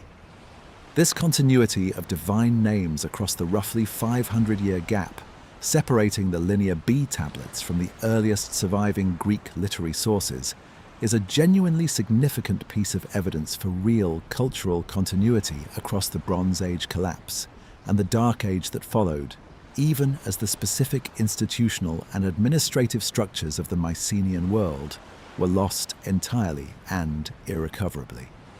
The religious tradition, the names of the gods, and presumably at least some of the broader mythological and ritual framework surrounding them, survived the collapse in a way that the palace bureaucracy and its written script did not. The tablets also record place names that correspond to locations mentioned in the Homeric poems, providing another form of continuity evidence.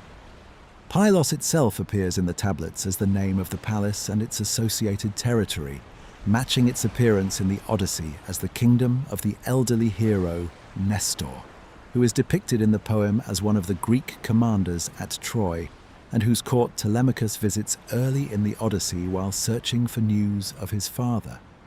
Other place names in the tablets, including several other sites in the Peloponnese, correspond to locations that appear in the Iliad's catalogue of ships.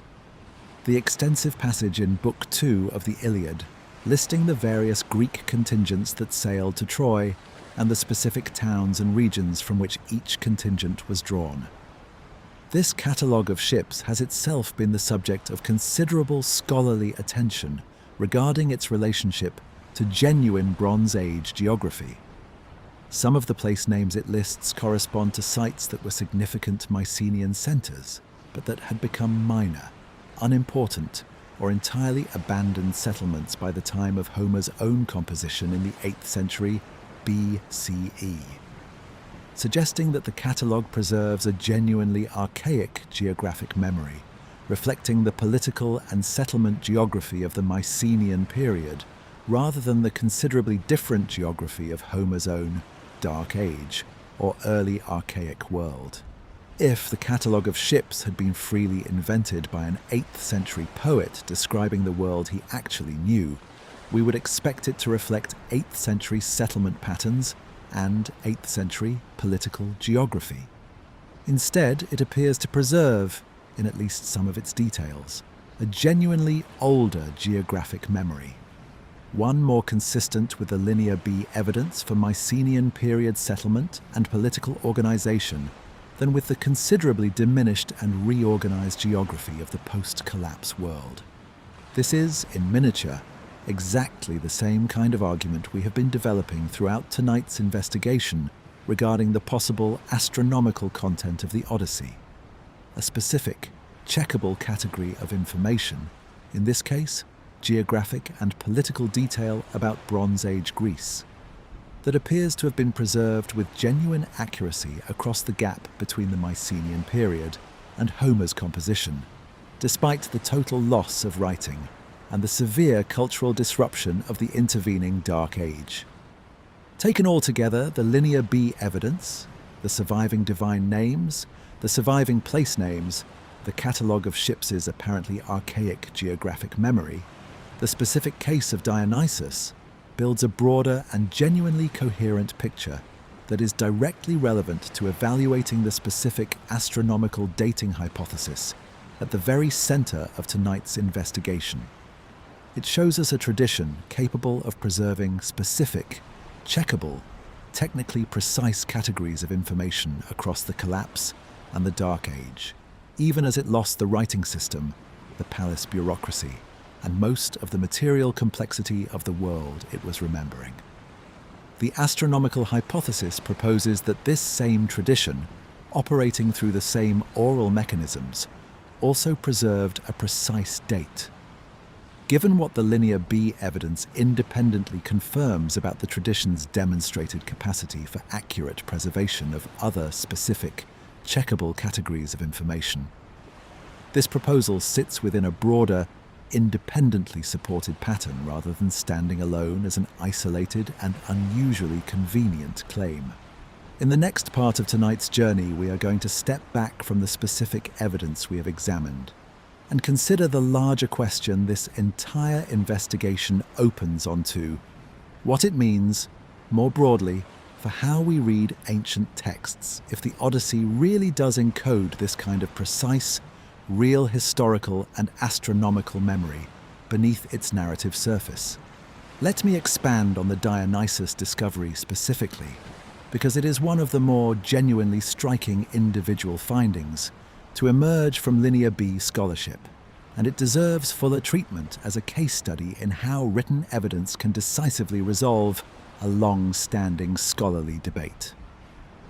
Before the decipherment of Linear B, the scholarly consensus regarding Dionysus, the god of wine, ecstatic ritual, theatre, and the dissolution of ordinary social boundaries, held that he was likely a relatively late arrival in the Greek pantheon, imported from Thrace or Asia Minor sometime in the early historical period, based on the god's unusual boundary-crossing mythology, his frequent depiction in later sources as arriving in Greece from foreign lands, accompanied by exotic followers, and the absence of any clear early evidence for his worship, comparable to the evidence for more thoroughly established Olympian deities like Zeus or Athena.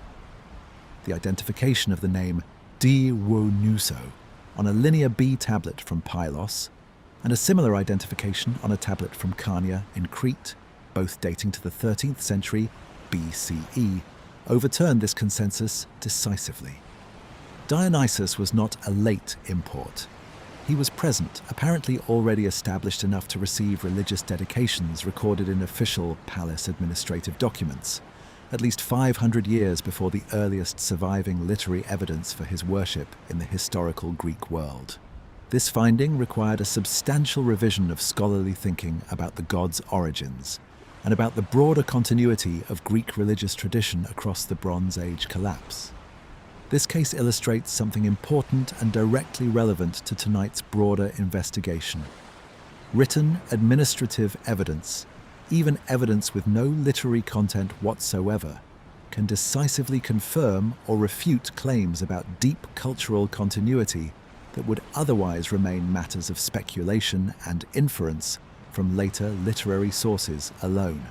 In the case of Dionysus, the Linear B evidence confirmed a genuine continuity that scholars working only from later literary and mythological sources had significantly underestimated. This gives us additional confidence in the general principle that Greek oral and religious tradition possessed a genuine capacity for accurate, long-duration preservation, a principle directly relevant to evaluating the specific astronomical preservation claim at the heart of the Odyssey hypothesis. Let me also say more about the catalogue of ships, because it is one of the most intensively studied passages in the entire Iliad, specifically for questions of historical geography, and the scholarly consensus about its archaic character deserves fuller explanation. The catalogue occupies roughly 260 lines near the beginning of Book 2 of the Iliad, and systematically lists the contingents of the Greek forces at Troy, organized by region, naming the leader of each contingent, the number of ships they brought, and the specific towns and territories from which their forces were drawn.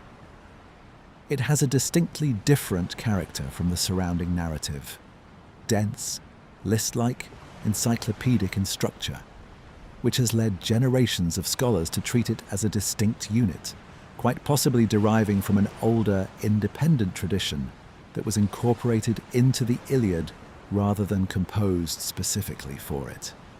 Archaeological survey work, particularly intensive over the past several decades as Mycenaean archaeology has expanded well beyond the major palace sites to encompass systematic regional surveys of settlement patterns, has allowed scholars to compare the catalogue's geography against the actual, independently reconstructed settlement patterns of late Bronze Age Greece.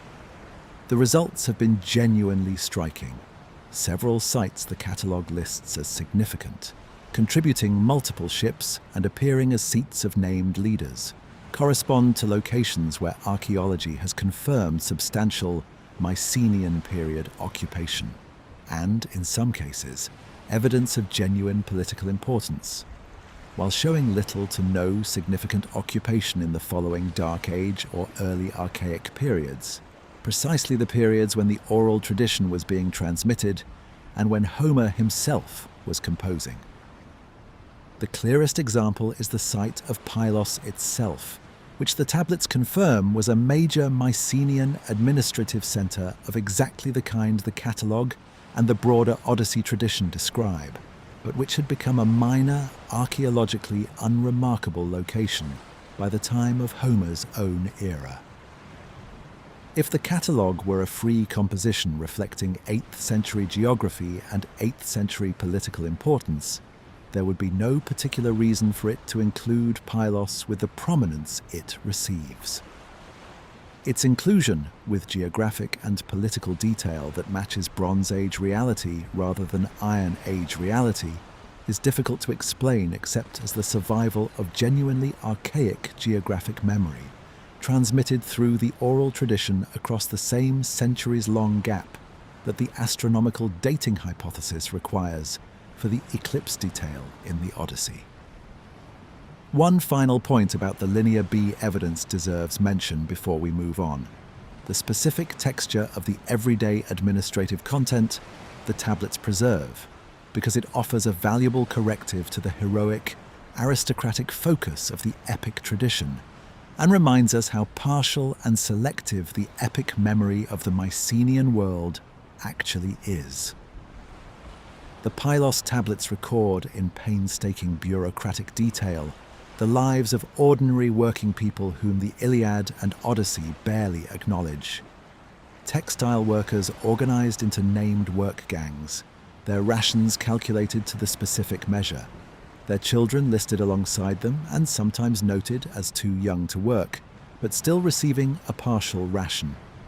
Bronze smiths issued specific quantities of raw metal, with the expectation of returning a specific quantity of finished goods. Rowers assigned to coastal watch duties in what appear to be the tense final months before the palace's destruction.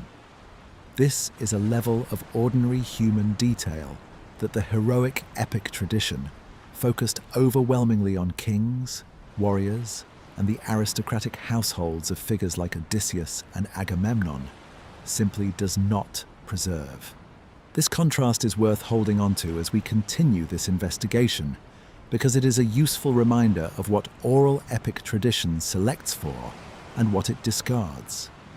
The tradition preserved with apparently remarkable fidelity in at least some cases the things that mattered to its aristocratic patrons and its heroic narrative logic.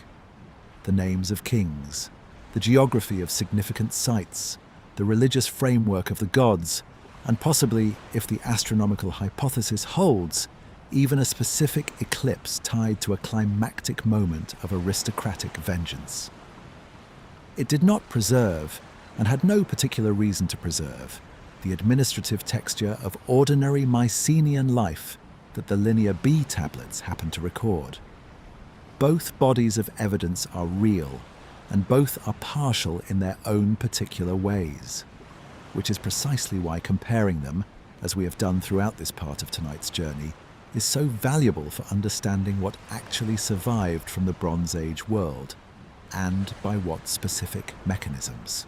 Let us step back now, at last, from the specific detailed evidence about the Odyssey we have spent 12 parts examining, and ask a broader and, in some ways, more important question. What does this entire investigation suggest about how we should approach ancient texts generally, well beyond this single poem? The temptation, when encountering a fantastical ancient narrative, a story of gods, monsters, and impossible events, is to sort it into one of two simple categories. Either the text is treated as historically worthless invention, pure imaginative fiction with no genuine connection to real events, to be studied purely as literature or as a window into ancient belief systems, rather than as evidence about the actual past.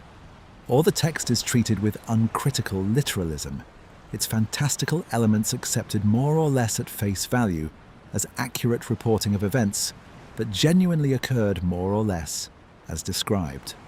What we have been building across the 12 parts of tonight's investigation is a case for a considerably more demanding third approach, treating ancient narrative texts as potential repositories of genuine information, historical, astronomical, geographic, even biological, as in the possible Cyclops and dwarf elephant connection we examined in Part 10, that has been encoded, transformed and preserved through the specific mechanisms of oral tradition, mechanisms that we now have substantial comparative evidence for understanding with real precision, rather than treating as either wholly reliable or wholly unreliable. This approach requires real, sustained interpretive work. It requires understanding the specific mechanisms of oral composition, the formulaic techniques, the master-apprentice training systems, the functional and ceremonial motivations for accurate preservation that we examined in Part 6, 8, and 9. It requires bringing genuinely rigorous, checkable external evidence to bear wherever possible. Astronomical calculation, archaeological stratigraphy, comparative linguistics, independent textual sources like the Hittite archives we examined in Part 3, rather than simply asserting that a text preserves real memory, because doing so makes for a more interesting story. And it requires holding conclusions with appropriate uncertainty, as we have tried to do throughout tonight's journey with the specific, contested Bicuzes and Magnasco hypothesis. This channel has applied exactly this same careful approach to a number of other ancient texts and traditions, and it is worth drawing the connections explicitly here, because the Odyssey investigation sits squarely within a much broader pattern of genuinely similar cases. We have already examined the Sumerian king list, the ancient Mesopotamian document that records a sequence of kings ruling before and after a great flood, with the pre-flood kings assigned reign lengths of tens of thousands of years, figures that no literal reading can sustain, but that some researchers have proposed encode genuine information through systems of number symbolism, or that preserve genuine memory of an extremely long and complex period of early Mesopotamian political history, compressed and transformed through the specific conventions of ancient king list composition. The king list, like the Odyssey, presents fantastical surface detail, impossibly long reigns rather than impossible monsters, that requires careful interpretive work to potentially extract genuine historical content from beneath. We have examined the Book of Enoch with its account of divine beings descending to earth and interbreeding with humanity, teaching forbidden knowledge and provoking a catastrophic flood. An account that, read purely literally, describes events with no place in any conventional understanding of history, but that some researchers have proposed may encode genuine memory of cultural transmission, technological innovation and social disruption in the deep past, transformed through the specific religious and mythological conventions of the Second Temple Jewish tradition that produced and transmitted the text. And across our investigations of flood traditions from cultures around the world, traditions that describe catastrophic inundation, destroying an earlier world, strikingly similar in their basic structure across cultures with no plausible direct contact with one another. We have examined the growing body of evidence connecting some of these traditions to genuine geological events. The sea level rise at the end of the last ice age, catastrophic local flooding events like the Black Sea flood hypothesis, and other real hydrological catastrophes that left both physical, geological traces and, potentially, oral cultural traces in the traditions of the peoples who experienced them. What unites all of these quite different cases, the Sumerian king list, the Book of Enoch, global flood traditions, and now, tonight, the Odyssey's possible astronomical and geographic content is essentially the same basic interpretive proposition that fantastical ancient narrative should not be dismissed as historically worthless simply because it is fantastical, because the fantastical elements may themselves be the specific mechanism by which genuine information was rendered memorable and transmissible across generations of oral tradition, operating according to principles that comparative anthropology and linguistics have increasingly documented and explained. This is emphatically not a claim that all ancient myth, everywhere, always encodes literal historical truth. That would be a wildly overreaching generalization that the available evidence simply does not support, and one that would collapse the careful, case-by-case, evidence-driven approach this channel, and tonight's investigation have tried consistently to model back into precisely the kind of uncritical literalism we explicitly rejected at the very outset. Most mythological and narrative elements in most ancient traditions almost certainly do not encode specific checkable, historical or scientific data in the way the Odyssey's eclipse, if Baicouzes and Magnasco are correct, appears to. Stories serve many functions beyond information preservation: entertainment, moral instruction, social cohesion, the exploration of the human condition, the working out of a culture's deepest anxieties and aspirations. Most of what any given myth contains is not encoded data waiting to be extracted through the right analytical technique. But some specific pieces of ancient narrative do appear, on careful examination, to encode genuine, checkable information, transmitted through mechanisms that we can now investigate with real methodological rigor rather than simply asserting or denying from the armchair. The real question, for any given ancient text or tradition, is not whether myth in general is historically reliable. A question posed at that broad level of generality simply has no useful answer at all. But whether specific, identifiable elements within a specific tradition show the kind of checkable, technically precise correspondence with independently verifiable evidence that would indicate genuine preserved memory rather than either pure invention or vague, unfalsifiable resemblance. This is precisely and exactly the standard we have tried consistently to apply to the Odyssey across the whole of tonight's investigation.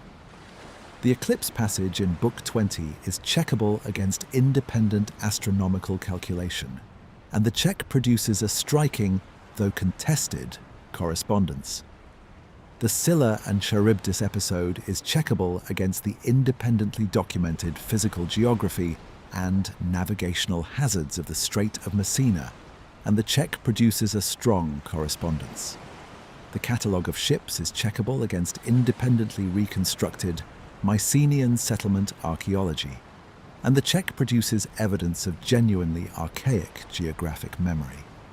Each and every one of these is a specific, falsifiable claim that could, in principle, have failed the check, and the fact that they instead pass to varying degrees of strength is what makes the broader case for the Odyssey's encoded historical content genuinely persuasive rather than simply appealing. This standard of falsifiable, independently checkable correspondence is what genuinely distinguishes rigorous historical archaeoastronomy and careful comparative mythology from the kind of undisciplined pattern matching that can find apparent significance in almost any sufficiently rich and complex ancient text, if you are willing to be flexible enough about what actually counts as a legitimate match. Precisely the methodological concern we examined carefully and at length in Part 6, when discussing the specific criticisms of the Baicouzes and Magnasco paper itself. Applying this exacting standard honestly, consistently, and without exception means accepting genuine uncertainty. It means acknowledging, as we have throughout tonight's investigation, that the philological foundations of the eclipse argument remain contested, that some of the geographic identifications are far more speculative than others, and that the overall case for the Odyssey's encoded historical content, while genuinely compelling in its strongest elements, falls considerably short of proof. This is uncomfortable for anyone who wants a clean, simple answer to the question of whether Homer really recorded a real event. But it is the honest state of the evidence, and an honest engagement with genuinely interesting historical questions requires exactly this kind of comfort, with sustained, productive uncertainty.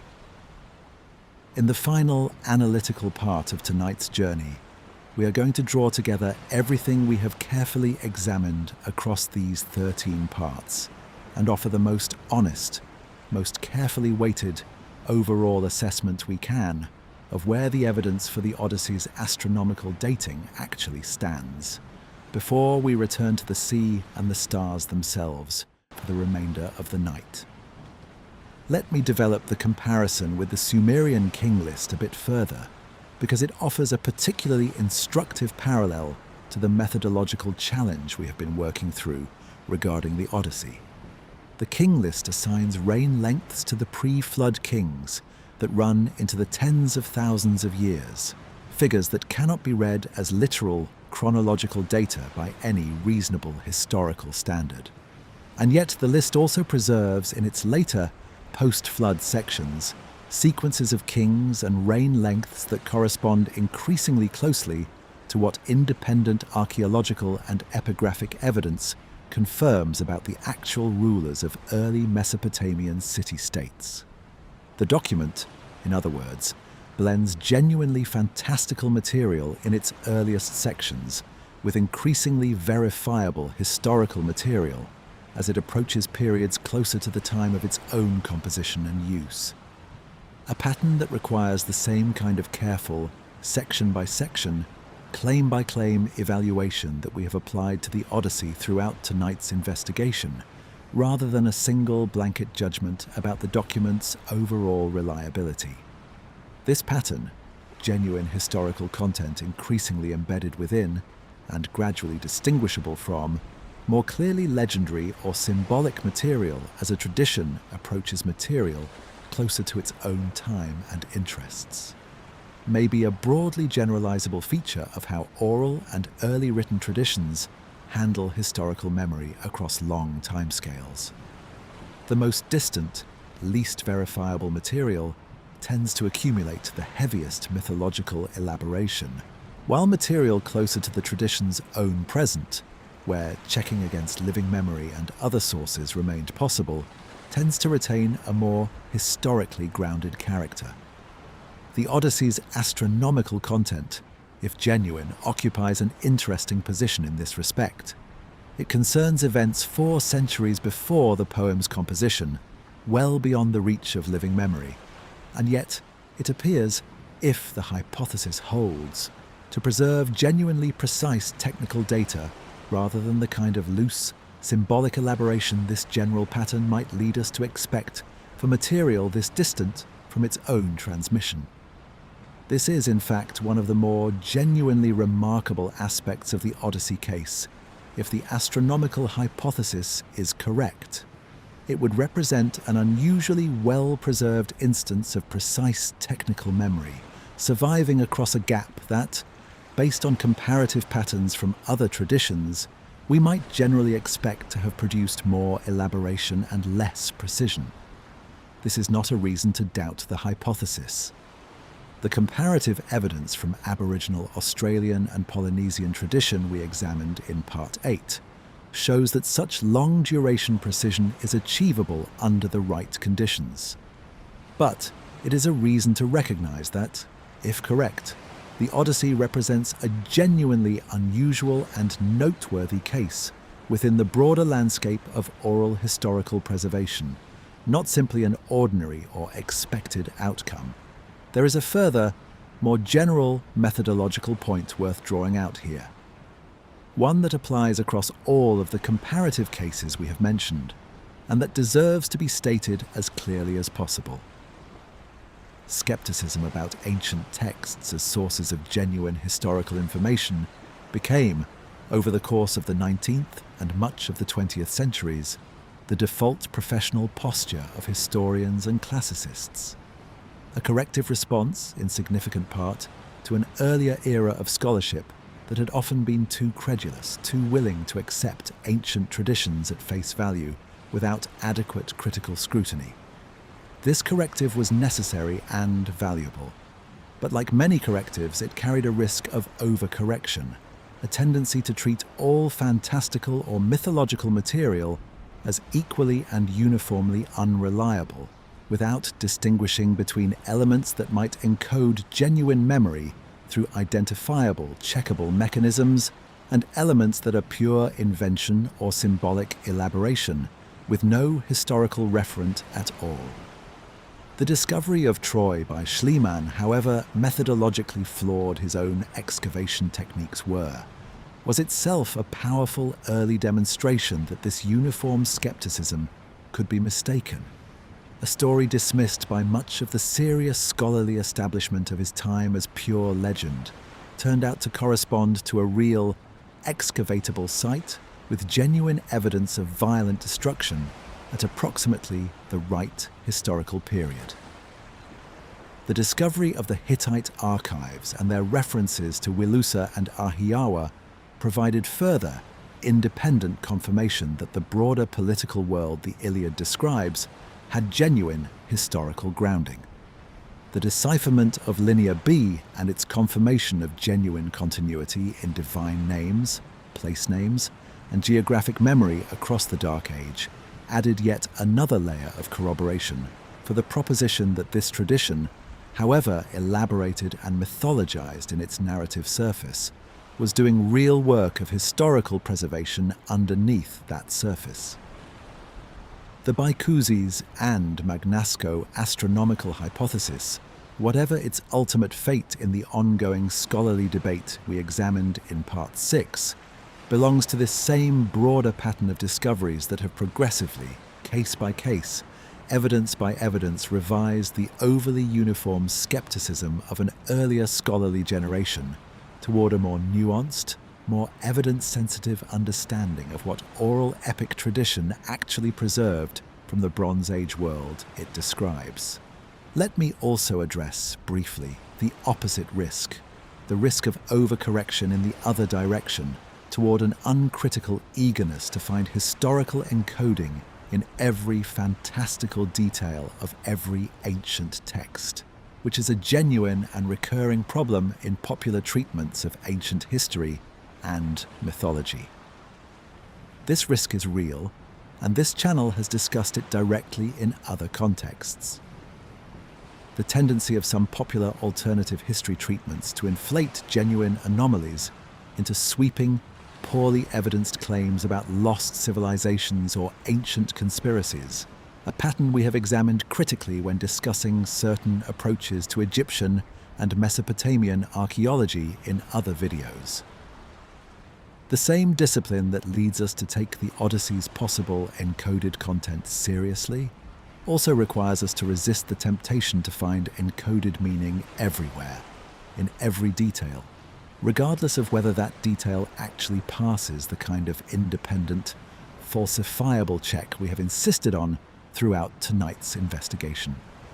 The specific strength of the Odyssey case, relative to many other popular claims about hidden ancient knowledge, is precisely that its strongest elements, the eclipse calculation, the Strait of Messina identification, the catalogue of ships' archaic geography, rest on independently checkable, falsifiable evidence rather than on the kind of loose thematic resonance or number symbolism that characterizes much less rigorous alternative historical argumentation.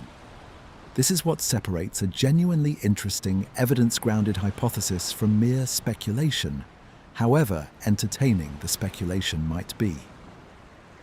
One final comparative case is worth mentioning briefly because it comes from a completely different cultural tradition and demonstrates that the phenomenon we have been discussing throughout tonight's journey is not unique to the Greek epic tradition or to the ancient Near East. but appears to be a broader feature of how human oral cultures relate to genuine historical and astronomical memory. Oral and written traditions from various cultures around the world describe specific past celestial events: comets, novae, meteor showers, unusual planetary conjunctions, in terms that, when checked against the astronomical record reconstructed by modern science, correspond to real, datable events. Chinese astronomical records, admittedly written rather than purely oral, document historical supernovae with enough precision that modern astronomers have used them to help identify the specific remnants of ancient stellar explosions still visible in the sky today. While these Chinese examples come from a literate tradition rather than a purely oral one, they establish the same underlying principle we have applied throughout tonight's investigation to the purely oral case of the Odyssey. That specific ancient human observations of the sky, whether written down immediately or carried forward through oral memory, can and sometimes do preserve genuinely precise, checkable astronomical information across enormous spans of time. With all of this comparative material considered together, tonight's investigation of the Odyssey stands as one instance of a genuinely important and genuinely ongoing scholarly project.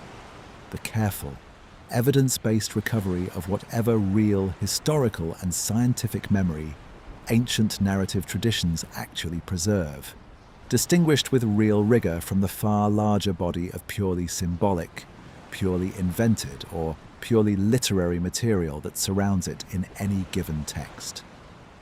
We have now examined the evidence from 13 different angles, moving carefully through geology, archaeology, philology, astronomy, and comparative anthropology. It is time to draw everything together and say, as clearly and as honestly as we possibly can, what this entire investigation actually supports. Let us begin with what the evidence clearly establishes, independent of any disputed philological interpretation. First, a real total solar eclipse occurred on April 16th, 1178 BCE, and its path of totality crossed the Ionian Islands, including Ithaca. This is not a matter of interpretation, it is a matter of orbital mechanics, calculable with high precision using the same physics that lets astronomers predict eclipses decades into the future, and confirmed independently through NASA's astronomical catalogues.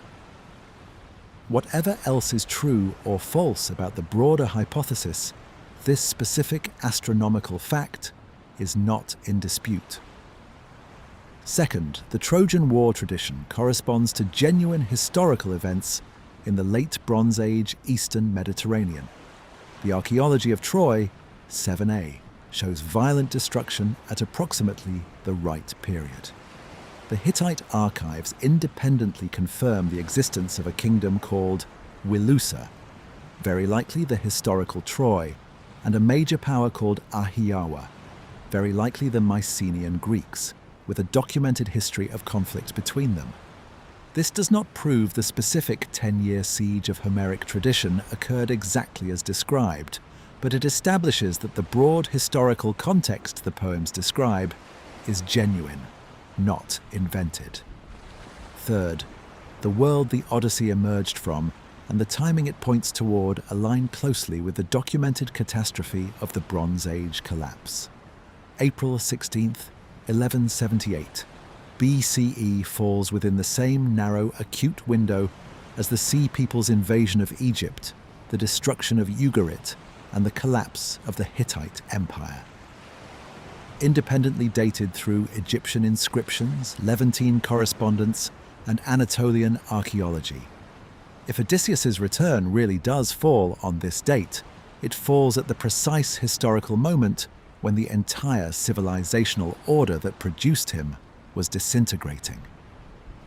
Fourth, the broader oral epic tradition that produced the Odyssey demonstrably possessed genuine, technically accurate astronomical knowledge, deployed consistently across both major poems. The circumpolar behavior of the Great Bear, described identically and correctly in both the Odyssey and the Iliad, is not something a tradition without real astronomical competence would be likely to get right by accident, twice in nearly identical language. Fifth, comparative evidence from oral traditions in other parts of the world. Aboriginal Australian coastal memory spanning 7,000 years. Polynesian navigational tradition verified through the Hokulea voyages. The documented preservation of singular, dramatic celestial events like the Henbury meteorite impact establishes that the theoretical objection to the Odyssey hypothesis, the claim that oral traditions simply could not preserve this kind of precise technical detail across 4 centuries, does not hold up as a blanket principle. Under the right conditions, oral tradition demonstrably can and does preserve exactly this kind of information. Now let us turn to what remains genuinely contested. The central unresolved question is philological. Does the ancient Greek text of the Odyssey specify the astronomical conditions Bycusis and Magnasco identify? The position of Venus, the new moon, the positions of the Pleiades and Boötes, the association between Hermes and Mercury, with enough precision to function as genuine, independent astronomical constraints?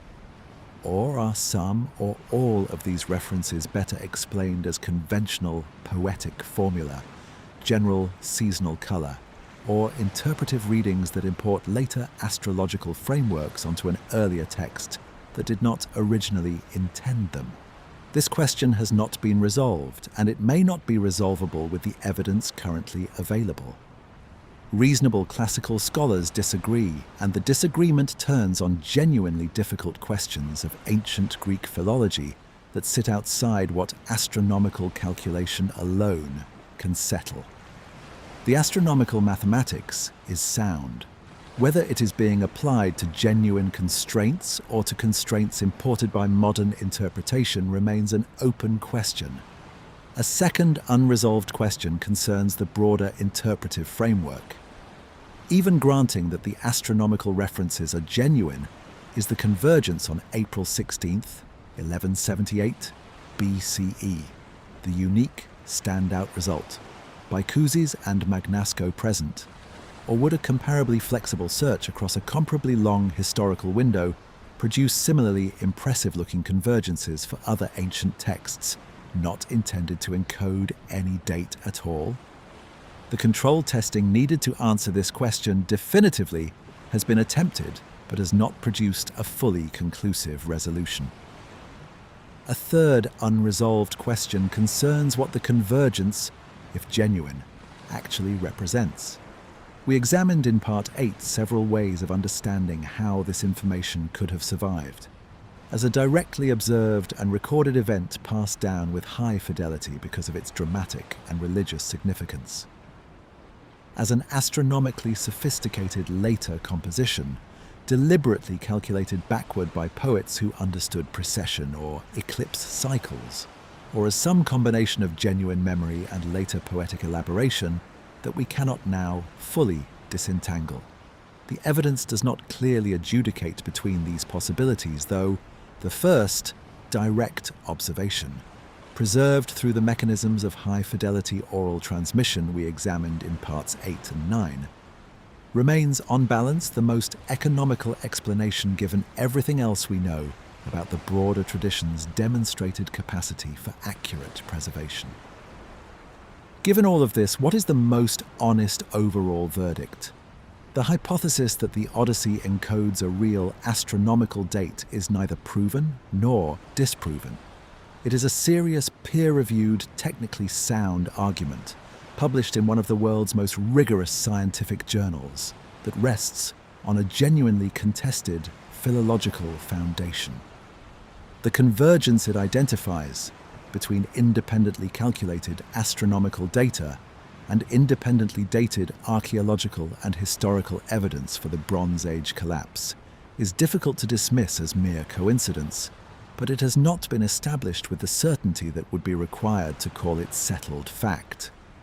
This is, admittedly, a genuinely unsatisfying place to land if what you wanted coming into tonight's journey was a clean, simple, one-word answer to whether Homer really recorded a real eclipse on a real day nearly 3,200 years ago. But it is the honest state of the evidence, and it is worth remembering, as we discussed in Part 13, that this kind of productive, well-evidenced uncertainty is not a failure of investigation. It is what serious engagement with a genuinely difficult historical question actually looks like. What can be said with real, honest confidence after 14 parts of careful and sustained investigation is this: the Odyssey is not simply a work of pure invention, disconnected entirely from the real world it claims, in its own way, to describe. It emerges from a documented historical context: the Mycenaean palace world, the Trojan War tradition confirmed independently by Hittite sources, the catastrophic Bronze Age collapse. And it appears to preserve, through the demonstrated mechanisms of oral tradition, genuine information about that world, real navigational hazards, real geographic memory, real astronomical competence, and, quite possibly, a real date. Whether that date is precisely April 16th, 1178 BCE remains an open question. But the poems claim to be more than mere fiction, to be, in some genuine and demonstrable sense, a vessel for real memory of a real and catastrophic moment in human history. Stands on considerably firmer ground than a casual reader, encountering only the poem's fantastical surface of monsters and magic, might ever suspect. In the parts that remain tonight, we are going to step back from the technical argument entirely and sit for a while with what this investigation ultimately means, for how we understand the deepest human relationship to memory, to the sky above us, and to the stories we tell ourselves, generation after generation, about where we came from and what we lost along the way. Let me expand on why the philological uncertainty at the center of this investigation is genuinely difficult to resolve, rather than simply a matter of scholars being stubborn or unwilling to engage. Ancient Greek, as preserved in the Homeric text, is a literary dialect that was never anyone's everyday spoken language in precisely the form we have it.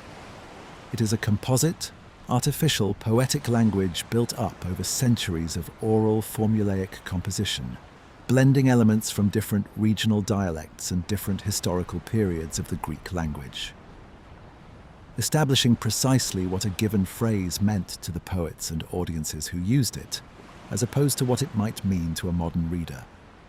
Importing later linguistic or astronomical associations requires the kind of painstaking historical linguistic reconstruction that takes specialists years to develop expertise in. This is not a defect in the scholarship. It is simply the genuine difficulty of interpreting a 3,000-year-old poetic language with full confidence.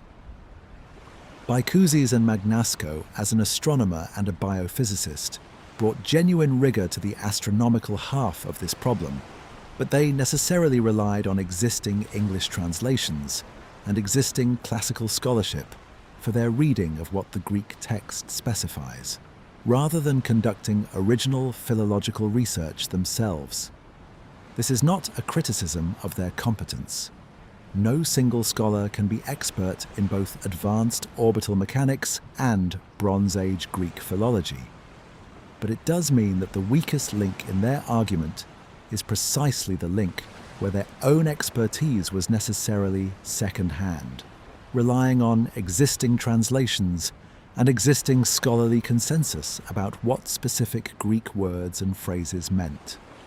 This is exactly the kind of interdisciplinary vulnerability that the strongest version of any archaeoastronomical argument needs to address directly, and it is worth naming clearly rather than glossing over.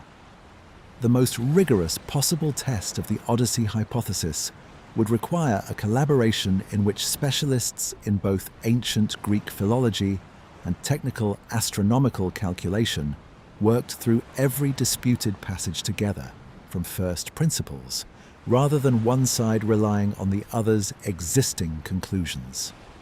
To date, this kind of fully collaborative ground-up re-examination has not been comprehensively conducted, which is one of the reasons the debate remains genuinely open rather than resolved in either direction. Let me also weigh, one final time, the specific probability question that has run underneath this entire investigation. How likely is it that this convergence occurred by chance rather than through genuine preserved memory? We cannot assign this a precise numerical probability with genuine confidence. The philological uncertainty about what the text actually specifies makes any such calculation more a matter of informed judgment than of rigorous statistics. But we can reason about it qualitatively, drawing together the threads from across tonight's investigation. If the astronomical references are indeed as specific as Bards and Magnasco argue, the probability of 5 independent celestial conditions all being simultaneously satisfiable by pure chance within a historical window of roughly 135 years is genuinely low. This is the basic logic of constraint satisfaction we examined in Part 5. Combine this with the independent convergence between the astronomically derived date and the archaeologically dated destruction of Troy and the historically documented Bronze Age collapse. And the cumulative case for something more than coincidence becomes considerably stronger than any single piece of evidence would suggest on its own. But this reasoning is conditional on the philological premise holding, on the Greek text genuinely specifying what Bards and Magnasco claim it specifies. If that premise is wrong, if the astronomical references are looser and more conventional than their analysis assumes, the entire probability calculation collapses, because you cannot calculate meaningful odds against chance convergence for constraints that were never genuinely precise constraints in the first place. This is why the philological question, however dry and technical it might seem compared to the drama of eclipses and Bronze Age catastrophe, is genuinely the linchpin of the entire hypothesis, and why honest engagement with this investigation requires holding the philological uncertainty in mind, even while appreciating the genuine power of the convergence if the premise holds. There is one more consideration that deserves inclusion in this final assessment, and it concerns the direction future evidence is most likely to come from, and what specifically would move this question closer to genuine resolution. The most promising avenue is not further astronomical calculation. The astronomical mathematics has been done, and redoing it with modern software is unlikely to produce meaningfully different results, since the underlying orbital mechanics are not in dispute. The most promising avenue is precisely the collaborative philological work we described above. A systematic, first principles re-examination of every disputed passage by specialists in Homeric Greek, Bronze Age astral religion, and the broader Near Eastern astronomical traditions with which Mycenaean Greece had documented contact, working through the disputed constraints one by one, with the same rigor Bards and Magnasco brought to the astronomical calculation itself. A second promising avenue, though a slower and more resource-intensive one, is continued archaeological work, both at Troy itself, where excavation continues and periodically refines our understanding of the site's destruction chronology, and in the broader project of dating the Bronze Age collapse with increasing precision through the kind of multi-site, multi-method, archaeological synthesis that has already substantially improved our understanding of this period over the past several decades. Tighter, more precise, more confidently established dates for Troy's destruction and for the broader collapse would allow a more rigorous test of whether the astronomically calculated date for Odysseus's return genuinely converges with the independently established historical chronology, or whether the apparent convergence is looser than it currently appears. Until this further work is done, the honest position remains exactly where we have left it. A genuinely compelling, genuinely contested, genuinely unresolved hypothesis, resting on real evidence, deserving continued serious attention rather than either premature acceptance or premature dismissal. Let me also situate this final assessment against the two extreme positions we identified and explicitly rejected at various points across tonight's journey, because doing so helps clarify exactly where the honest middle ground actually sits. The first extreme position, which we might call confident acceptance, treats the astronomical dating as essentially proven, a settled scientific fact that confirms Homer as a reliable historical witness, and the Odyssey as, in some meaningful sense, ancient reportage rather than poetry. This position overstates what the evidence supports.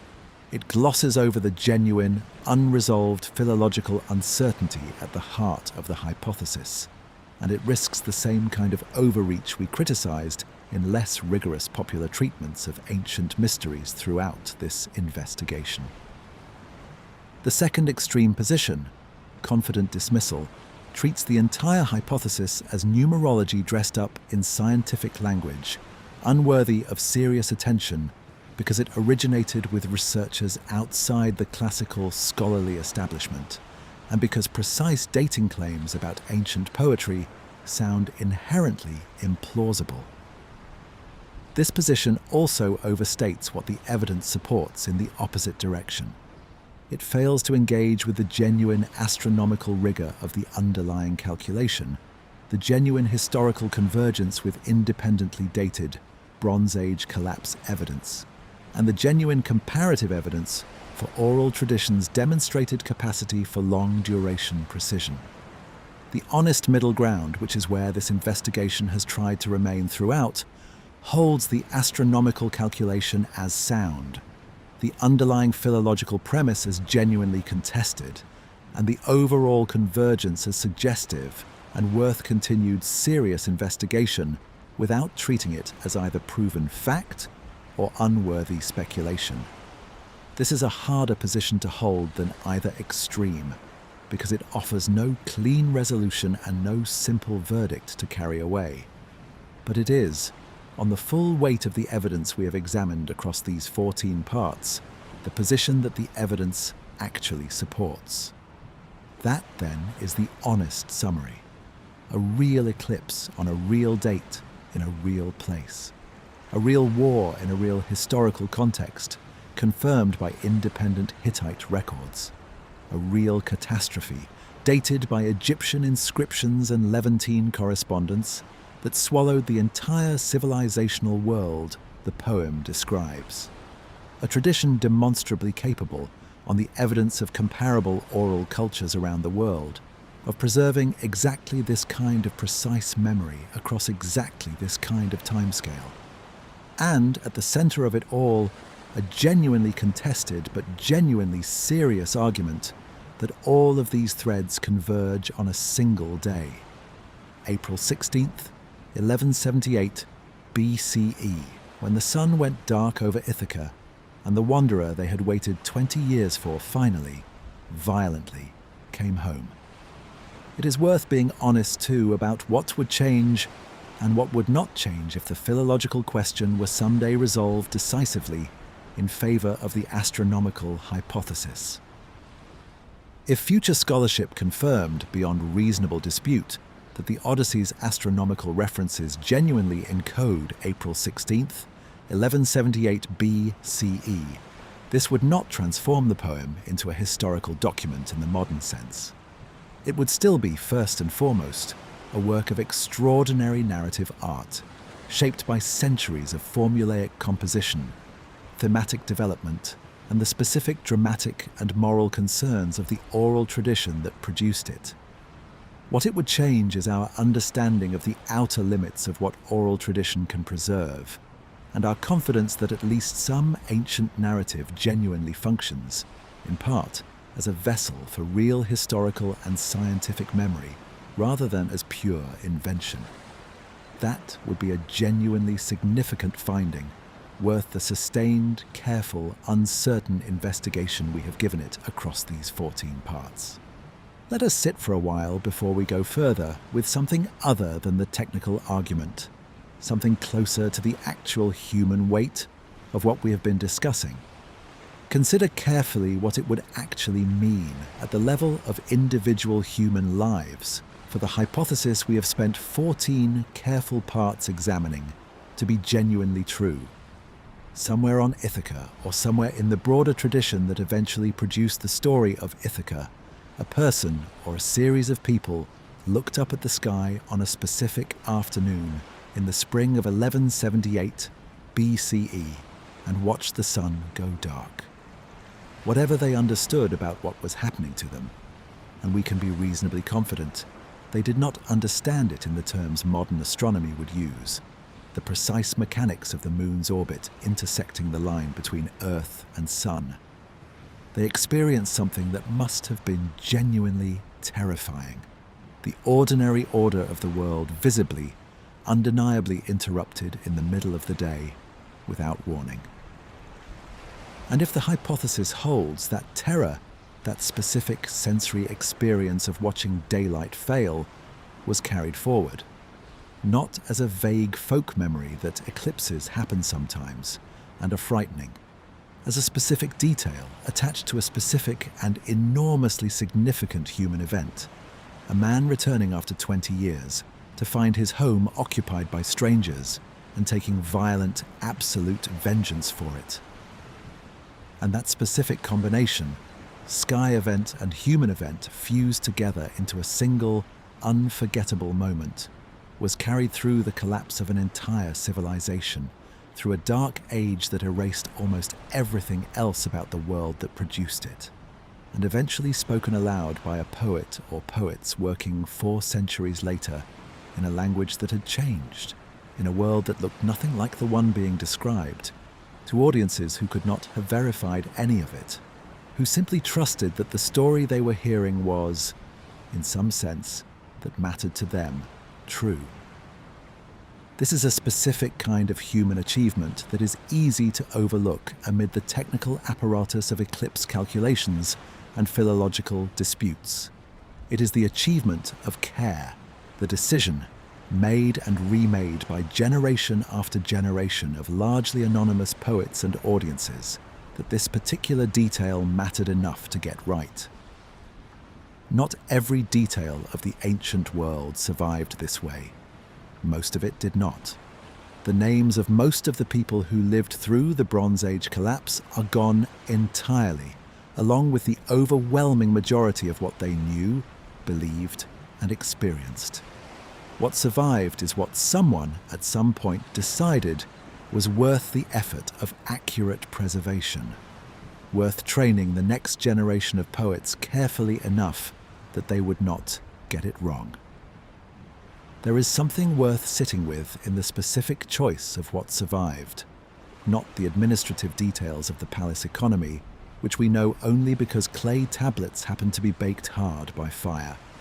Not the names of most kings, most battles, most of the ordinary texture of ancient life.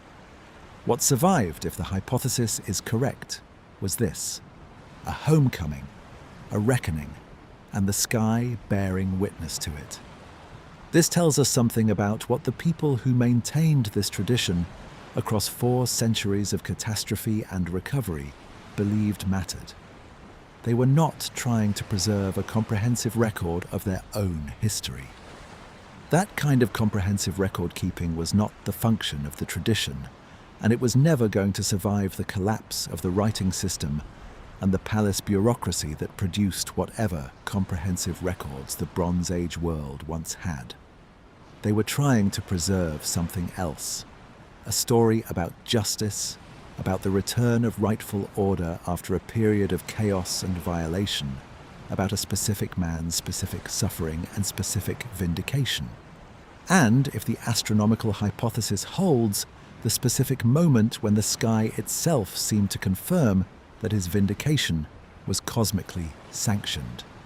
This is, in a sense, what all human storytelling across all cultures and all periods eventually does. We do not remember everything. We cannot. The past is too large, too full of detail for any tradition, oral or written, to carry all of it forward. What gets carried forward is what a community across generations keeps deciding matters. What keeps getting told, retold, refined and passed on, while everything else is allowed to fall away into the silence of the unrecorded and the forgotten. The Odyssey, if tonight's investigation has shown anything, is a document that emerged from exactly this process of selective, motivated, careful transmission. Not comprehensive history, but a specific, curated, intensely significant set of memories, held onto because they mattered to the people holding onto them, shaped by 4 centuries of retelling into the form we now read, but apparently, in at least some of its details, genuinely rooted in things that actually happened. There is a particular, specific kind of humility this should genuinely produce in us, reading the poem now, nearly 3 full thousand years after it reached something like its final form. We tend to approach ancient texts, especially fantastical ones, with a certain condescension. An assumption that people in the deep past were credulous, unsophisticated, prone to explaining natural phenomena through myth and superstition because they lacked our more accurate scientific understanding of the world. There is some truth in this. The ancient world did not understand eclipses the way modern astronomy does, and the poem's own framing of the eclipse as a divine omen accompanying Odysseus's vengeance is not a scientifically accurate account of solar mechanics. But condescension of this kind can obscure something important, which tonight's investigation has tried to bring into focus. Whatever the ancient world lacked in scientific understanding of why an eclipse happens, the tradition that produced the Odyssey may have possessed something we too easily assume was beyond pre-literate people. The capacity for extraordinarily precise, multi-generational, technically demanding preservation of specific factual detail, achieved not through writing, not through the technologies we associate with careful record-keeping, but through nothing more than human memory, human voice, and a cultural practice refined and tested across centuries to make that memory reliable. This is genuinely worth holding on to the very next time you encounter an ancient myth, and feel tempted to dismiss it as simply a primitive attempt to explain the world before science eventually came along and did the job properly. Some myths are exactly that. But some myths, the evidence increasingly suggests, are doing something considerably more sophisticated, carrying forward genuine information encoded in narrative, because narrative is what oral tradition is actually good at preserving, waiting for someone with the right combination of astronomical calculation, archaeological cross-referencing, and philological care to notice what is actually there. The Odyssey has been read for nearly 3,000 years as a story about a man trying to get home. Tonight, we have tried to read it also as something else, a message deliberately and carefully preserved across an unimaginable gulf of time, from people who wanted a specific moment, a moment of catastrophe, of vindication, of the sky itself seeming to confirm that justice had finally, violently, been done, to be remembered accurately by whoever eventually heard it. If they succeeded, we are the audience they were preserving it for. We are hearing, quite possibly, a genuine account of what the sky looked like on a specific afternoon more than 3,000 years ago, carried across that entire span of time by nothing more than human care and human voice. In the next part of tonight's journey, we are going to look at what happened to this specific tradition after Homer, how the poem was received, preserved, and transmitted through the subsequent millennia of Greek and later Western culture, across empires and religious conversions and the invention of printing, and every other transformation the world has undergone since, and what that remarkable, unlikely, multi-millennial history of transmission tells us about texts that manage to survive against every likelihood that they should not have. Let me extend this reflection with a comparison that may bring it into sharper focus. Think about what you yourself have chosen to remember and pass on from your own family's history. Most families do not maintain comprehensive records of their own past. We do not remember the ordinary Tuesday afternoons of our grandparents' lives, the routine transactions and unremarkable days that made up the overwhelming majority of their actual lived experience. What survives in family memory, passed down in the stories told at gatherings and repeated across generations, tends to be a small number of specific, dramatically significant moments. A narrow escape, a dramatic reversal of fortune, a moment of crisis met with courage or folly, a specific injustice and its resolution.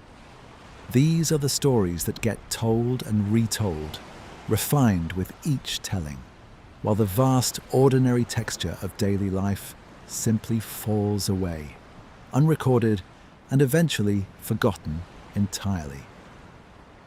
This is not a flaw in human memory, some deficiency to be corrected. It is simply how human memory, operating at the level of culture and generations rather than individual recall, actually and reliably works. We are selective, dramatic, event-oriented creatures when it comes to what we choose to preserve and transmit. And this selectivity operates whether the transmission mechanism is a grandmother telling stories at a kitchen table or a professional bardic tradition performing at aristocratic feasts across 4 centuries of Bronze Age, catastrophe and recovery. The mechanism is different. The underlying human logic of what gets remembered and what gets allowed to fade is strikingly similar. If the Odyssey's eclipse really is a genuine memory, it is in this sense not so different in kind from the stories your own family tells about the moments that mattered most. Except that this particular family story happened to concern the sky itself, happened to be transmitted by a tradition sophisticated enough to encode genuinely precise astronomical detail within its narrative structure, and happened to survive long enough and become significant enough that 3,000 years later, strangers on the other side of the world are still trying to verify whether it really happened exactly the way the story says.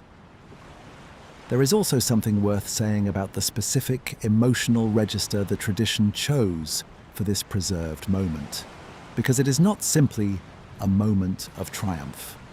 It is a moment of extraordinary violence, described in the poem in unflinching, extended detail. Odysseus and his son Telemachus, together with 2 loyal servants, kill every one of the more than 100 suitors in his hall, methodically, over an extended and increasingly brutal sequence, with the poem describing the specific manner of each death without softening or looking away. If a real eclipse really did coincide with a real act of violent retribution on Ithaca, and if the tradition preserved that coincidence deliberately across 4 centuries, it preserved something morally and emotionally complicated. Not a simple story of good triumphing over evil, but a story in which overwhelming extended violence is presented as divinely sanctioned justice, marked and confirmed by the darkening of the sun itself. This is worth sitting with honestly rather than smoothing over. Ancient audiences living in a world where blood feud, violent retribution, and the restoration of household honor through decisive and total action were understood very differently than they are understood in most contemporary contexts, may have experienced this scene with a moral clarity that a modern audience finds more troubling. The eclipse in this reading is not simply cosmic decoration for a satisfying revenge story. It is the tradition's way of insisting that this particular, extreme, totalizing violence was not merely justified, but cosmically endorsed. A claim the tradition apparently thought important enough to anchor in real, verifiable astronomical fact. Whether we find that anchoring reassuring or unsettling says as much about us as it does about the tradition that produced it. But it is part of what we are actually looking at, if the astronomical hypothesis is correct. Not a neutral historical record, but a specific culture's decision to mark, with the most dramatic evidence available to them, a moment of total and violent restoration of what they understood as rightful order. Let me close this reflection with one more observation about the strange intimacy of what we have actually been doing across all 14 preceding parts of tonight's investigation. When Baicouzes and Magnasco ran their astronomical calculations, they were, in a very literal sense, attempting to look up at the same sky that a specific person or persons looked up at more than 3,000 years ago, to reconstruct, using modern orbital mechanics, precisely what the heavens looked like on one particular afternoon, in one particular place, so long ago that almost everything else about the world of that afternoon has been lost entirely. We know essentially nothing about the specific individual who may have first observed that eclipse and understood it as significant enough to remember. We do not know their name, their appearance, the specific words they used to describe what they saw. Language itself has changed so completely that even if we could speak to them, communication would require the reconstruction of an entire vanished dialect. And yet, if the hypothesis holds, we can know, with a precision that borders on the uncanny, exactly what they saw when they looked up. We can know that the sun was fully or nearly fully obscured. We can know approximately how long the darkness lasted. We can know which stars would have become visible in the sudden midday dusk, and where in the sky they would have appeared. This is an extraordinary form of connection across time.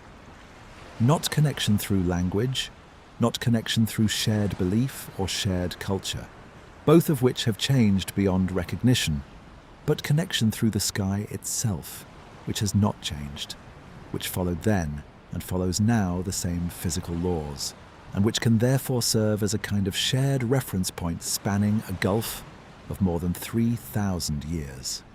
This is perhaps the deepest thing tonight's investigation has actually been about. Not simply whether one specific ancient poem encodes one specific ancient date, but what it means that the sky itself, vast, indifferent, mathematically precise, and completely unaffected by any of the human catastrophe and triumph and grief that occurred beneath it, can serve as a bridge across an otherwise unbridgeable gap in human history. The stars do not remember Odysseus. They do not know or care about the Bronze Age collapse, about Troy, about the slaughter of the suitors, about any of the intensely human drama that the Odyssey preserves. But they hold in their calculable, unchanging positions the specific proof or disproof of whether a specific human memory was accurate. And that is a strange and genuinely moving kind of gift for the indifferent universe to have given us. None of this resolves the philological debate we examined so carefully in Part 6 and revisited in Part 14. It does not make the astronomical hypothesis more or less likely to be philologically correct. But it does, I think, explain something about why this specific hypothesis has generated the kind of sustained fascination it has across scientific journals, classical scholarship, and popular audiences alike, in a way that many other technical debates about ancient chronology simply have not. It touches something that goes beyond the technical question of dating. It touches the basic human hope that something of us, some specific, precious, carefully chosen fragment of what we experienced and cared about, might actually survive the vast erosive pressure of time, might actually reach someone on the other side of an unimaginable gulf of centuries, and might actually be recognized, verified, and understood for what it was. That basic fragility of nearly all human memory is worth naming plainly and directly. Most human experience across all of history has simply vanished, not because it did not matter to the people who lived it, but because there was no mechanism sturdy enough to carry it forward. Most of what any given human being on Ithaca in 1178 BCE thought, felt, feared, and hoped for is gone permanently, with no trace and no possibility of recovery. What we are examining tonight, if the hypothesis holds, is one of the rare, almost accidental exceptions to that general rule of erasure. One specific afternoon, one specific sky, held onto against every probability that it should have been lost, like everything else. Nearly 3,200 years after the events the poem may be describing, we are still listening. The Odyssey did not simply appear in the 8th century BCE and remain fixed and unchanged for the following 3,000 years, sitting safely on some shelf. Its survival to the present day is itself a story of transmission, transformation, and repeated genuinely precarious rescue from loss. A story that runs parallel to, and in some important ways illuminates, the deeper question of oral preservation we have spent tonight carefully examining. Let us trace this history briefly but carefully, because it adds an important final layer to our understanding of how this specific text has managed to reach us at all, across so much time and so much loss. In the century or so after Homer's poems reached something like their classic form, they circulated primarily through continued oral performance. Professional rhapsodes, the successors to the oidoi we discussed in Part 9, who recited the Iliad and Odyssey at public festivals across the Greek world, particularly at Athens, where, by the 6th century BCE, the tyrant Pisistratus is credited by later tradition with sponsoring an official recitation of the complete Homeric poems at the Panathenaic festival, held every 4 years in honor of the goddess Athena. This tradition, whether or not the specific attribution to Pisistratus is historically accurate in every detail, indicates that by this period the poems were becoming institutionalized, recognized as a canonical body of shared cultural heritage requiring official sponsorship and standardized public performance, rather than simply one story among many circulating in the more fluid oral tradition of the Dark Age and early Archaic period. This institutionalization mattered enormously for the poem's eventual survival, because it created the conditions for the poems to be written down in a relatively standardized form, rather than continuing to exist as an indefinitely variable set of oral performances that might have diverged more and more widely from each other over subsequent centuries, potentially losing the kind of precise detail, including, if our investigation is correct, the specific astronomical content of Book 20. That oral variation might otherwise have gradually eroded.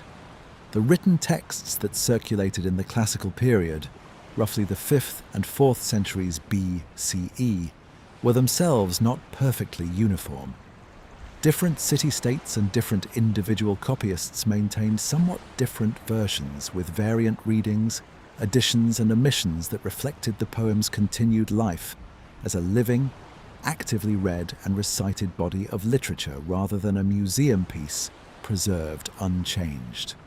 The decisive moment for establishing something closer to a standardized, authoritative text came several centuries later in the Hellenistic period at the Library of Alexandria, the same great library where Eratosthenes, whom we discussed in Part 11, would later serve as chief librarian.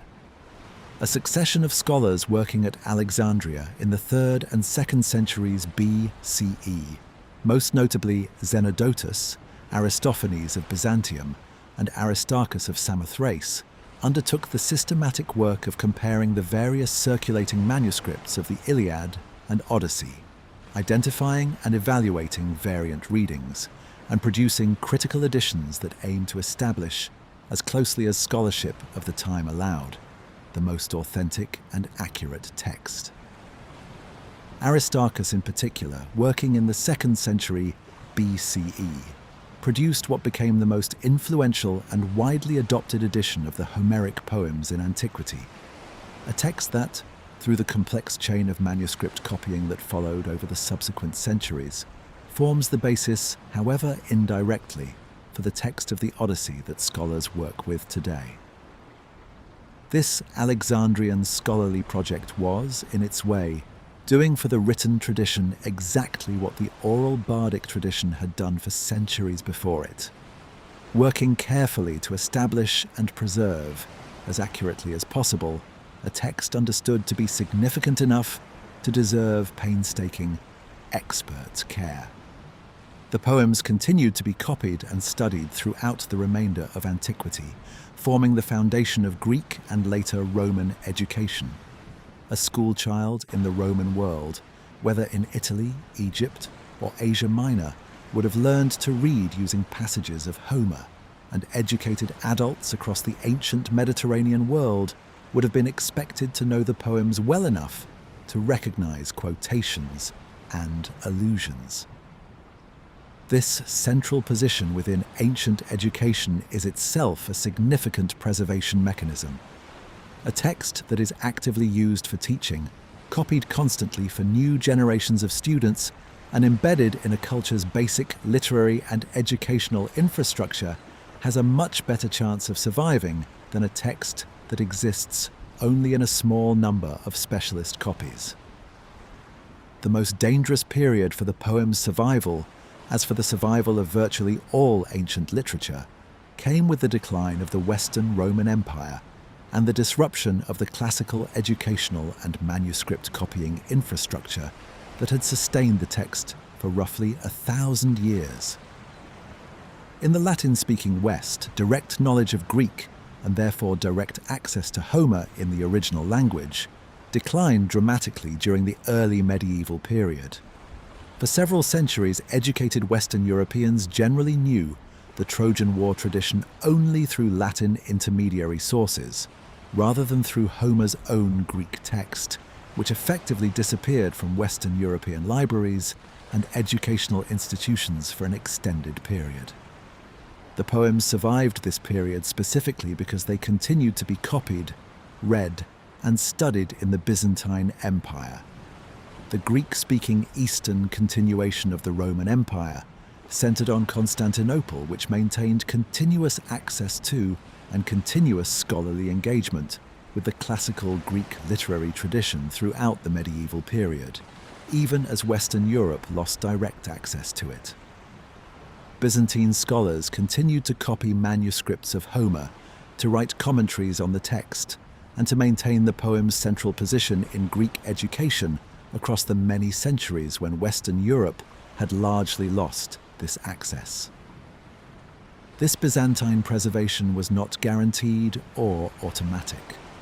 It depended on the continued, deliberate effort of individual scribes and scholars across many generations, copying manuscripts by hand onto expensive parchment, at real cost in time, materials, and skilled labor, motivated by a cultural judgment that the poems remained worth this considerable and continuing investment.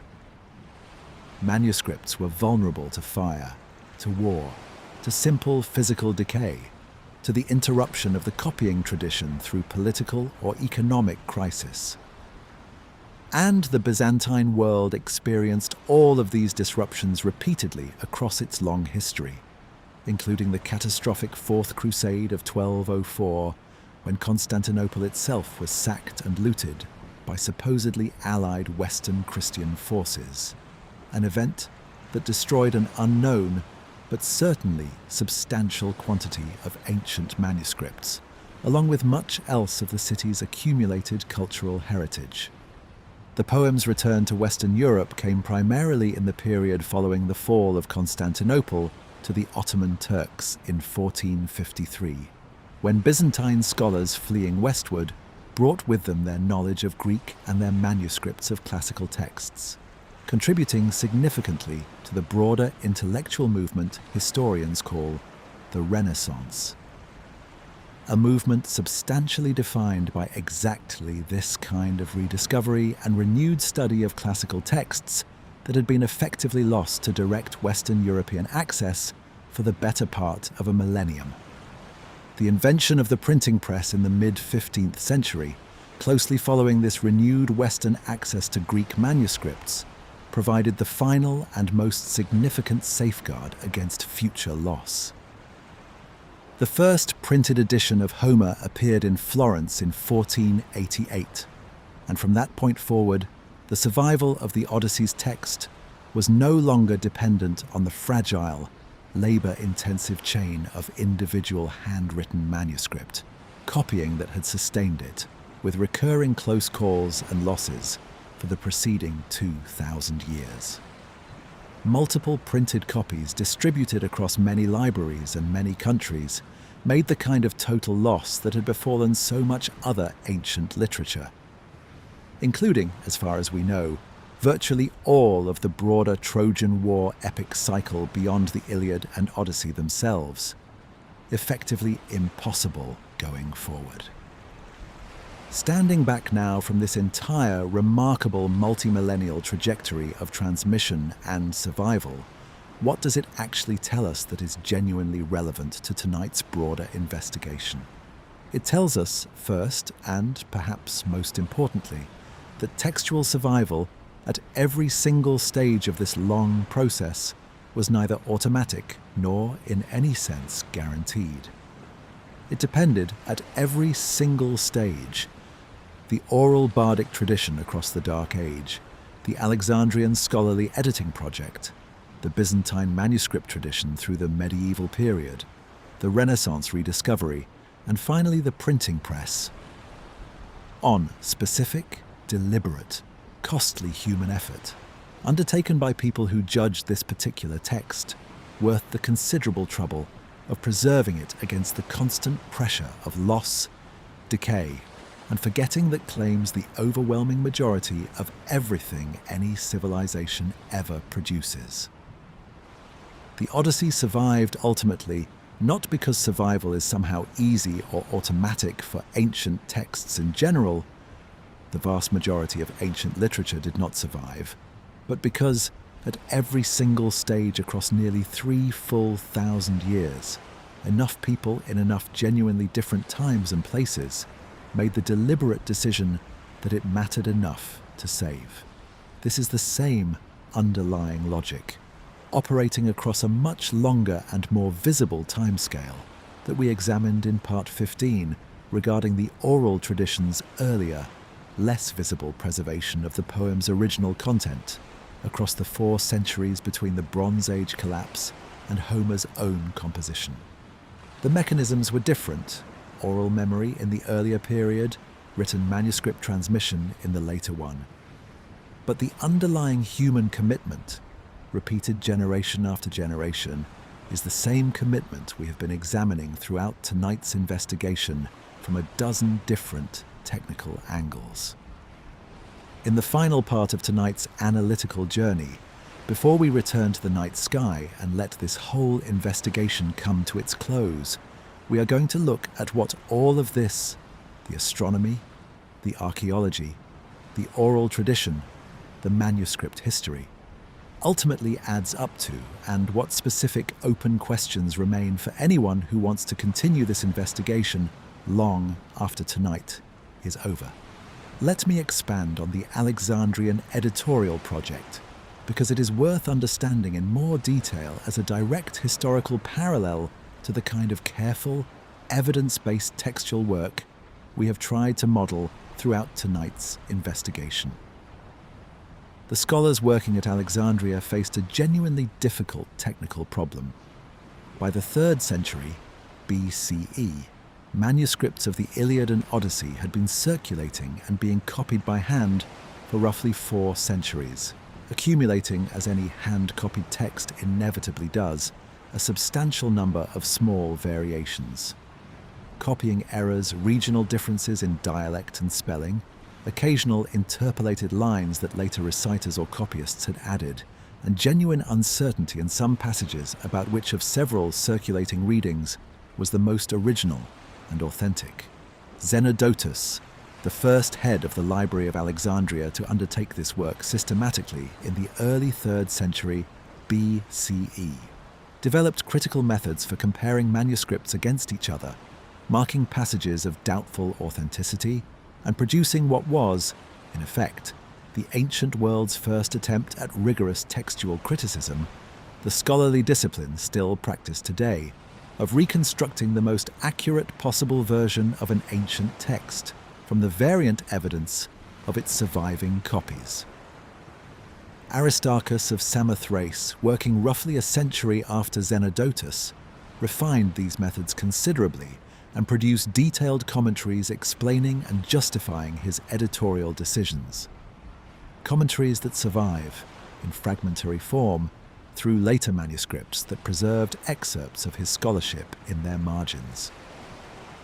Aristarchus's edition became so influential and so widely respected that it effectively became the standard text of Homer for the remainder of antiquity, shaping, however indirectly through the subsequent chain of manuscript copying, the text that has ultimately reached us today. This ancient scholarly tradition of careful, evidence-based textual reconstruction is, in its essential method, if not its specific technical tools, a direct ancestor of the kind of rigorous, source-critical approach that Bycouzes and Magnasco brought to the astronomical question we have spent tonight examining, and that this channel has tried to bring to every ancient text and tradition we have investigated. The impulse to treat an ancient text carefully, to distinguish what is well supported from what is uncertain, and to reconstruct as accurately as possible what was actually said and meant, rather than accepting any single available version uncritically, is a genuinely ancient scholarly virtue, not a purely modern invention. Let me also say more about the Byzantine preservation effort, because it is one of the less well-known chapters in the poem's survival story, and deserves fuller credit than it typically receives in popular accounts of classical transmission. For roughly 1,000 years between the decline of the Western Roman Empire in the 5th century CE and the fall of Constantinople in 1453, the Byzantine Empire functioned as the primary custodian of the entire corpus of ancient Greek literature, including Homer. Byzantine scholars did not simply passively store old manuscripts. They actively studied, taught, copied, and wrote extensive scholarly commentary on the Homeric poems throughout this entire period. Figures like the 12th century Archbishop Eustathius of Thessalonica produced massive, detailed commentaries on both the Iliad and Odyssey that drew on centuries of earlier Greek scholarship, much of which would otherwise have been entirely lost to us, preserved only through Eustathius's citations and discussions of earlier, now vanished scholarly works. This continuous living scholarly engagement mattered enormously for accurate preservation, for reasons directly analogous to what we discussed regarding the earlier oral tradition in parts 8 and 9. A text that is actively studied, actively taught, and actively cross-referenced against multiple manuscript copies and multiple scholarly commentaries is far more resistant to the kind of gradual corruption, error accumulation, and loss that afflicts texts preserved only passively in a small number of copies that are rarely consulted or checked against each other. The Byzantine scholarly tradition functioned as a kind of continuous quality control mechanism for the text of Homer, catching and correcting errors, preserving variant readings for future reference, and maintaining the kind of institutional memory about the text's history and interpretation that made it far more likely to survive intact. The number of individual Byzantine manuscripts of Homer that survive today, scattered across libraries in Europe, is not enormous by modern standards. We are talking about a few hundred manuscripts in total, produced across many centuries rather than the kind of mass-produced textual abundance that print technology would eventually make possible. Each one of these surviving manuscripts represents a specific, identifiable act of preservation. A specific scribe in a specific monastery or scriptorium at a specific point in the medieval Byzantine world, deciding that this text was worth the weeks or months of careful, skilled labor required to copy it accurately by hand onto expensive parchment. One final detail from this transmission history is worth mentioning, because it connects directly back to the astronomical argument at the heart of tonight's investigation. The specific Greek text of Book 20 that Bycouzes and Magnasco analysed, the eclipse passage, the description of Theoclymenus' vision, the surrounding astronomical references, is itself the product of this entire multi-millennial chain of transmission, composed in oral performance sometime around the 8th century BCE, standardized through several centuries of continued oral and early written circulation, critically edited by the Alexandrian scholars in the 3rd and 2nd centuries BCE, copied and recopied by Byzantine scribes across 1,000 years of medieval transmission, rediscovered by Renaissance humanists, and finally fixed in printed form from 1488 onward.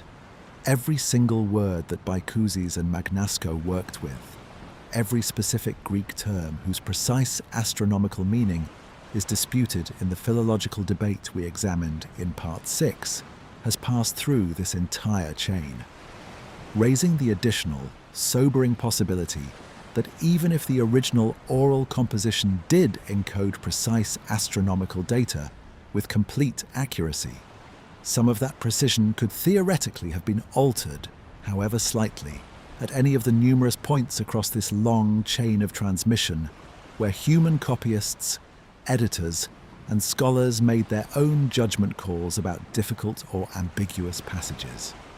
This is a genuine additional layer of uncertainty that compounds the philological uncertainty we have already discussed, and it is worth naming honestly as part of our final assessment.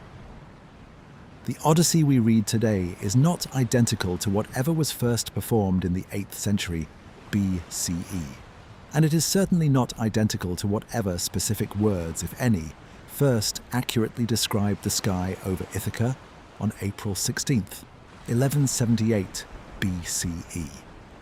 It is the end product of an extraordinary, multi-layered chain of human care and human interpretation, spanning nearly 3,000 years, in which the text we have is the best current reconstruction of a much longer and more uncertain history of transmission, genuinely remarkable in how much it has preserved, and genuinely uncertain in exactly how much fidelity survives at the most granular, word-by-word level that the astronomical hypothesis ultimately depends on. We have arrived at last at the final analytical part of tonight's long investigation. Let us bring everything together, one final time before we let the argument fully rest and return, in the very last part of tonight's journey, to the sea and the sky themselves. 16 parts ago, we began with a question. What if the Odyssey is not just a story? We have spent the entire night trying to answer that question as carefully and as honestly as the evidence allows, moving through geology of a different kind than we usually examine on this channel, the geology of an eclipse's shadow crossing the Ionian Sea, through archaeology, through the deciphered clay tablets of a lost bureaucracy, through comparative anthropology from Australia and the Pacific, and through nearly 3,000 years of manuscript transmission. Let us walk once more through the specific claims, briefly, in the order we examined them. We established that the Mycenaean world the Odyssey describes was genuinely sophisticated, literate, administratively complex, embedded in a Mediterranean network connecting it to the astronomical traditions of Egypt and Babylon. We established that the Trojan War tradition corresponds to real historical relationships, documented independently in the Hittite archives, between a kingdom called Wilusa and a power called Ahiawa. We established that the poem's astronomical language, examined closely, shows a consistent pattern of technical accuracy rather than vague poetic gesture. We walked through the Bykousis and Magnasco paper itself, its methodology, its constraint satisfaction logic, its arrival at April 16th, 1178 BCE. We examined the criticisms carefully, the philological uncertainty at the argument's core, the selection problem, the theoretical challenge from Parry-Lord oral composition theory. We sat with what that date actually means historically, the peak of the Bronze Age collapse, the Sea Peoples, the fall of Ugarit and Hattusa. We examined the comparative evidence for oral traditions' demonstrated capacity for long-duration precision, from Aboriginal Australian coastal memory to Polynesian wayfinding. We looked at the specific human institution, the bardic tradition, the blind poet, the muses, that carried this material forward through the Dark Age. We turned to the poem's other possible encoded content, real navigational hazards, the Strait of Messina, possibly even fossil memory in the Cyclops episode. We compared the Iliad and found corroborating but structurally different evidence. We examined the Linear B tablets directly and found a tradition demonstrably capable of preserving specific, checkable categories of information: divine names, place names, archaic geography. Across the same gap the astronomical hypothesis requires. We place this investigation within the broader pattern of similar cases this channel has examined: the Sumerian king list, the Book of Enoch, global flood traditions. We offered the most honest overall verdict the evidence supports.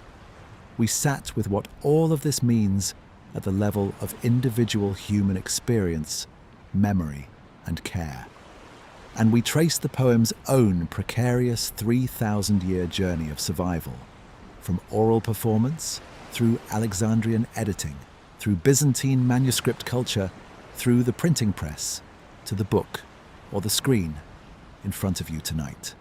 That is a genuinely great deal of ground to have covered together, and it is worth being fully honest that no single individual part of it, taken entirely on its own, would be sufficient to establish the hypothesis at the very center of tonight's investigation. The strength of the case, such as it is, comes from the accumulation, from the fact that so many independent lines of evidence, examined with appropriate skepticism at every stage, point in a broadly consistent direction, even while the single most central and most specific claim, the precise philological reading of 5 astronomical references in Book 20, remains genuinely and honestly contested. What finally are the open questions that remain, not just for scholars, but for anyone who has followed tonight's investigation and wants to think further about it? The first and most pressing is the philological question we have returned to repeatedly: a rigorous, ground-up, collaborative re-examination of the disputed Greek passages, bringing together specialists in Homeric linguistics, ancient astral religion, and Bronze Age Near Eastern astronomical traditions, has not yet been comprehensively undertaken. This is the single piece of work that would move the debate furthest toward resolution, in either direction. The second is the control testing question.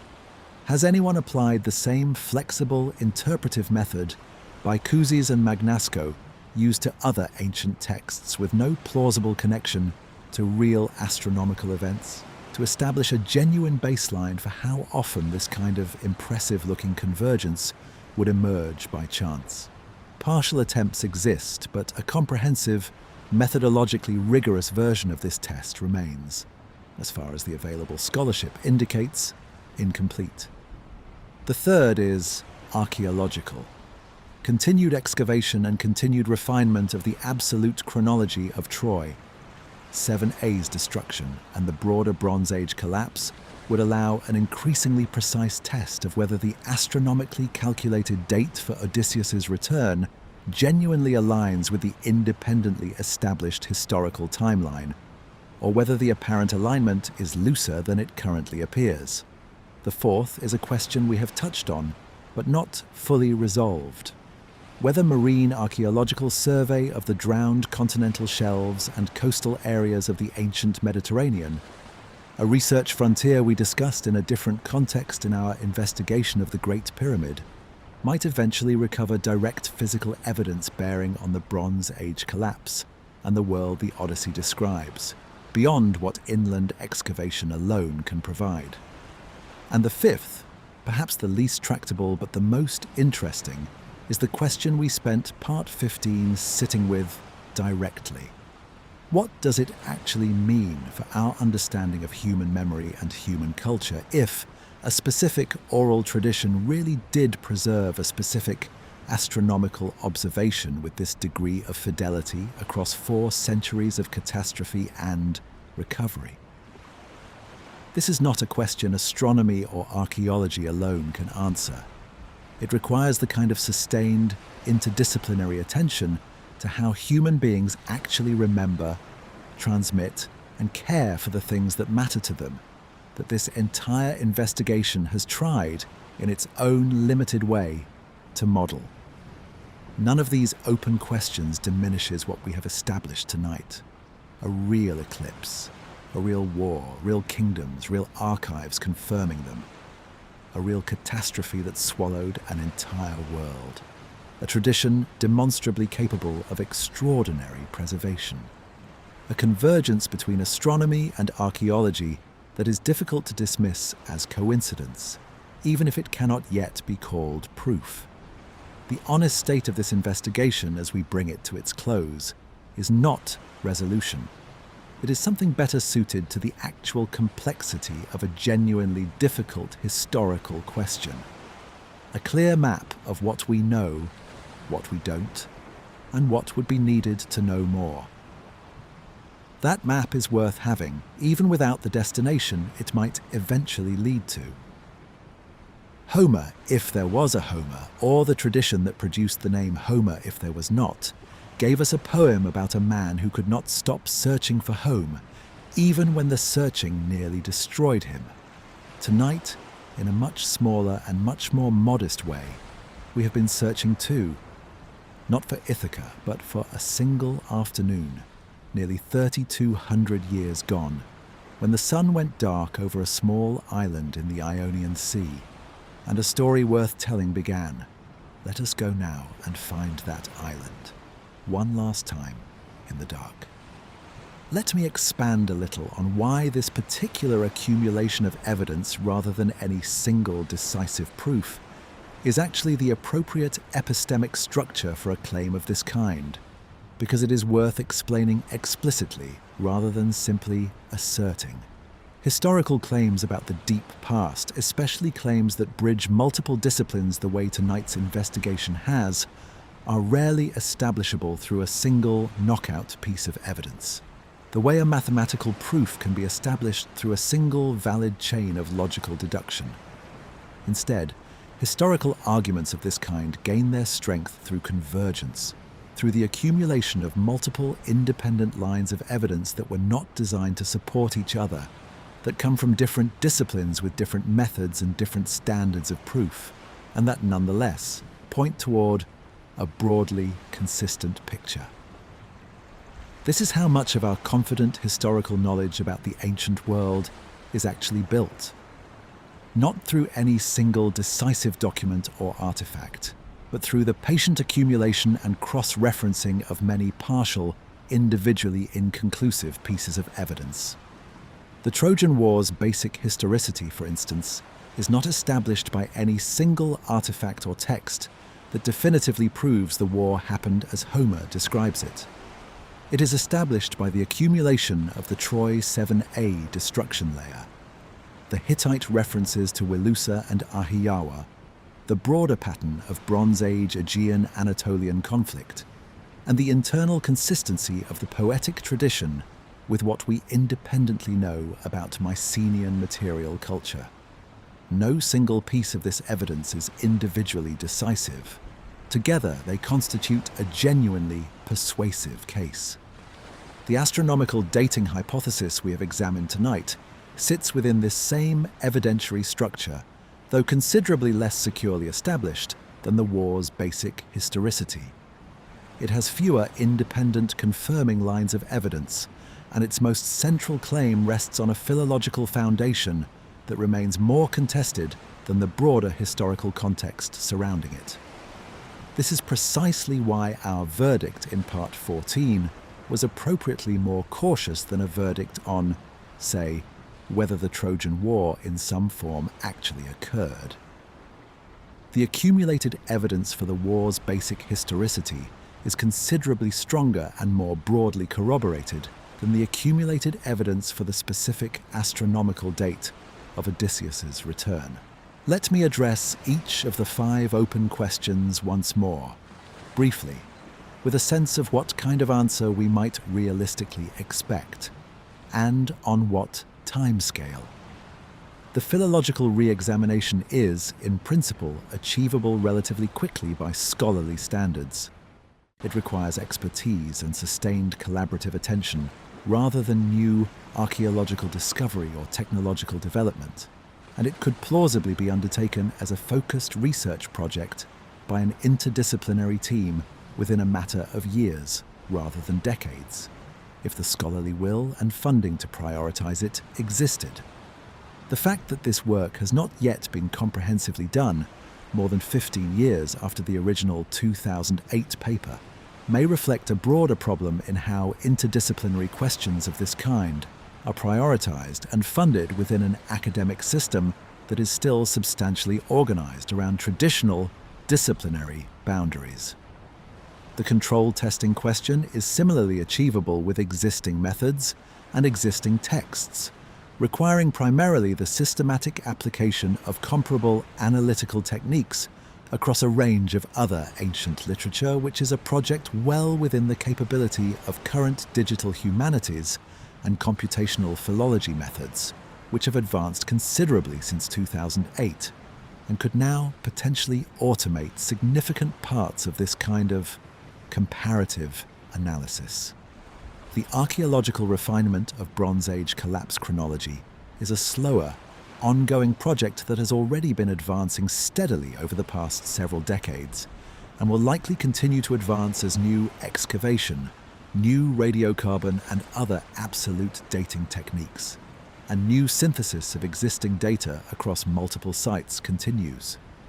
This is not a question that will be resolved by any single discovery, but one where the overall precision of our chronological understanding has been improving gradually and will likely continue to do so.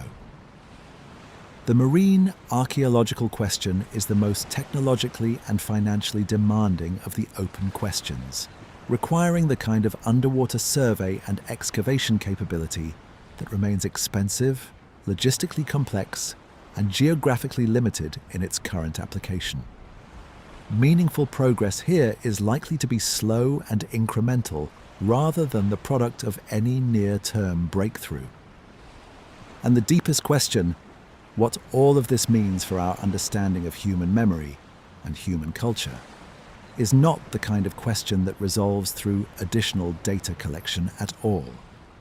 It is a question that each person who engages seriously with this material has to sit with and think through for themselves, informed by, but not simply answered by, the accumulating technical evidence. That is, in its way, exactly as it should be. There is one further reflection worth adding before we close the analytical portion of tonight's journey. A reflection on why a channel dedicated to sleep and slow, careful storytelling chose to spend 18 parts on a question this technical and this uncertain, rather than simply retelling the Odyssey as the adventure story most people already know. The straightforward retelling has genuine value, and other treatments do it well. But there is a different kind of value in sitting with a genuinely unresolved question, carefully for an extended time without rushing toward a satisfying conclusion that the evidence does not actually support. This channel has tried, across dozens of videos now, to model a particular way of engaging with the ancient world.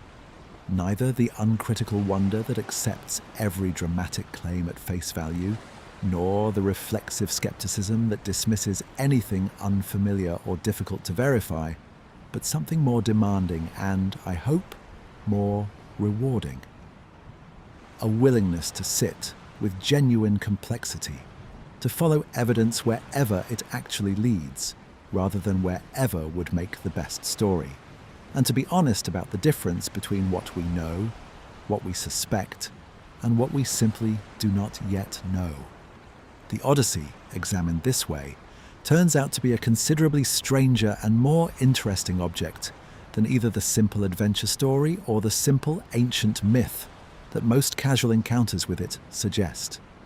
It may be, in ways we are only now developing the tools to investigate properly, a genuine act of preservation, not perfect, not fully verified, but genuinely aimed at carrying something real forward across a gulf of time that should, by any reasonable expectation, have swallowed it completely.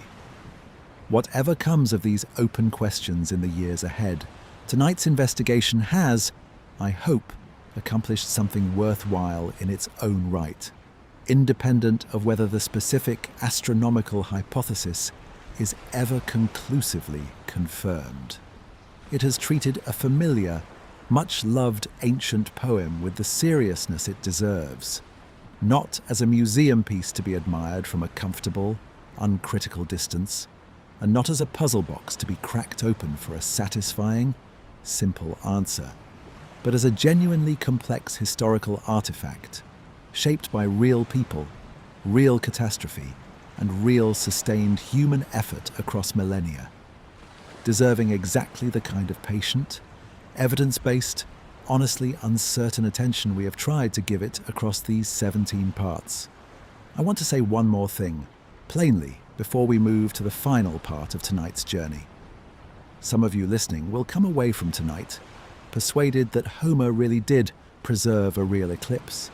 Others will come away genuinely unconvinced, more struck by the philological gaps than by the convergences. Both responses are reasonable, given the evidence we have examined together. What matters more than which side of that particular line you land on is whether you have come away with a clearer, more textured understanding of what the evidence actually is, and why serious people continue to disagree about it in good faith. That kind of understanding is worth more in the end than any single verdict, including mine. Let me offer one final, concrete way of holding all of this together for anyone who wants a single mental image to carry away from tonight, rather than a list of 18 separate technical points. Imagine the entire investigation as a set of independent witnesses, none of whom can speak to each other, each called to testify about a single disputed event. Whether something real happened on Ithaca on a specific day more than 3,000 years ago. The astronomer testifies about the sky and confirms an eclipse occurred, precisely as described, at precisely the right location. The archaeologist testifies about Troy and confirms a city was violently destroyed at approximately the right time. The Hittite scribe, speaking through clay tablets excavated 3,000 years after being written, testifies that a kingdom called Wilusa and a power called Ahiawa were real and were sometimes at war. The Egyptian pharaoh, through his own inscriptions, testifies that the entire eastern Mediterranean was convulsed by catastrophe in exactly this period. The anthropologist, drawing on Aboriginal, Australian and Polynesian testimony from entirely different continents, confirms that oral tradition really can carry this kind of precise memory across centuries. And the philologist, the most cautious and the most essential witness of all, testifies that the ancient Greek text itself remains genuinely difficult to read with full certainty on the most crucial, specific points. No one of these witnesses alone proves the case. But a courtroom that heard testimony this consistent, from witnesses this independent, drawing on evidence this varied, would not dismiss it lightly, nor should we. And a careful judge hearing this same testimony would also not declare the case closed, while the most crucial witness, the philologist, remains genuinely unable to offer full certainty. That, more than any single dramatic conclusion, is the state in which tonight's investigation leaves us. Not with a verdict, but with a case substantial enough and interesting enough to deserve the continued careful attention of anyone who cares about how the deep past actually reaches us. We began tonight on a coastline in the Mediterranean, in the dark, with the stars overhead, and a single question that has carried us through 18 parts, whether those stars were decoration or whether they were data. Let us go back there now, quietly, and let the argument finally rest. Imagine, one more time, the sea at night, the specific darkness of open water far from any city, the kind of darkness that barely exists anymore in most of the inhabited world, where the sky is not a faint smudge of stars competing with electric light, but an entire second landscape, layered and textured and alive with detail, that most of us will go our whole lives without truly seeing. The Milky Way arches overhead, dense enough in places to look almost solid. The individual stars of the Great Bear trace their slow, patient circle around the celestial pole, exactly as they did for whoever first noticed that this particular pattern never dips below the horizon, exactly as they will continue to do for as long as there is a horizon and a sky to circle above it. Somewhere below this same general sky, on a small island whose precise ancient boundaries we can no longer perfectly or confidently reconstruct, a man may have returned home after 20 long years away, on a single afternoon in the spring of 1178 BCE, and found his house full of strangers who had long since assumed he was never coming back. We do not know his name for certain.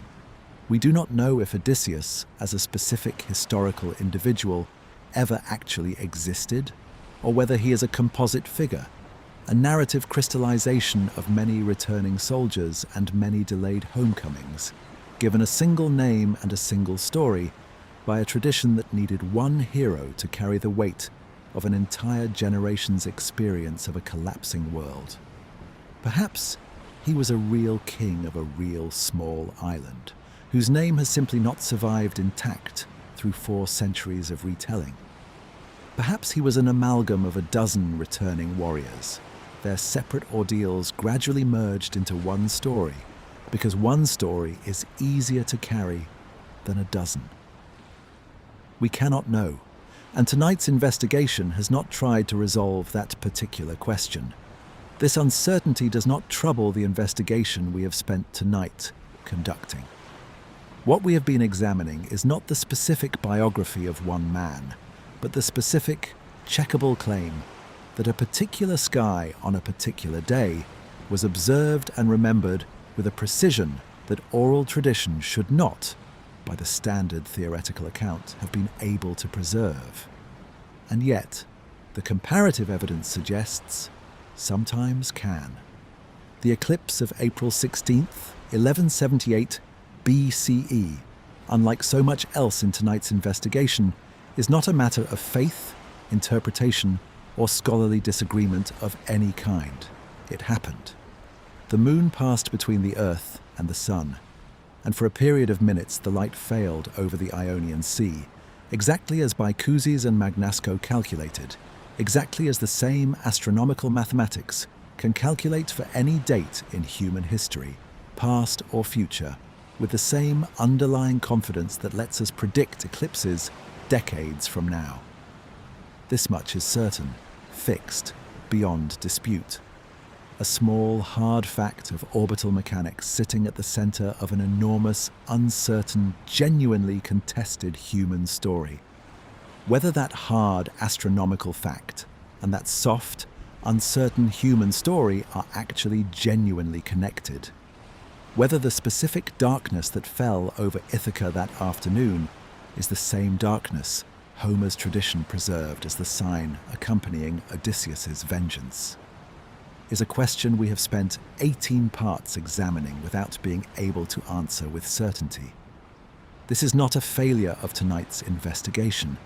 It is the honest shape of a genuinely difficult historical question, the kind that does not resolve into a clean yes or no, no matter how carefully or how long you examine it.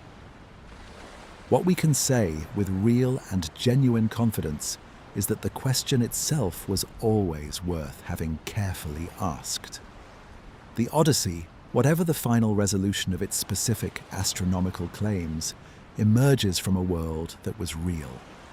Mycenaean palaces whose administrative tablets we can still read, a war whose broader historical context Hittite scribes independently confirmed, a catastrophe that Egyptian pharaohs recorded fighting against with their own lives at stake, and a tradition of oral preservation whose capacity for genuine, long-duration accuracy has been demonstrated again and again in cultures around the world that have nothing to do with ancient Greece, but everything to do with the deep human capacity to remember what matters.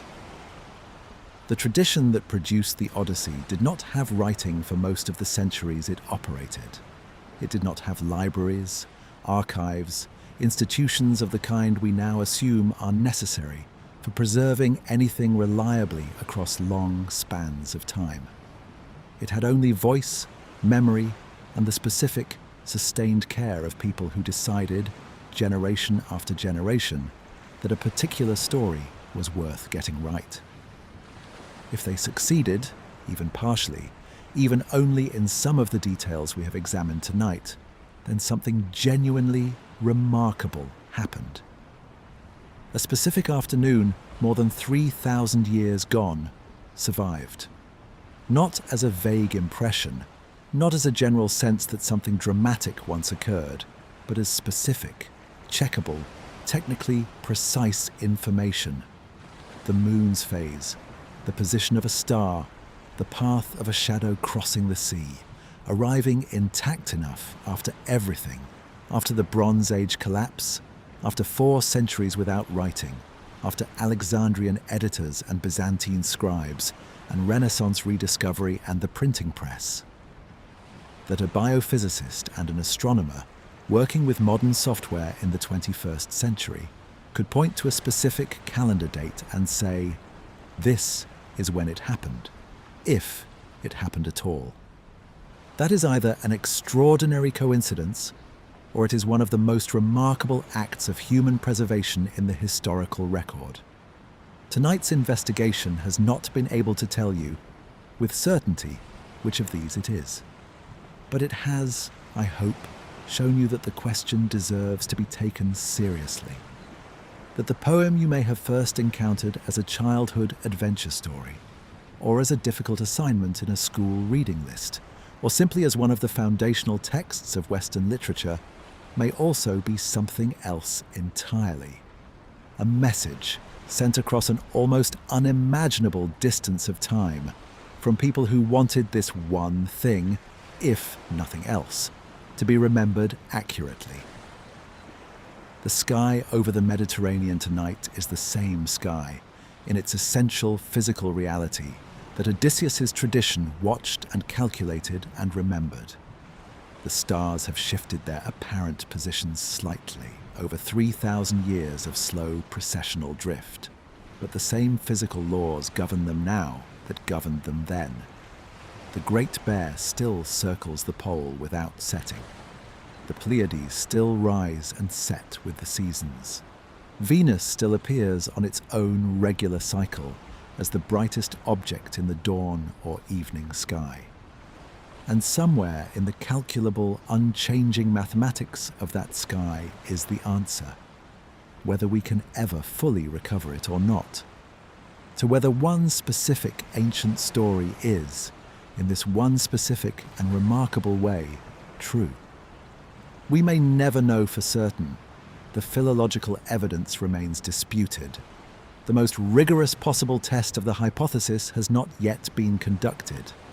Future scholarship may resolve the question definitively in either direction, or it may remain, as so many of the most interesting historical questions do, permanently and productively uncertain. But the not knowing, if you have followed tonight's long investigation carefully and patiently all the way to this point, should not feel like emptiness at all. It should feel like what it actually is, the genuine, respectful weight of a question worth asking about people who lived and suffered and returned home, or tried to, more than 3,000 years ago, and who wanted, more than almost anything else they could have wanted, to be remembered accurately by whoever eventually came after them. Let the surface of your own mind grow quiet now, the way the sea grows quiet in the deepest part of the night, when even the wind has settled completely, and the only sound left is water moving very slowly against a hull, or a shore, or nothing at all. Think, if you want one last image to carry into sleep, of the specific moment the eclipse would have begun. Not the full darkness yet, just the first faint bite taken out of the edge of the sun. So slight that most people going about their ordinary business that afternoon would not have noticed anything wrong. The light would have started to shift almost imperceptibly, growing strange in a way that is hard to describe unless you have experienced it. Not simply dimmer, but wrong, the shadows sharpening in ways shadows do not normally sharpen, the temperature dropping by a degree or two in a way that skin notices before the mind quite understands why. And then, if the totality path really did cross exactly where the story places it, the full darkness, the sun reduced to a black disk, ringed by a faint corona of light that no one in that world had any framework for explaining, stars appearing in the middle of the afternoon sky, birds falling silent, the ordinary sounds of a Bronze Age coastal town, replaced by something closer to held breath. And somewhere in that darkness, if the poem is truly telling us something real, a house full of men who had long believed themselves entirely safe learned, all at once, that they were not. Consider, too, everyone else who has stood in a version of this same darkness across human history. Every culture that has watched a total solar eclipse and tried to make sense of a sky suddenly, inexplicably wrong. The pattern repeats across nearly every civilization that left written or oral testimony. Fear first, then interpretation, then, if the community survived the initial shock, the slow work of turning a terrifying anomaly into a story that could be told and understood, and eventually passed down. What may be unusual about the Odyssey, if tonight's investigation holds up, is not that an eclipse was remembered. Eclipses were remembered by many ancient peoples. But that this particular remembered eclipse was preserved with enough surrounding astronomical detail that it can, potentially, be pinned to an actual calendar date thousands of years later.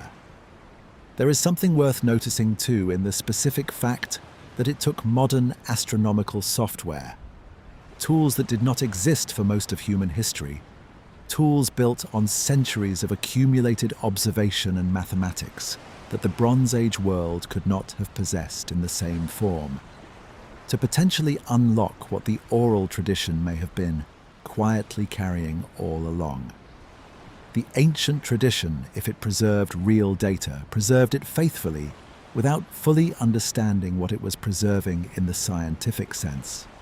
It took thousands of years and a different kind of knowledge entirely to come back around and check the tradition's work. That is a strange kind of collaboration across time. One culture depositing information it could observe but not fully explain. Another culture, 3,000 years later, arriving with the tools to test whether the deposit was accurate. And perhaps that is the truest way to end tonight's journey. Not with a verdict, but with an image of two very different kinds of knowing, reaching toward each other across an almost unimaginable gap of time. On one side, a Bronze Age community without writing, without instruments, without anything we would recognize as science, but with an extraordinary, disciplined generational commitment to watching the sky and remembering what mattered. On the other side, us, with satellites and software and centuries of accumulated astronomical mathematics, but reaching back, in the end, for exactly the same thing they were reaching forward with: the hope that a specific moment, once it has happened, does not simply vanish. You do not need to resolve any of the technical uncertainty we have spent tonight examining in order to feel the weight of that hope. You only need to close your eyes and imagine the specific darkness, the specific fear, the specific relief when the light finally returned and the world resumed its ordinary shape. And then imagine someone that same evening or the next morning or years later deciding this was worth telling, worth getting right, worth passing on to whoever came next. Think for a moment about everyone who has ever tried to preserve something they loved against the certainty of its eventual loss. The parent who tells their children stories about grandparents the children never met, hoping some fragment of a life will survive one more generation. The community that names a street, or a building, or a child, after someone whose specific memory would otherwise fade entirely from the world. The archivist working quietly in a records office, digitizing documents that almost no one will ever read, on the chance that someday someone will need exactly this piece of the past and will be glad it was not thrown away. Every one of these acts is, in its own small way, a bet against forgetting. A wager that the effort of preservation is worth making, even though the preserver will never know whether it succeeded, will never live to see whether the thing they saved actually reaches anyone who needed it. The bards who may have carried the memory of an eclipse across 4 centuries of collapse and recovery were making exactly this same bet, on a scale and across a time span almost too large to comprehend. They could not have known that their care would still matter nearly 3,000 years later. They could not have known that 2 scientists working with computers, a technology beyond any framework available to them, would someday try to verify whether their memory was accurate. They simply did the work of remembering, generation after generation, because the alternative, letting it go, letting the specific and precious details blur into vague and forgettable generality, was apparently unacceptable to them. You are, in your own way, part of this same chain tonight. Whatever you take from this investigation, whether you find yourself persuaded that Homer preserved a real date, or unconvinced, or simply glad to have spent some time with a genuinely interesting, unresolved question, you have become one more link in a transmission process that began, if the hypothesis holds, on a specific afternoon in the Bronze Age, and has not stopped moving forward since. That is what a story that survives actually is. Not a fixed artifact sitting inertly in the past, but a living relationship, renewed every time someone encounters it and decides, even briefly, that it still matters. So let the sea stay dark a little longer. Let the eclipse, real or half-remembered or somewhere in between, finish passing. Let the light come back the way it always eventually does, over Ithaca and over every other coastline that has ever gone dark at midday and been afraid and then, slowly, been unafraid again. We came after them all this time later. We are still listening. The sea is dark and quiet now, entirely at peace.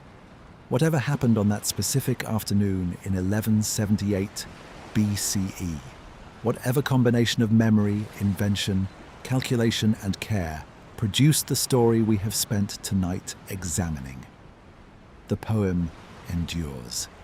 It has endured through a collapse that destroyed nearly everything else about the world it describes. It has endured through 4 centuries without writing, through Alexandrian scholarship and Byzantine monasteries, and a printing press that had not yet been imagined when the story was first told. It has endured long enough to reach you tonight, wherever and whenever you are listening.